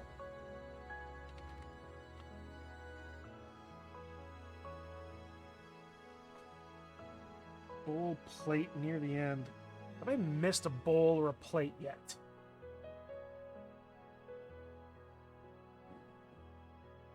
Don't think so. I haven't seen anything like that.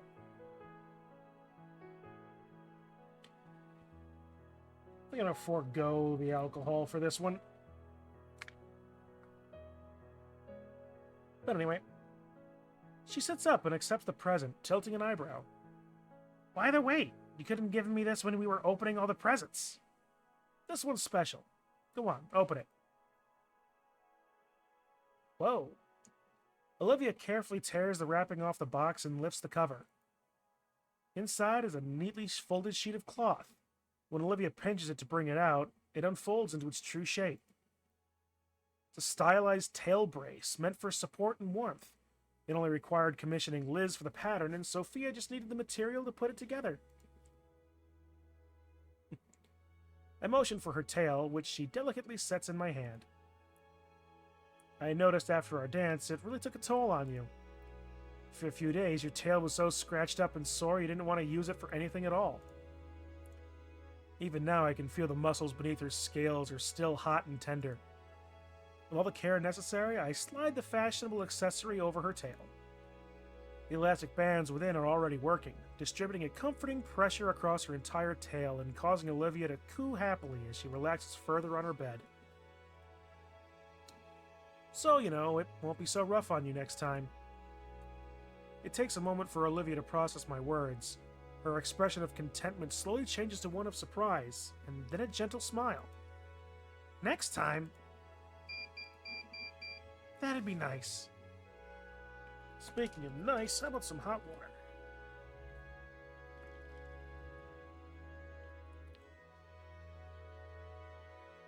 Gonna have to get more of these are the last of my ciders, so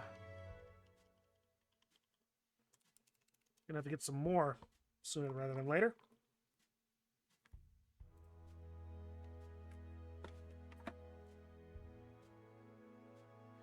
Let that cool a little bit. The twitch of her cheek doesn't escape my sight. Olivia, you okay? Yeah, just... She chews her lip for a moment to think. Is something bad? No, it's silly. I guess I just felt, I don't know, guilty for a second? Her fingers ring the blanket. Guilty? What for? It's... At some point while I was making the fountain painting, I was resting when I remembered something. When I was a lot younger, I would occasionally go to these physical therapy appointments, where there were some other kids like me, actually, maybe 3 or 4 years old. One of them was able to waddle a bit with his tail. Almost everyone was excited he could manage that. But the other kid's tail was too short. He was stuck on all fours still. So it's a miracle I even could do what I did. But, it made me think, and I've actually found videos of someone dancing like that, with her tail. Someone like me, you know? Unlucky enough to have this issue. Lucky enough so I can still move around a bit on my own. But what about the others? Like that boy? What would they think after seeing us dance? It's been on my mind ever since I started practicing. Olivia clears her throat and looks at me with a sadness permeating from her moonshade eyes. Oh, that was too fast. We really need something for my throat. Gee, why'd I do... What started me to do this Olivia's voice like this? That's what gave me the idea, but... Should I have? Ugh. Man, that's actually scalding. I feel like somehow I shouldn't have, but I did it because I love you. It confuses me. What do those kids think? Did you ever see them again? She shakes her head. What about anyone else like you? What do they think? I don't know. Wouldn't any of them be happy to have what you have? So many of them can't ever do something like that. I guess, but still. This'll sound dumb, but it feels like I'm somehow betraying something. Or maybe insulting? I could only dance because I was just able to use an appendage just long and strong enough to allow it. I guess I feel like I'm mocking them. I'm the luckiest unlucky person. I get the occasional glimpse at normalcy. I may as well not even be called disabled. I'm such an outlier. I thought you didn't ever want to be. I know. Her face falls and her entire maw trembles. I don't have any answers for her. How would I? She's not some strange exception just because of a bunch of crazy variables, and that's not why I love her. She's Olivia, and I love her because she's Olivia. My hands set her tail down on her lap so that I can cup one of her cheeks and tilt her head upward. Looking into those beautiful silver irises, my whispered words carry my honest feelings for her to clearly hear. Hey, I got you this because I love you. No other reason. If you don't want to use it in a particular way, nobody's making you, alright? The concern in her eyes still exists, but as her lips rise and her eyelids soften, I can see that sorrow subsumed by comforting love. Okay. She leans into my palm and sighs softly. That's a good enough reason, for now. Olivia starts running her hand across her tail's garment. It's pretty. Thanks. It's tailor-made, just for you. I like it a lot. Thanks. For the gift and caring, being there for me, and... Olivia's comments dissolve into mumbling affectionate words about me as she pushes herself into my chest, wrapping her arms tightly across my body, around my body, and her tail around my leg. I love you, Inko. I love you too, Olivia. I draw her even closer with my own arms, burying my face into her hair as I cradle the girl against me. Eventually, we'll show off Olivia's newest gift. But for now, she wants to be held, and I want to hold her. Come January, the new semester starts.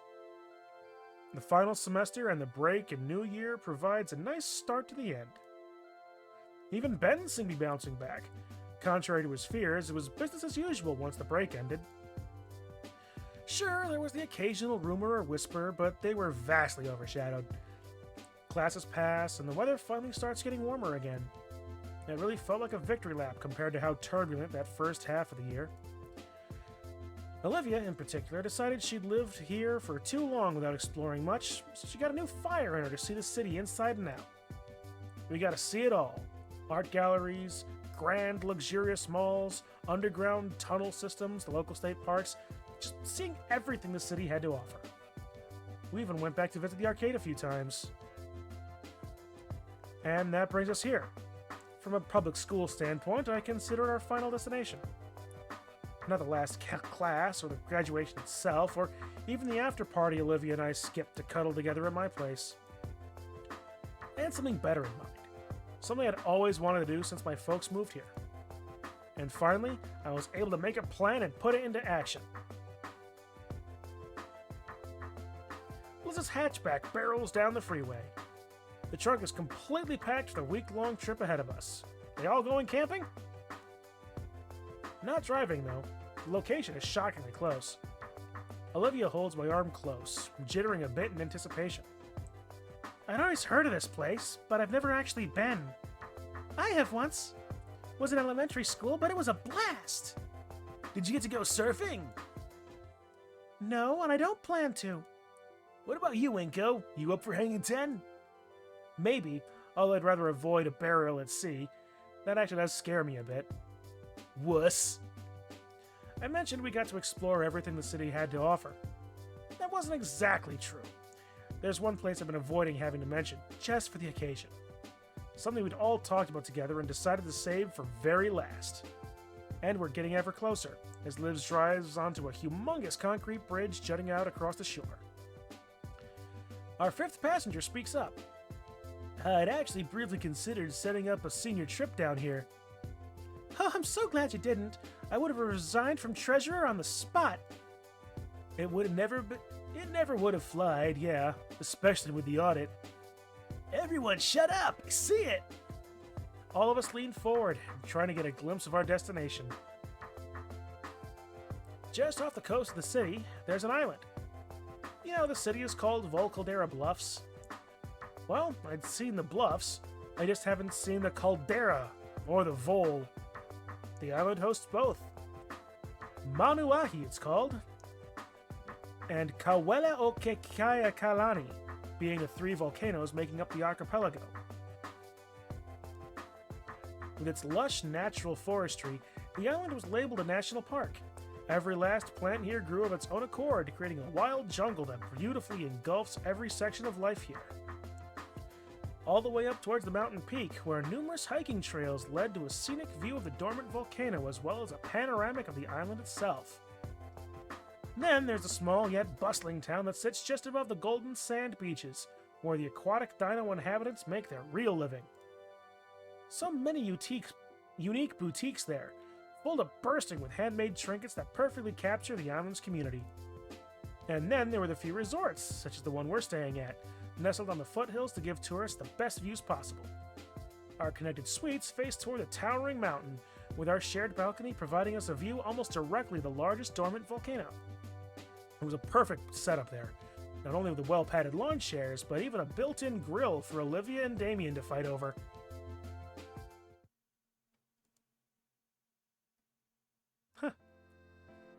I step out of the shower and start drying off with a towel. All day today, we got to see as many sights as the island has to offer as we could. True to his word, Damien's top priority was surfing lessons. He'll be down at the shore every day this week for a few hours. Olivia tells me dinos can't get sunburnt, but I swear he seemed a little redder this afternoon. Speaking of, Olivia referred and offered to handle my sunscreen treatment.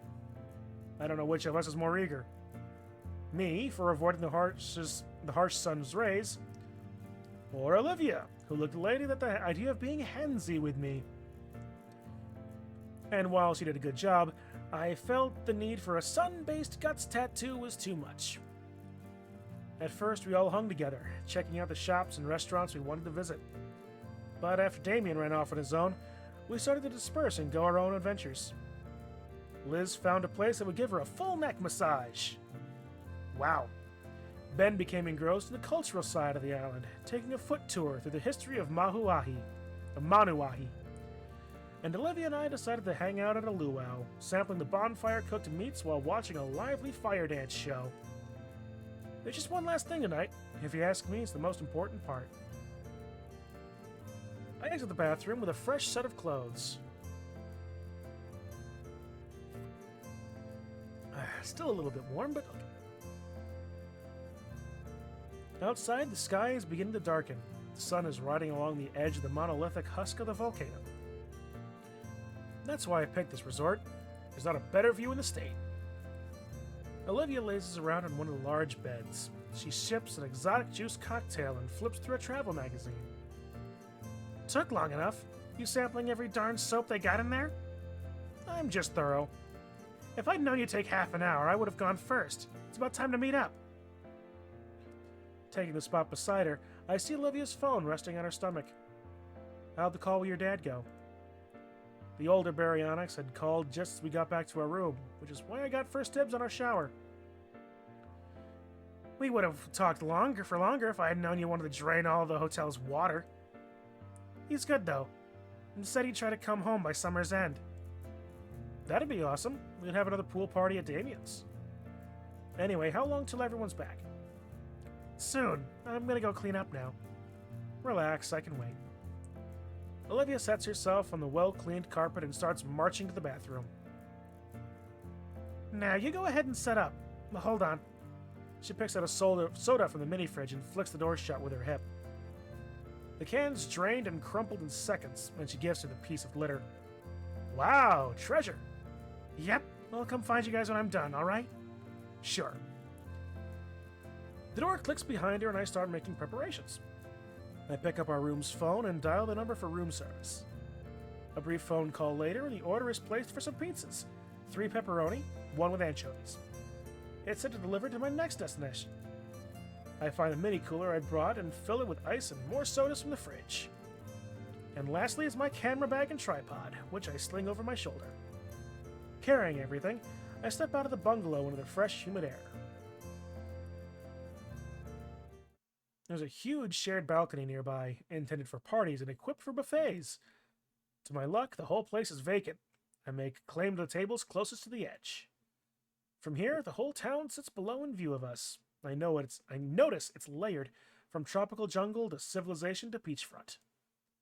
Across the water, the city is still visible, near enough to remind us we're close to home, but far enough to feel like we're in another world. It's a lot to take in. I let my breath out and inhale deeply. Let's make the most of this while it lasts. Setting the mini cooler down on the floor near the wall, I spend the next few minutes gazing out over the view of the island. It's hard to look away, and I'm already getting ideas for where we could go next. But I have a task to perform first, and set my camera and tripod in the ideal location, retrieving my new remote. Hey, there you are! Turning around, I spot Damien approaching me with a quickened pace. I almost flinch until he walks right past me, stepping next to the mini cooler and patting the top of it as he fetches a can of soda.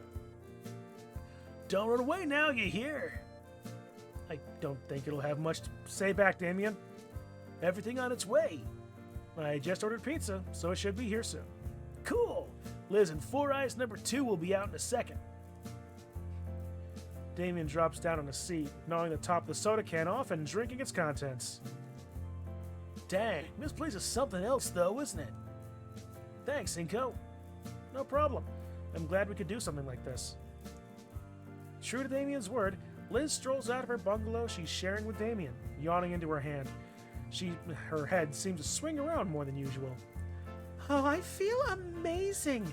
I can't believe I've never tried acupuncture. Everything's just so effortless, it's crazy! I should probably go and get a massage or a chiropractor myself.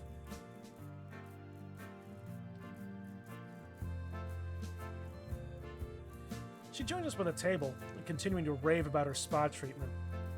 And they were just so coordinated, like a pit stop crew in a race. They called it a Aikumi La'au treatment. I think that's my species in their native tongue. Neat. Actually, I took Olivia down to Little Throwdown a while back. He told us the Japanese word for gator is Wani. I think I've heard of that before. But she's, baryonyx, isn't she? Ben is the latest to join us. I check back at the window to my bungalow and see Olivia's out of the shower getting ready. That's what she said, but the resemblance is undeniable. Oh, absolutely. In elementary school, whenever a teacher did the see you later alligator thing, everyone would point to her. She hated it. Oi, I know you're not telling anyone about the dark trauma of my past. Olivia approaches, freshly washed off and carrying quite the payload with her. Jeez, is that all of your art stuff? You know vacations are to get away from work, right? Oh, trust me. There hasn't been a vacation in the last few years that I haven't taken some Warhammer miniatures with me. Whoop! Can it? Unless you want to wake up tomorrow with a mustache. She moves from the chair to the table facing the balcony and unfolds a travel easel. Atop it, a plain sketchbook is placed, but Olivia procures a small paint palette instead of any pencil. Right away, she gets to work, starting with a brilliant red near the top of the page. Don't stare, keep talking. Just going on about our days. I checked out a few of the trails just before I got back. Some beautiful stuff around here. You guys should check it out. Oh, hold that thought. Heck yeah! He approaches an approaching pair of dino ladies carrying large trays. They set them down on the tables. 4 fresh, steaming pizzas. Liz is to hold Damien back from drooling a hole in the table. Olivia, however, has her attention split between her canvas and the fresh food. But she shakes her head and goes back to it. You don't even want one? Here. I pick a slice up, careful not to drop it, and bring it over to Olivia's mouth. Once she notices, she opens wide and chomps half of it in one mouthful. All right, now it's a party. Damien springs for some pizza himself. And once we settle in for real, he gets Liz's attention. Yo, Liz, your last year go as you expected? I remember you going on about it just before senior year started. Oh, no, not at all. My predictions were way off course. I never would have expected things to turn out like this. But I'm glad it did. It's been nuts for everyone. I don't think anyone here is the same person they were before. What about you, Winko? What were you expecting as the new guy? That's a good question. I remember when I first stepped off the metro on the first day of school. I wanted to have lots of friends, most of all. I'd actually never made friends before. Not like you guys. Just people I'd known for as long as I was around before I had to move again. So it was my goal to get as many as I could. Yeah, and how did that go? I didn't know friendship could be so exhausting. But rewarding, too. All the trials and tribulations and everything, I think they were all worth it. Because I made friends with you all. I looked to a certain girl, who remains silent but not as inattentive as I catch her own eyes staring my way. And more. So I guess to sum it up, it's been an experience I'd never want to give up, Damien. Despite the ups and downs and twists and turns.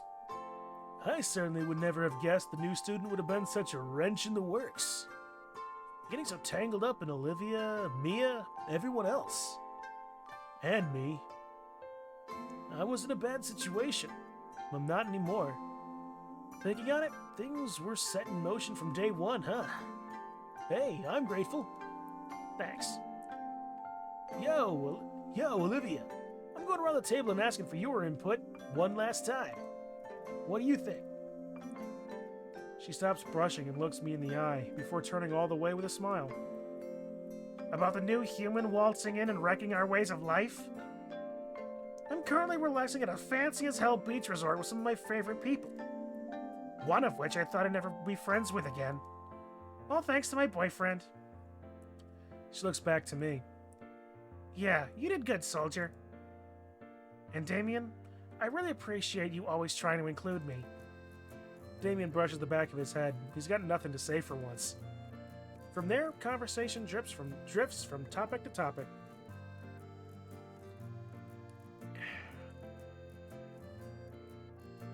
soothing, warm drink. Liz, in particular, got into a bragging competition with Ben when she talked about the colleges she was applying to, and he rebutted with his own lofty goals. Damien pretended to moderate the whole debate before declaring both of them were eggheads. Olivia joins in sometimes, but for the most part focuses on her little project. Ben busts out a poker set he'd brought with him, complete with chips. As the sun gets closer and closer to setting, we all enjoy the evening.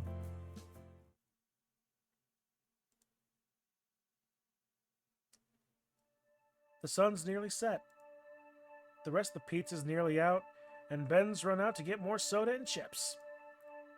I look out over the balcony to the city below, forming different plans for what we could do tomorrow. The possibilities are endless, aren't they? Behind me, I hear Liz chuckling to herself as she clacks the poker chips she drained from us into neat stacks. As it would turn out, she had an unbeatable poker face. Match after match, she'd shark the whole table. Wait, what if when she was stretching her neck, she was... Something tugs at my sleeve. Hey. Yo. Come here. I'm led by the sleeve to another of the lawn chairs, where Olivia sets me down. She then takes a moment to look at me, even goes as far as to adjust my legs for some reason.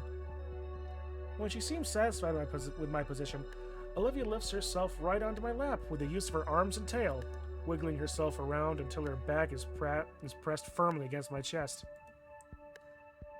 Whoa, what's this all about? Her tail wraps around my waist, securing herself to me.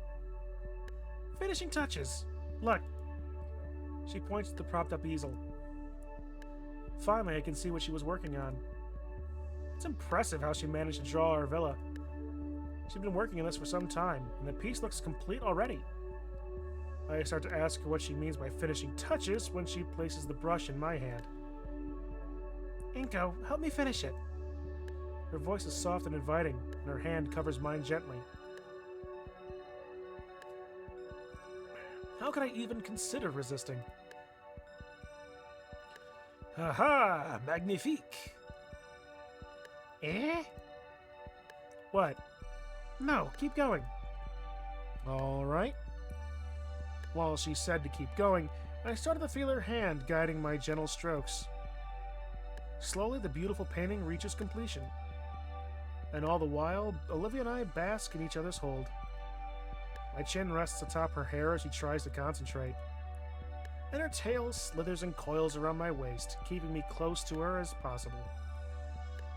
Sadly, we're losing sunlight, and the painting won't be able to dry overnight with how humid it is. It looks fantastic, Olivia. I know. I just want to keep going, though. In the morning, then, okay? She grumbles to herself, but I feel her head nod. I try to remove my leg, only for her tail to constrict just a bit too tight for comfort. Stay. What about...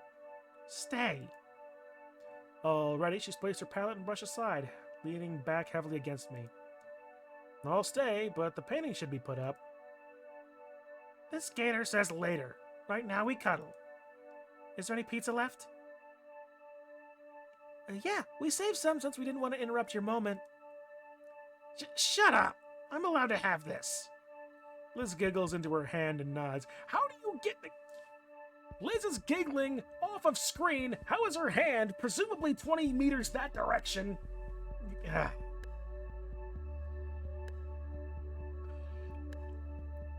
A pizza pan is brought over, and a circle is formed around it. Olivia basks in the delicious taste, chomping down on the last slices with a wide smile. I nearly bump something off the table. It's Olivia's sketchbook. Hey, Olivia. You remember back on the second day of school, we played that drawing game in Miss Prockling's class? Yeah? I think that was the first big thing to draw us together. I think you're right.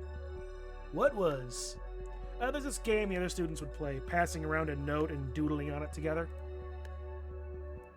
Oh, that. I never got to participate. I'd just keep passing it along. I'd always draw a dick. I kind of want to do it again.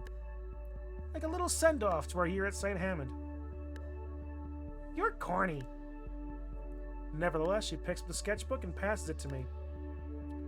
Yeah, I want to draw what I'll remember the year the most by. Geez, there's too much to pick from. Yeah, let me start then. Hand it over this way. Sure. Ben gets the pad and starts carefully scribbling something down. In the meantime, Liz pipes up. So, any plans yet? She looks towards Olivia just as she finishes the final slice. Well, Ben here insists I should at least get some fancy diploma or other, just for the sake of it. So, probably one of the nearby schools here, just for a bit. I meant for tomorrow. Though I could help you find one, if you want. I've already got a couple of acceptance letters.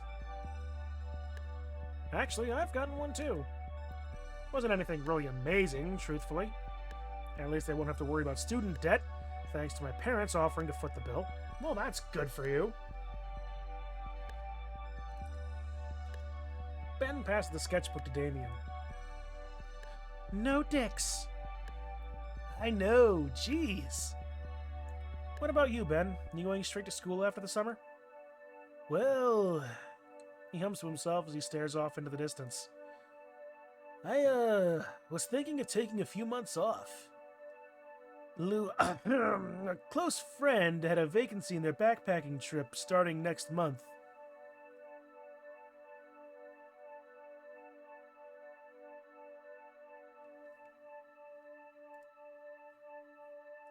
And she said it'd be good for me. I figured I'd consider my future after I'd seen more of the world.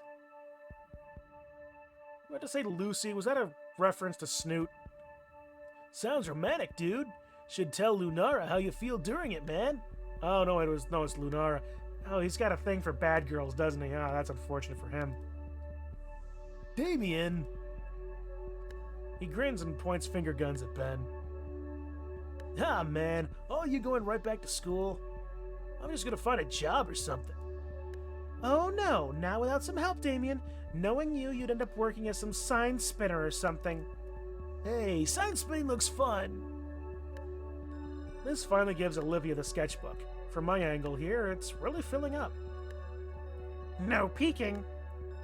Bleh. She makes quick work of her sketch, and finally the circle is complete when I get the sketchbook back. Pick something good to finish it off, alright? The page is a little scrapbook of our time at St. Hammond. Ben had drawn our brief gig as Yatakan's apprentices for that wedding. Damien tried his best depicting the arcade trip. Looks pretty good to me. It's about as what I would do. Liz chose to depict her dance with Damien. I knew it was going to come up eventually. Oh, that would be that. Olivia, in turn, drew our dance alongside it. Boy, do I have some competition here. Alright, one last drawing. Let's see. Oh, for Christ.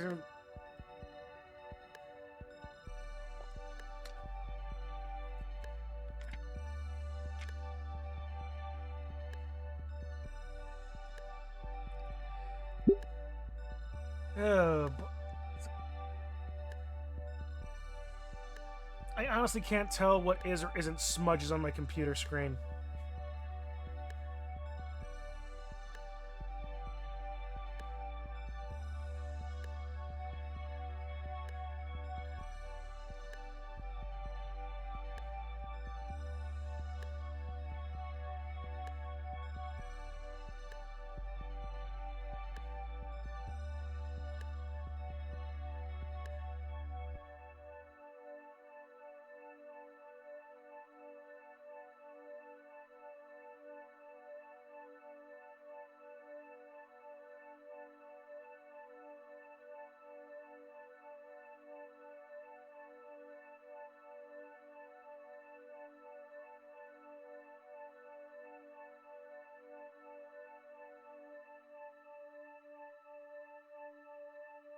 Alright, in all seriousness.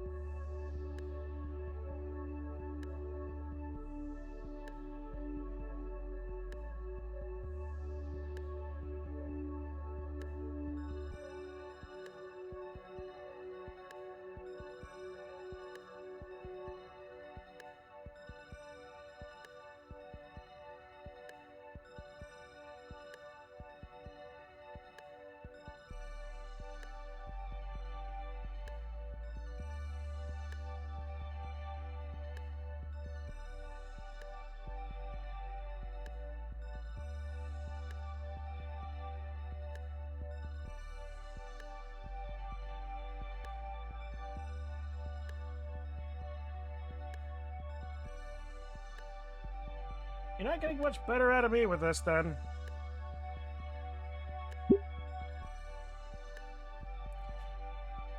My drawing joins the rest, and I look out over the whole thing once more. Cute. I think you've gotten just a little better. Well, at least we tried to be a little bit more artsy about that. I want to keep this one. It's all yours. We keep talking about our senior year and what comes next for some time. Finally, the sun is set and the moon has risen, framing the balcony perfectly for what I was waiting for. I motioned to Olivia so she'd finally let me stand, which she reluctantly does. Standing and stretching, I feel the pins and needles in my legs slowly fade as I walk to the corner of the balcony. All reliable. Must have taken hundreds of pictures with this bad boy. None of them seem to have noticed it here, thankfully, as I looked again at the chattering group on the balcony. My friends. Somehow I think this picture will mark the precise end of one point in our lives and the start of another. Maybe that's what all pictures do. I make quick work setting everything up just right. The angle, the settings, everything.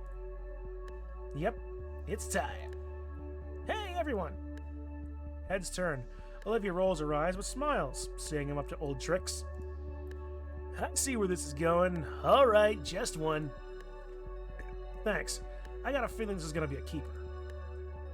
Damien adjusts the seating to bring Liz closer to it. The focus, f-stop, and ISO are all ideal. No worries for motion blur or anything. I quickly go to sit right by Olivia again, embracing her in a similar way. How do we know when it's done? It's not on a timer. I got a switch here. Oh, on cheese? Sure. Actually, better yet, I thought of something, just for Olivia. We were talking about this earlier. I'll tell them what I thought up. Olivia's brows furrow defiantly. That's lame. Please don't. My camera. Bleh. Just this one time, alright? You got it. Everyone ready? Once more, I'm enveloped in Olivia's arms and tail, and I can feel her joy and annoyance radiate from her more brilliantly than the last rays of sunlight. All eyes look to my DSLR set in the corner, smiles adorning faces from the prospect of this moment being immortalized forever. Here's the future, yeah. And a good fortunes to come. And good friends we've all made. It's just a picture, don't make it weird. I think it's a bit more than that. 3, 2, 1. I Wani Hug That Gator! Title drop.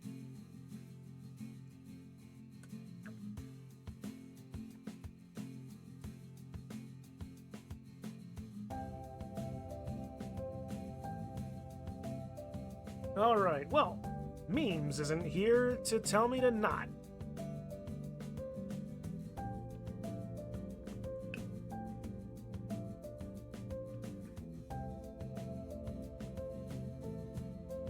Inko and Olivia?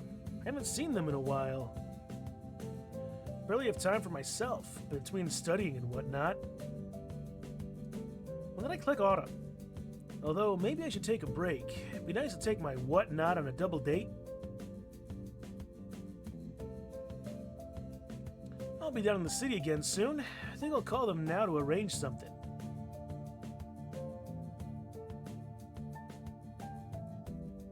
Well, this is nice.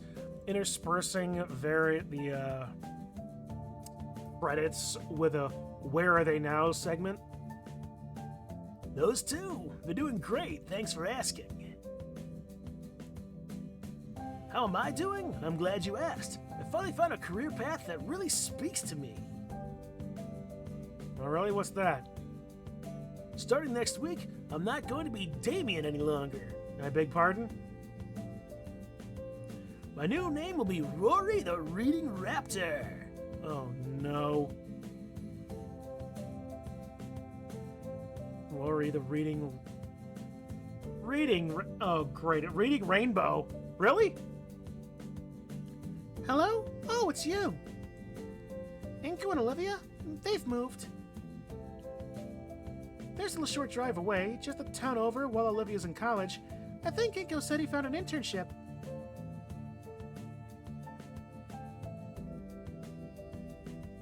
It's a little annoying having to drive the extra distance, but our stuff is really flying off the shelves these days at my store, and Damien loves coming along to catch up.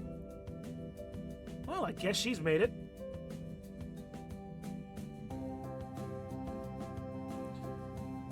Meanwhile, I'm multi-anon. Are all these people just anons? Hey girl, haven't seen you like in forever. Like, when was the last time? It was just before that school dance thing? Oh, why do we even hang around that bitch? I always hated her. She was just a different person before. So you have the designs I asked for? You know it. I'll make trouble garbs for the next huge thing to take off. Trust me. Oi. Excellent. Really? Senator and Alex, Darkin, the Wolf, Penguin, Atomic, Serial. There are a couple of names that I'm looking for here. Spooter, Huon, Danon, Sharkanon, Cardioanon. It's probably unlikely to find it. Nino and Halford? Those names will stick with me, for better or worse. Mostly for the stress they caused me. It's like they were magnets for trouble, always right in front of the auditor.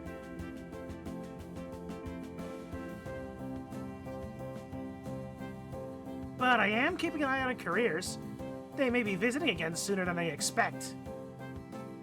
Oh, really? Is that a Don Quixote statue that I'm just actually looking at it? Nutbuster and Multi. What the fuck, Pigman thing? Ain't going, Olivia! I don't watch cooking shows! They were students here, Sally. Oh, the monkey boy! I'm proud of him. He's a good soldier, and I wish him luck in his cooking thing. Needed more Solly. We desperately needed more Solly. Ansel Adams, Larry Kosser, Richard Peter Kaminsky, Frida. Alright. Stock photos stuff. Not quite what we're looking for. Oh, little Inko. I feel in a world where everyone was constantly giving him advice, I was the only one listening to his at times.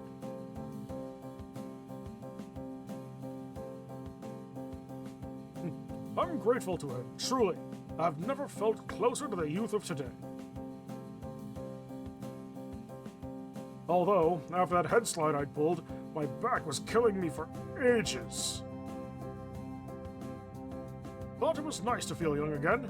I hope the young love those two share blossoms into something beautiful.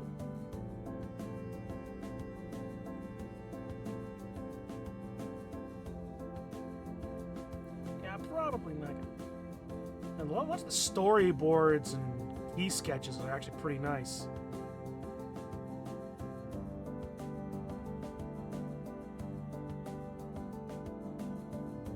Ah, those two? I came to visit us just last week. Guess they missed my cooking too much. It was so nice to see them again, especially since we only have Vinny with us in the house now.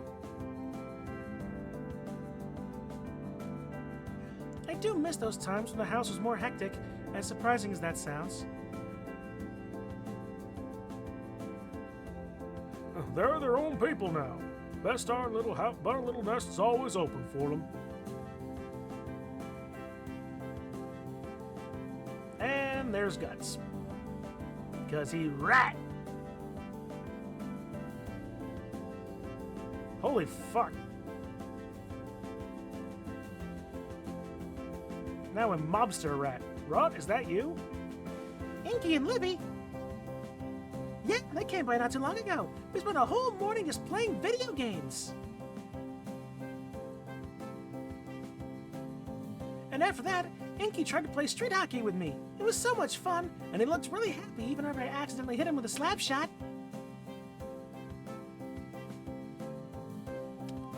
back to your Fortnite, you little Philistine. Even Olivia agreed that he had fun, but he was too tired and needed to take a nap because he was getting old. Right.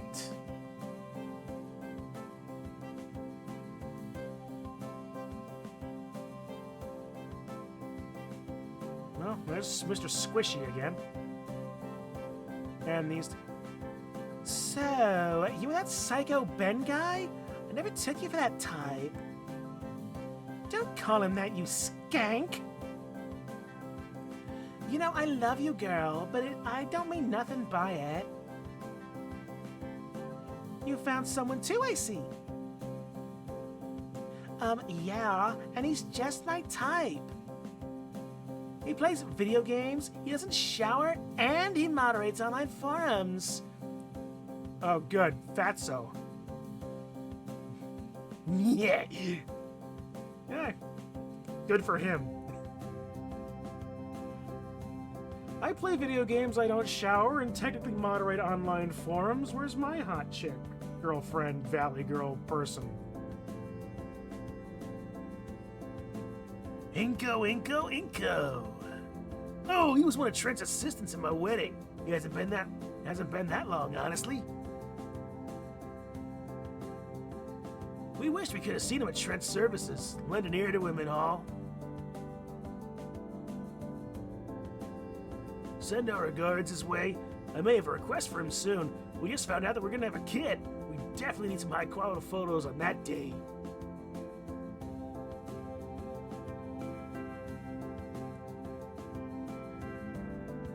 How long is this sequence?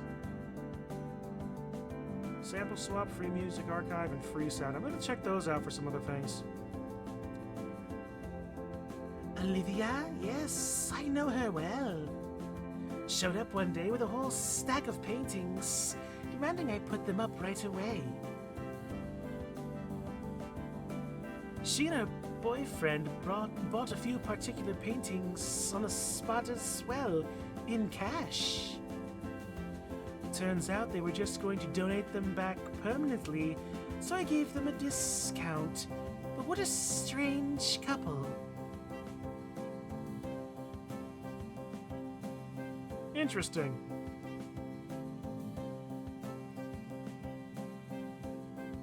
Well, I'm glad this... A human and a baryonyx. That does ring a bell, yeah. They visited the park more than once. What a nice couple. They helped clean up the litter around a few of the picnic sites. Hey, I might even want to whip up with sort of Ted Kaczynski's voice. It gives me hope to see there's still people like that. I hope they're doing fine. I mean, this guy showed up for all of like one scene in one of the endings. So I think of all the characters that I don't get the voices consistent on, I think it could be, forgiven for the last two. My grandfather as well. While he says he's retired, he still goes out of his way to teach the children our family traditions. And you didn't hardly have any speaking lines anyway. That old man, I swear, he should be enjoying his retirement and step away from the fires. Dude, seriously? I couldn't imagine a show without him trying to hide in the audience, as if we wouldn't notice him. I just hope he's well enough once we take our show on the road. The Ashtail's next stage is somewhere just beyond that horizon, after all.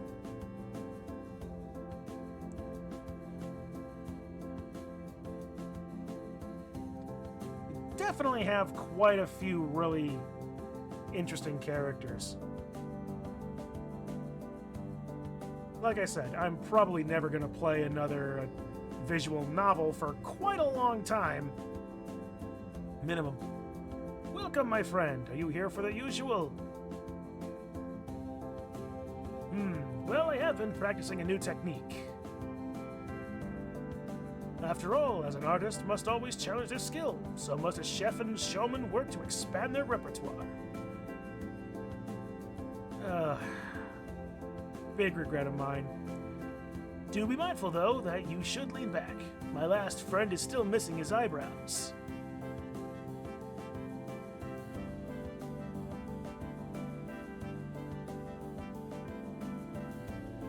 Anyway.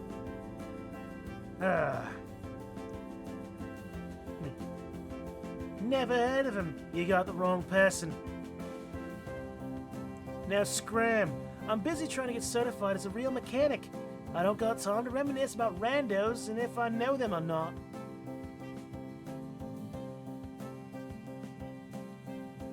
Maybe I did, a long time ago, but not anymore. Not anymore.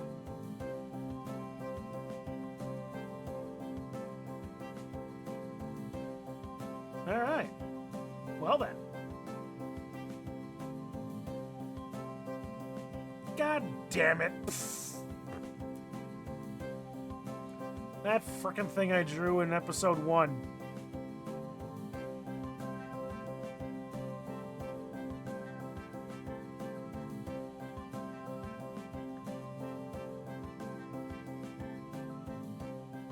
If this is any ending 4 of 4, thank fuck.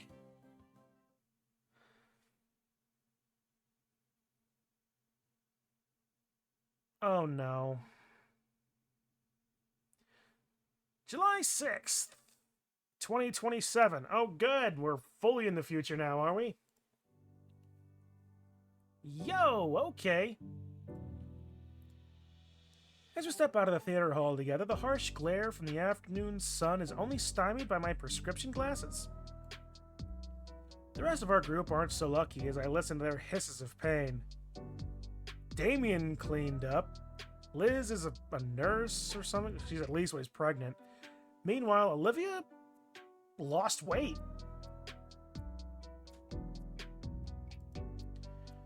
We stopped just beside the box office poster of the latest work from the production company Olivia and I got to work for. Yeah, what did you two think? Olivia and I turned to look at our guests, excited to hear their thoughts. This was the glowing start to our careers, after all. And while we're only interns now, the studio had promised us at least part-time positions for the quality of our work. My girlfriend's hand-painted poster was definitely drawing eyes.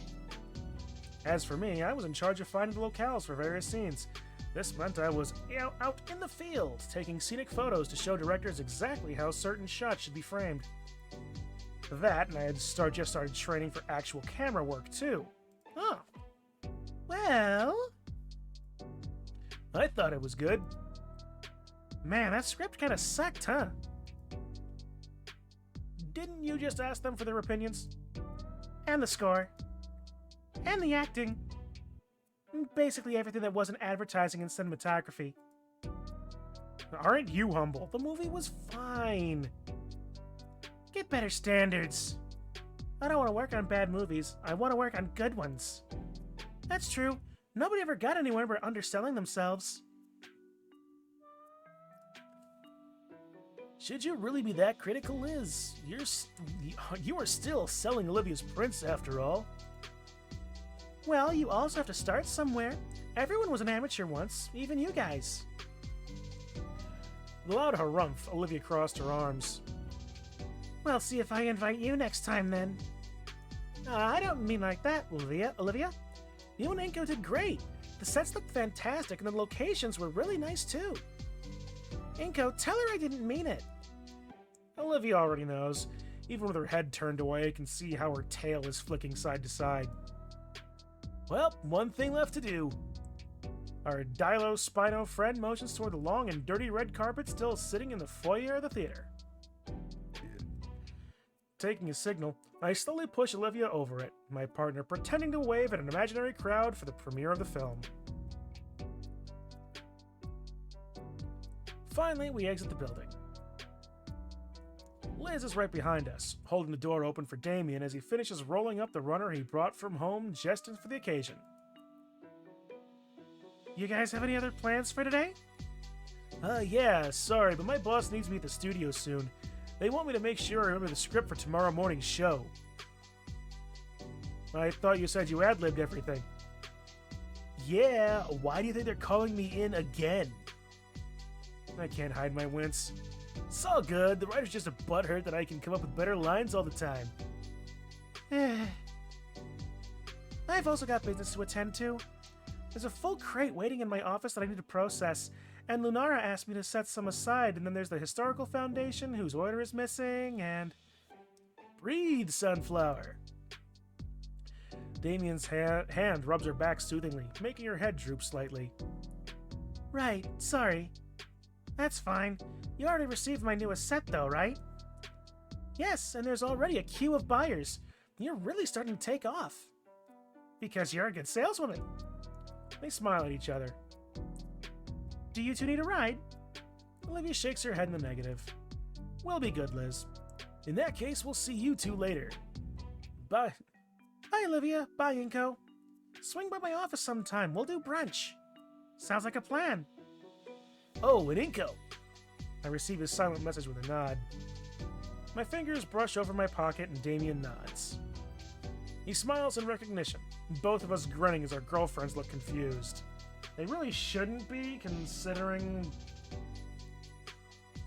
With waves of goodbye, we go our separate ways, our oldest friends heading towards the parking lot where we veer down the sidewalk. Traveling down the worn pavement of Volcadera Bluffs, Olivia and I reminisce. Pointed at her how much or how little the city has changed around us as we wander aimlessly down memory lane. Though as we wander, I know there's a destination I'm particularly headed for.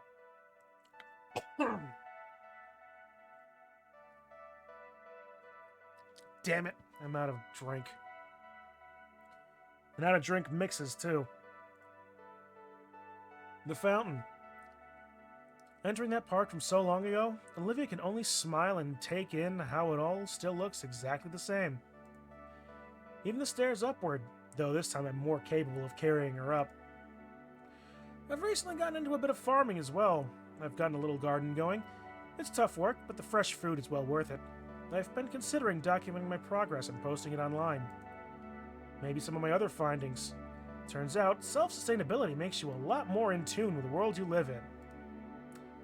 I ease her down gently on the ledge of the fountain, her tail's tip tracing over the water's surface slowly.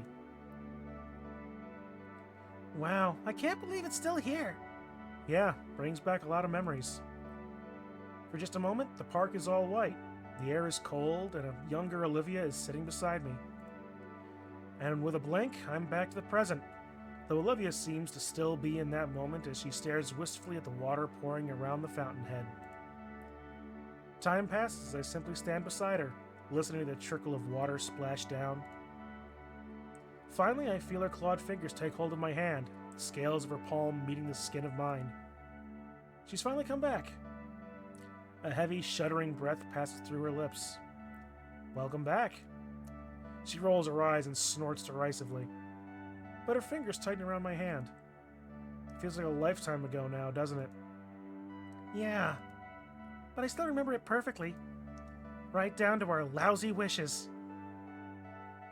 She turns herself fully to me. I think they were good wishes.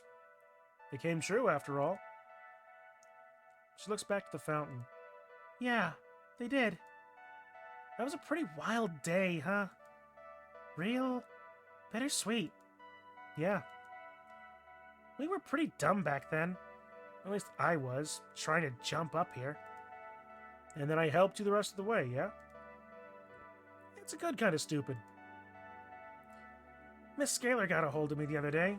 She wants me to be an alumni speaker. Back in the same classroom, even. I'll stand where he stood. You gonna do it? I think I will. I want to pass on to others what was passed on to me. In a way, it all started here. It was. Those are some pretty lucky wishes. I want to test it. I quirk an eyebrow at her. I'm saying we should do it again. All right, then. With my free hand, I reach into my pocket. Oops, wrong one. Only one thing is in that pocket, and it isn't a coin. I have to draw away my other hand so I can check my last pocket. And come up with only a single silver quarter. Well, do you want to have the wish? She chews her lip in thought. What if we both flip it and wish? Like sharing? Yeah, like sharing. Together then. Olivia nods, once more taking my hand. The coin is balanced on my finger, and her thumb is primed to flick it. On 3, 2, 1.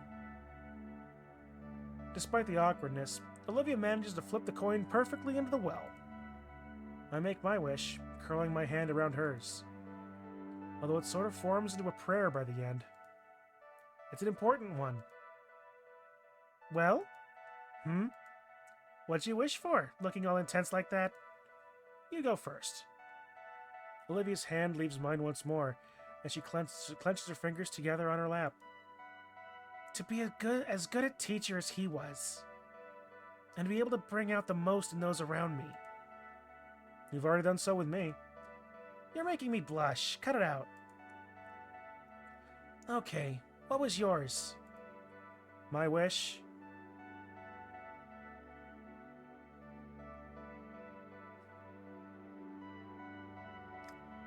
Quite obviously came true.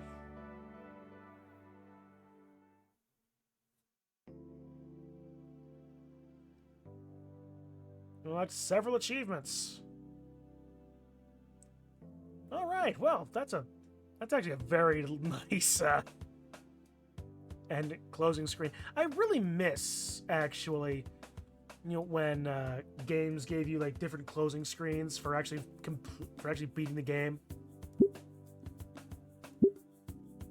So yeah, let's see. Ending 1, ending 2, 3, 4.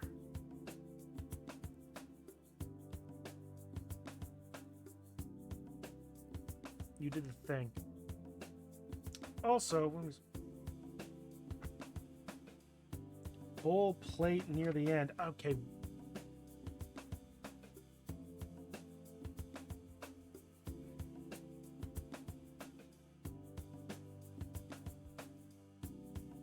Where was there a bowl?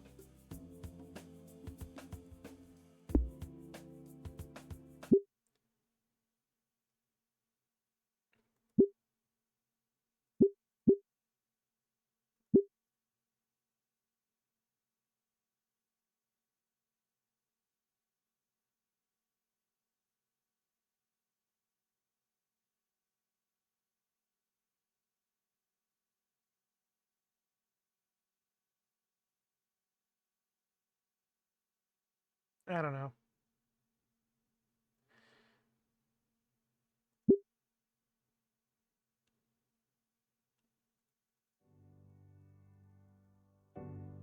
Hang on. Looking for a bowl.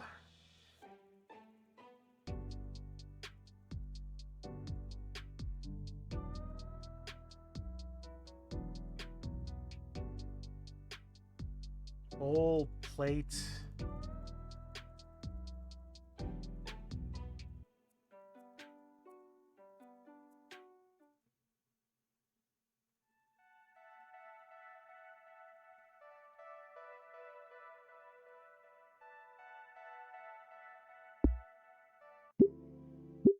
Yeah.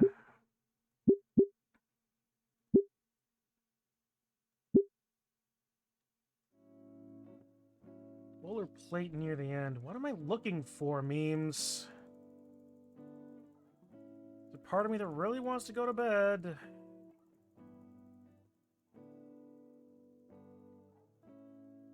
Five and a half hours. This is going to be one of my longest streams.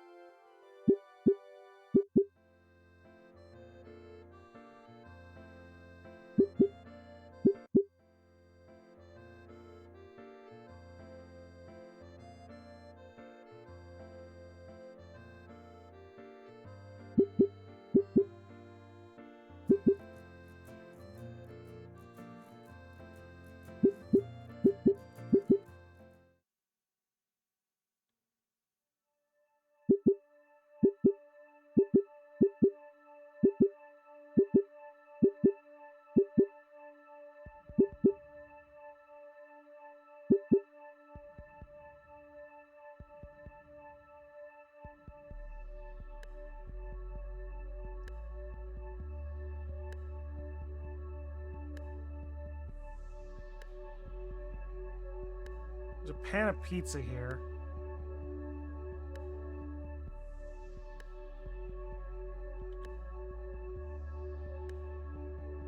Memes, what am I looking for?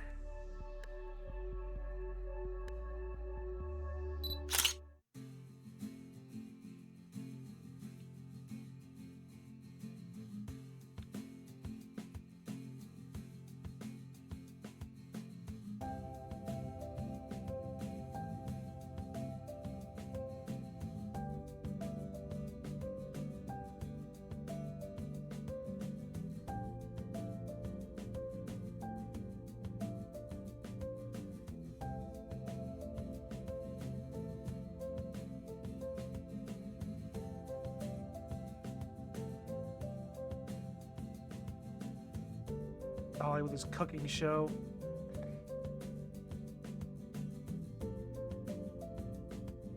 I think it's pretty safe to say I don't know what I'm looking for.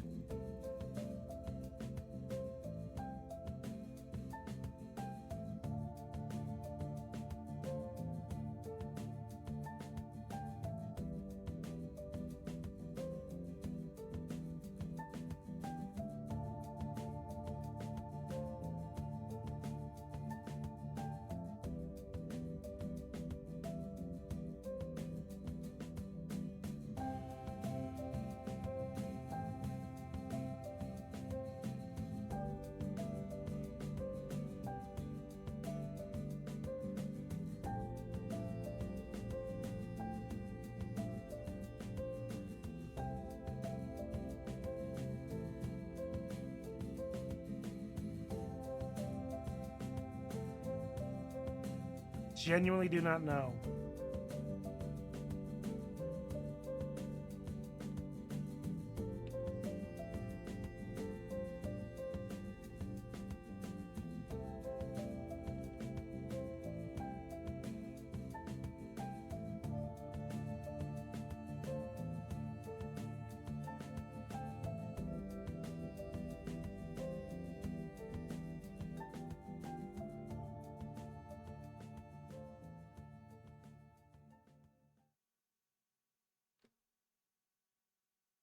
All right, well.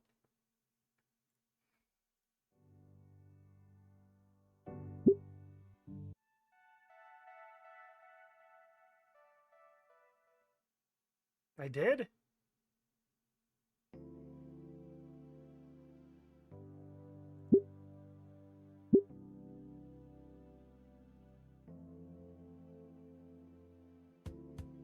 Okay. Well, guess what? I guess I'll just say cool. I don't know what memes was telling me to look for, but there is that. The game's done. All the achievements are done. And memes left about 3 hours ago, so yeah.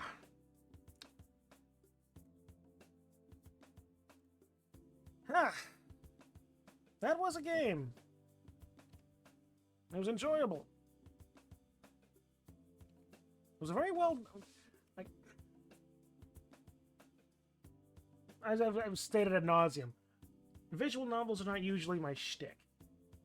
I like reading, don't get me wrong, but this format, not so much as... That being said, it was a very good... It was an enjoyable story. I do find it a little interesting, however, that in the Where Are They Now, they did kind of overlap a few of the endings that didn't necessarily make sense. But, whatever. At the very least. But yeah, that was a interesting experience, if nothing else.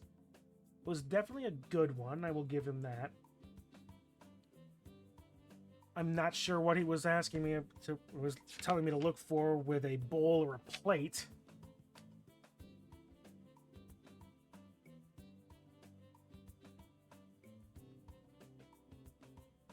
Look at the bowl plate near the end. I will be very upset if you missed it. Unfortunately, I missed it, memes. I'm not sure what you're asking me to look for. when you watch this VOD later, you can likely know exactly when because you will be shouting at me on Discord.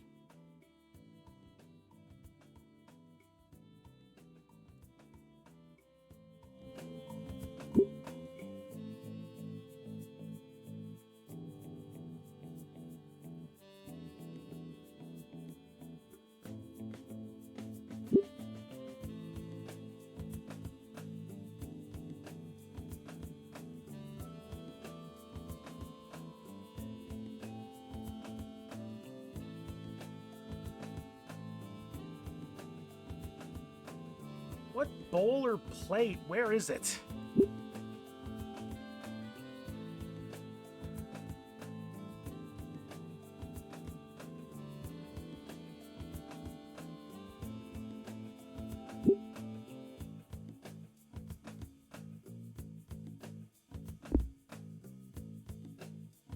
Yeah, I got nothing. Alright, well, with that, I'll just have to wait until Memes yells at me later. But I suppose, with that, I will leave that off. I am tired. Good game. Glad I played it. I'm playing something the hell else, though. It's been a little bit less complicated. A little bit more understandable and digestible. Dark Souls, anyone?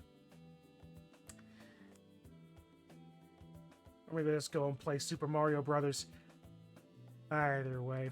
Alright, with that, I'm gonna sign out. So, all y'all hanging out there, mostly Zio, I still see you in that thing there. But anyway, to all you out there hanging out and chatting, being all around cool dudes, people on the VOD, thank you for being this, thank you for watching, and I will see you in the next one. Have a good rest of your day, all. Tins.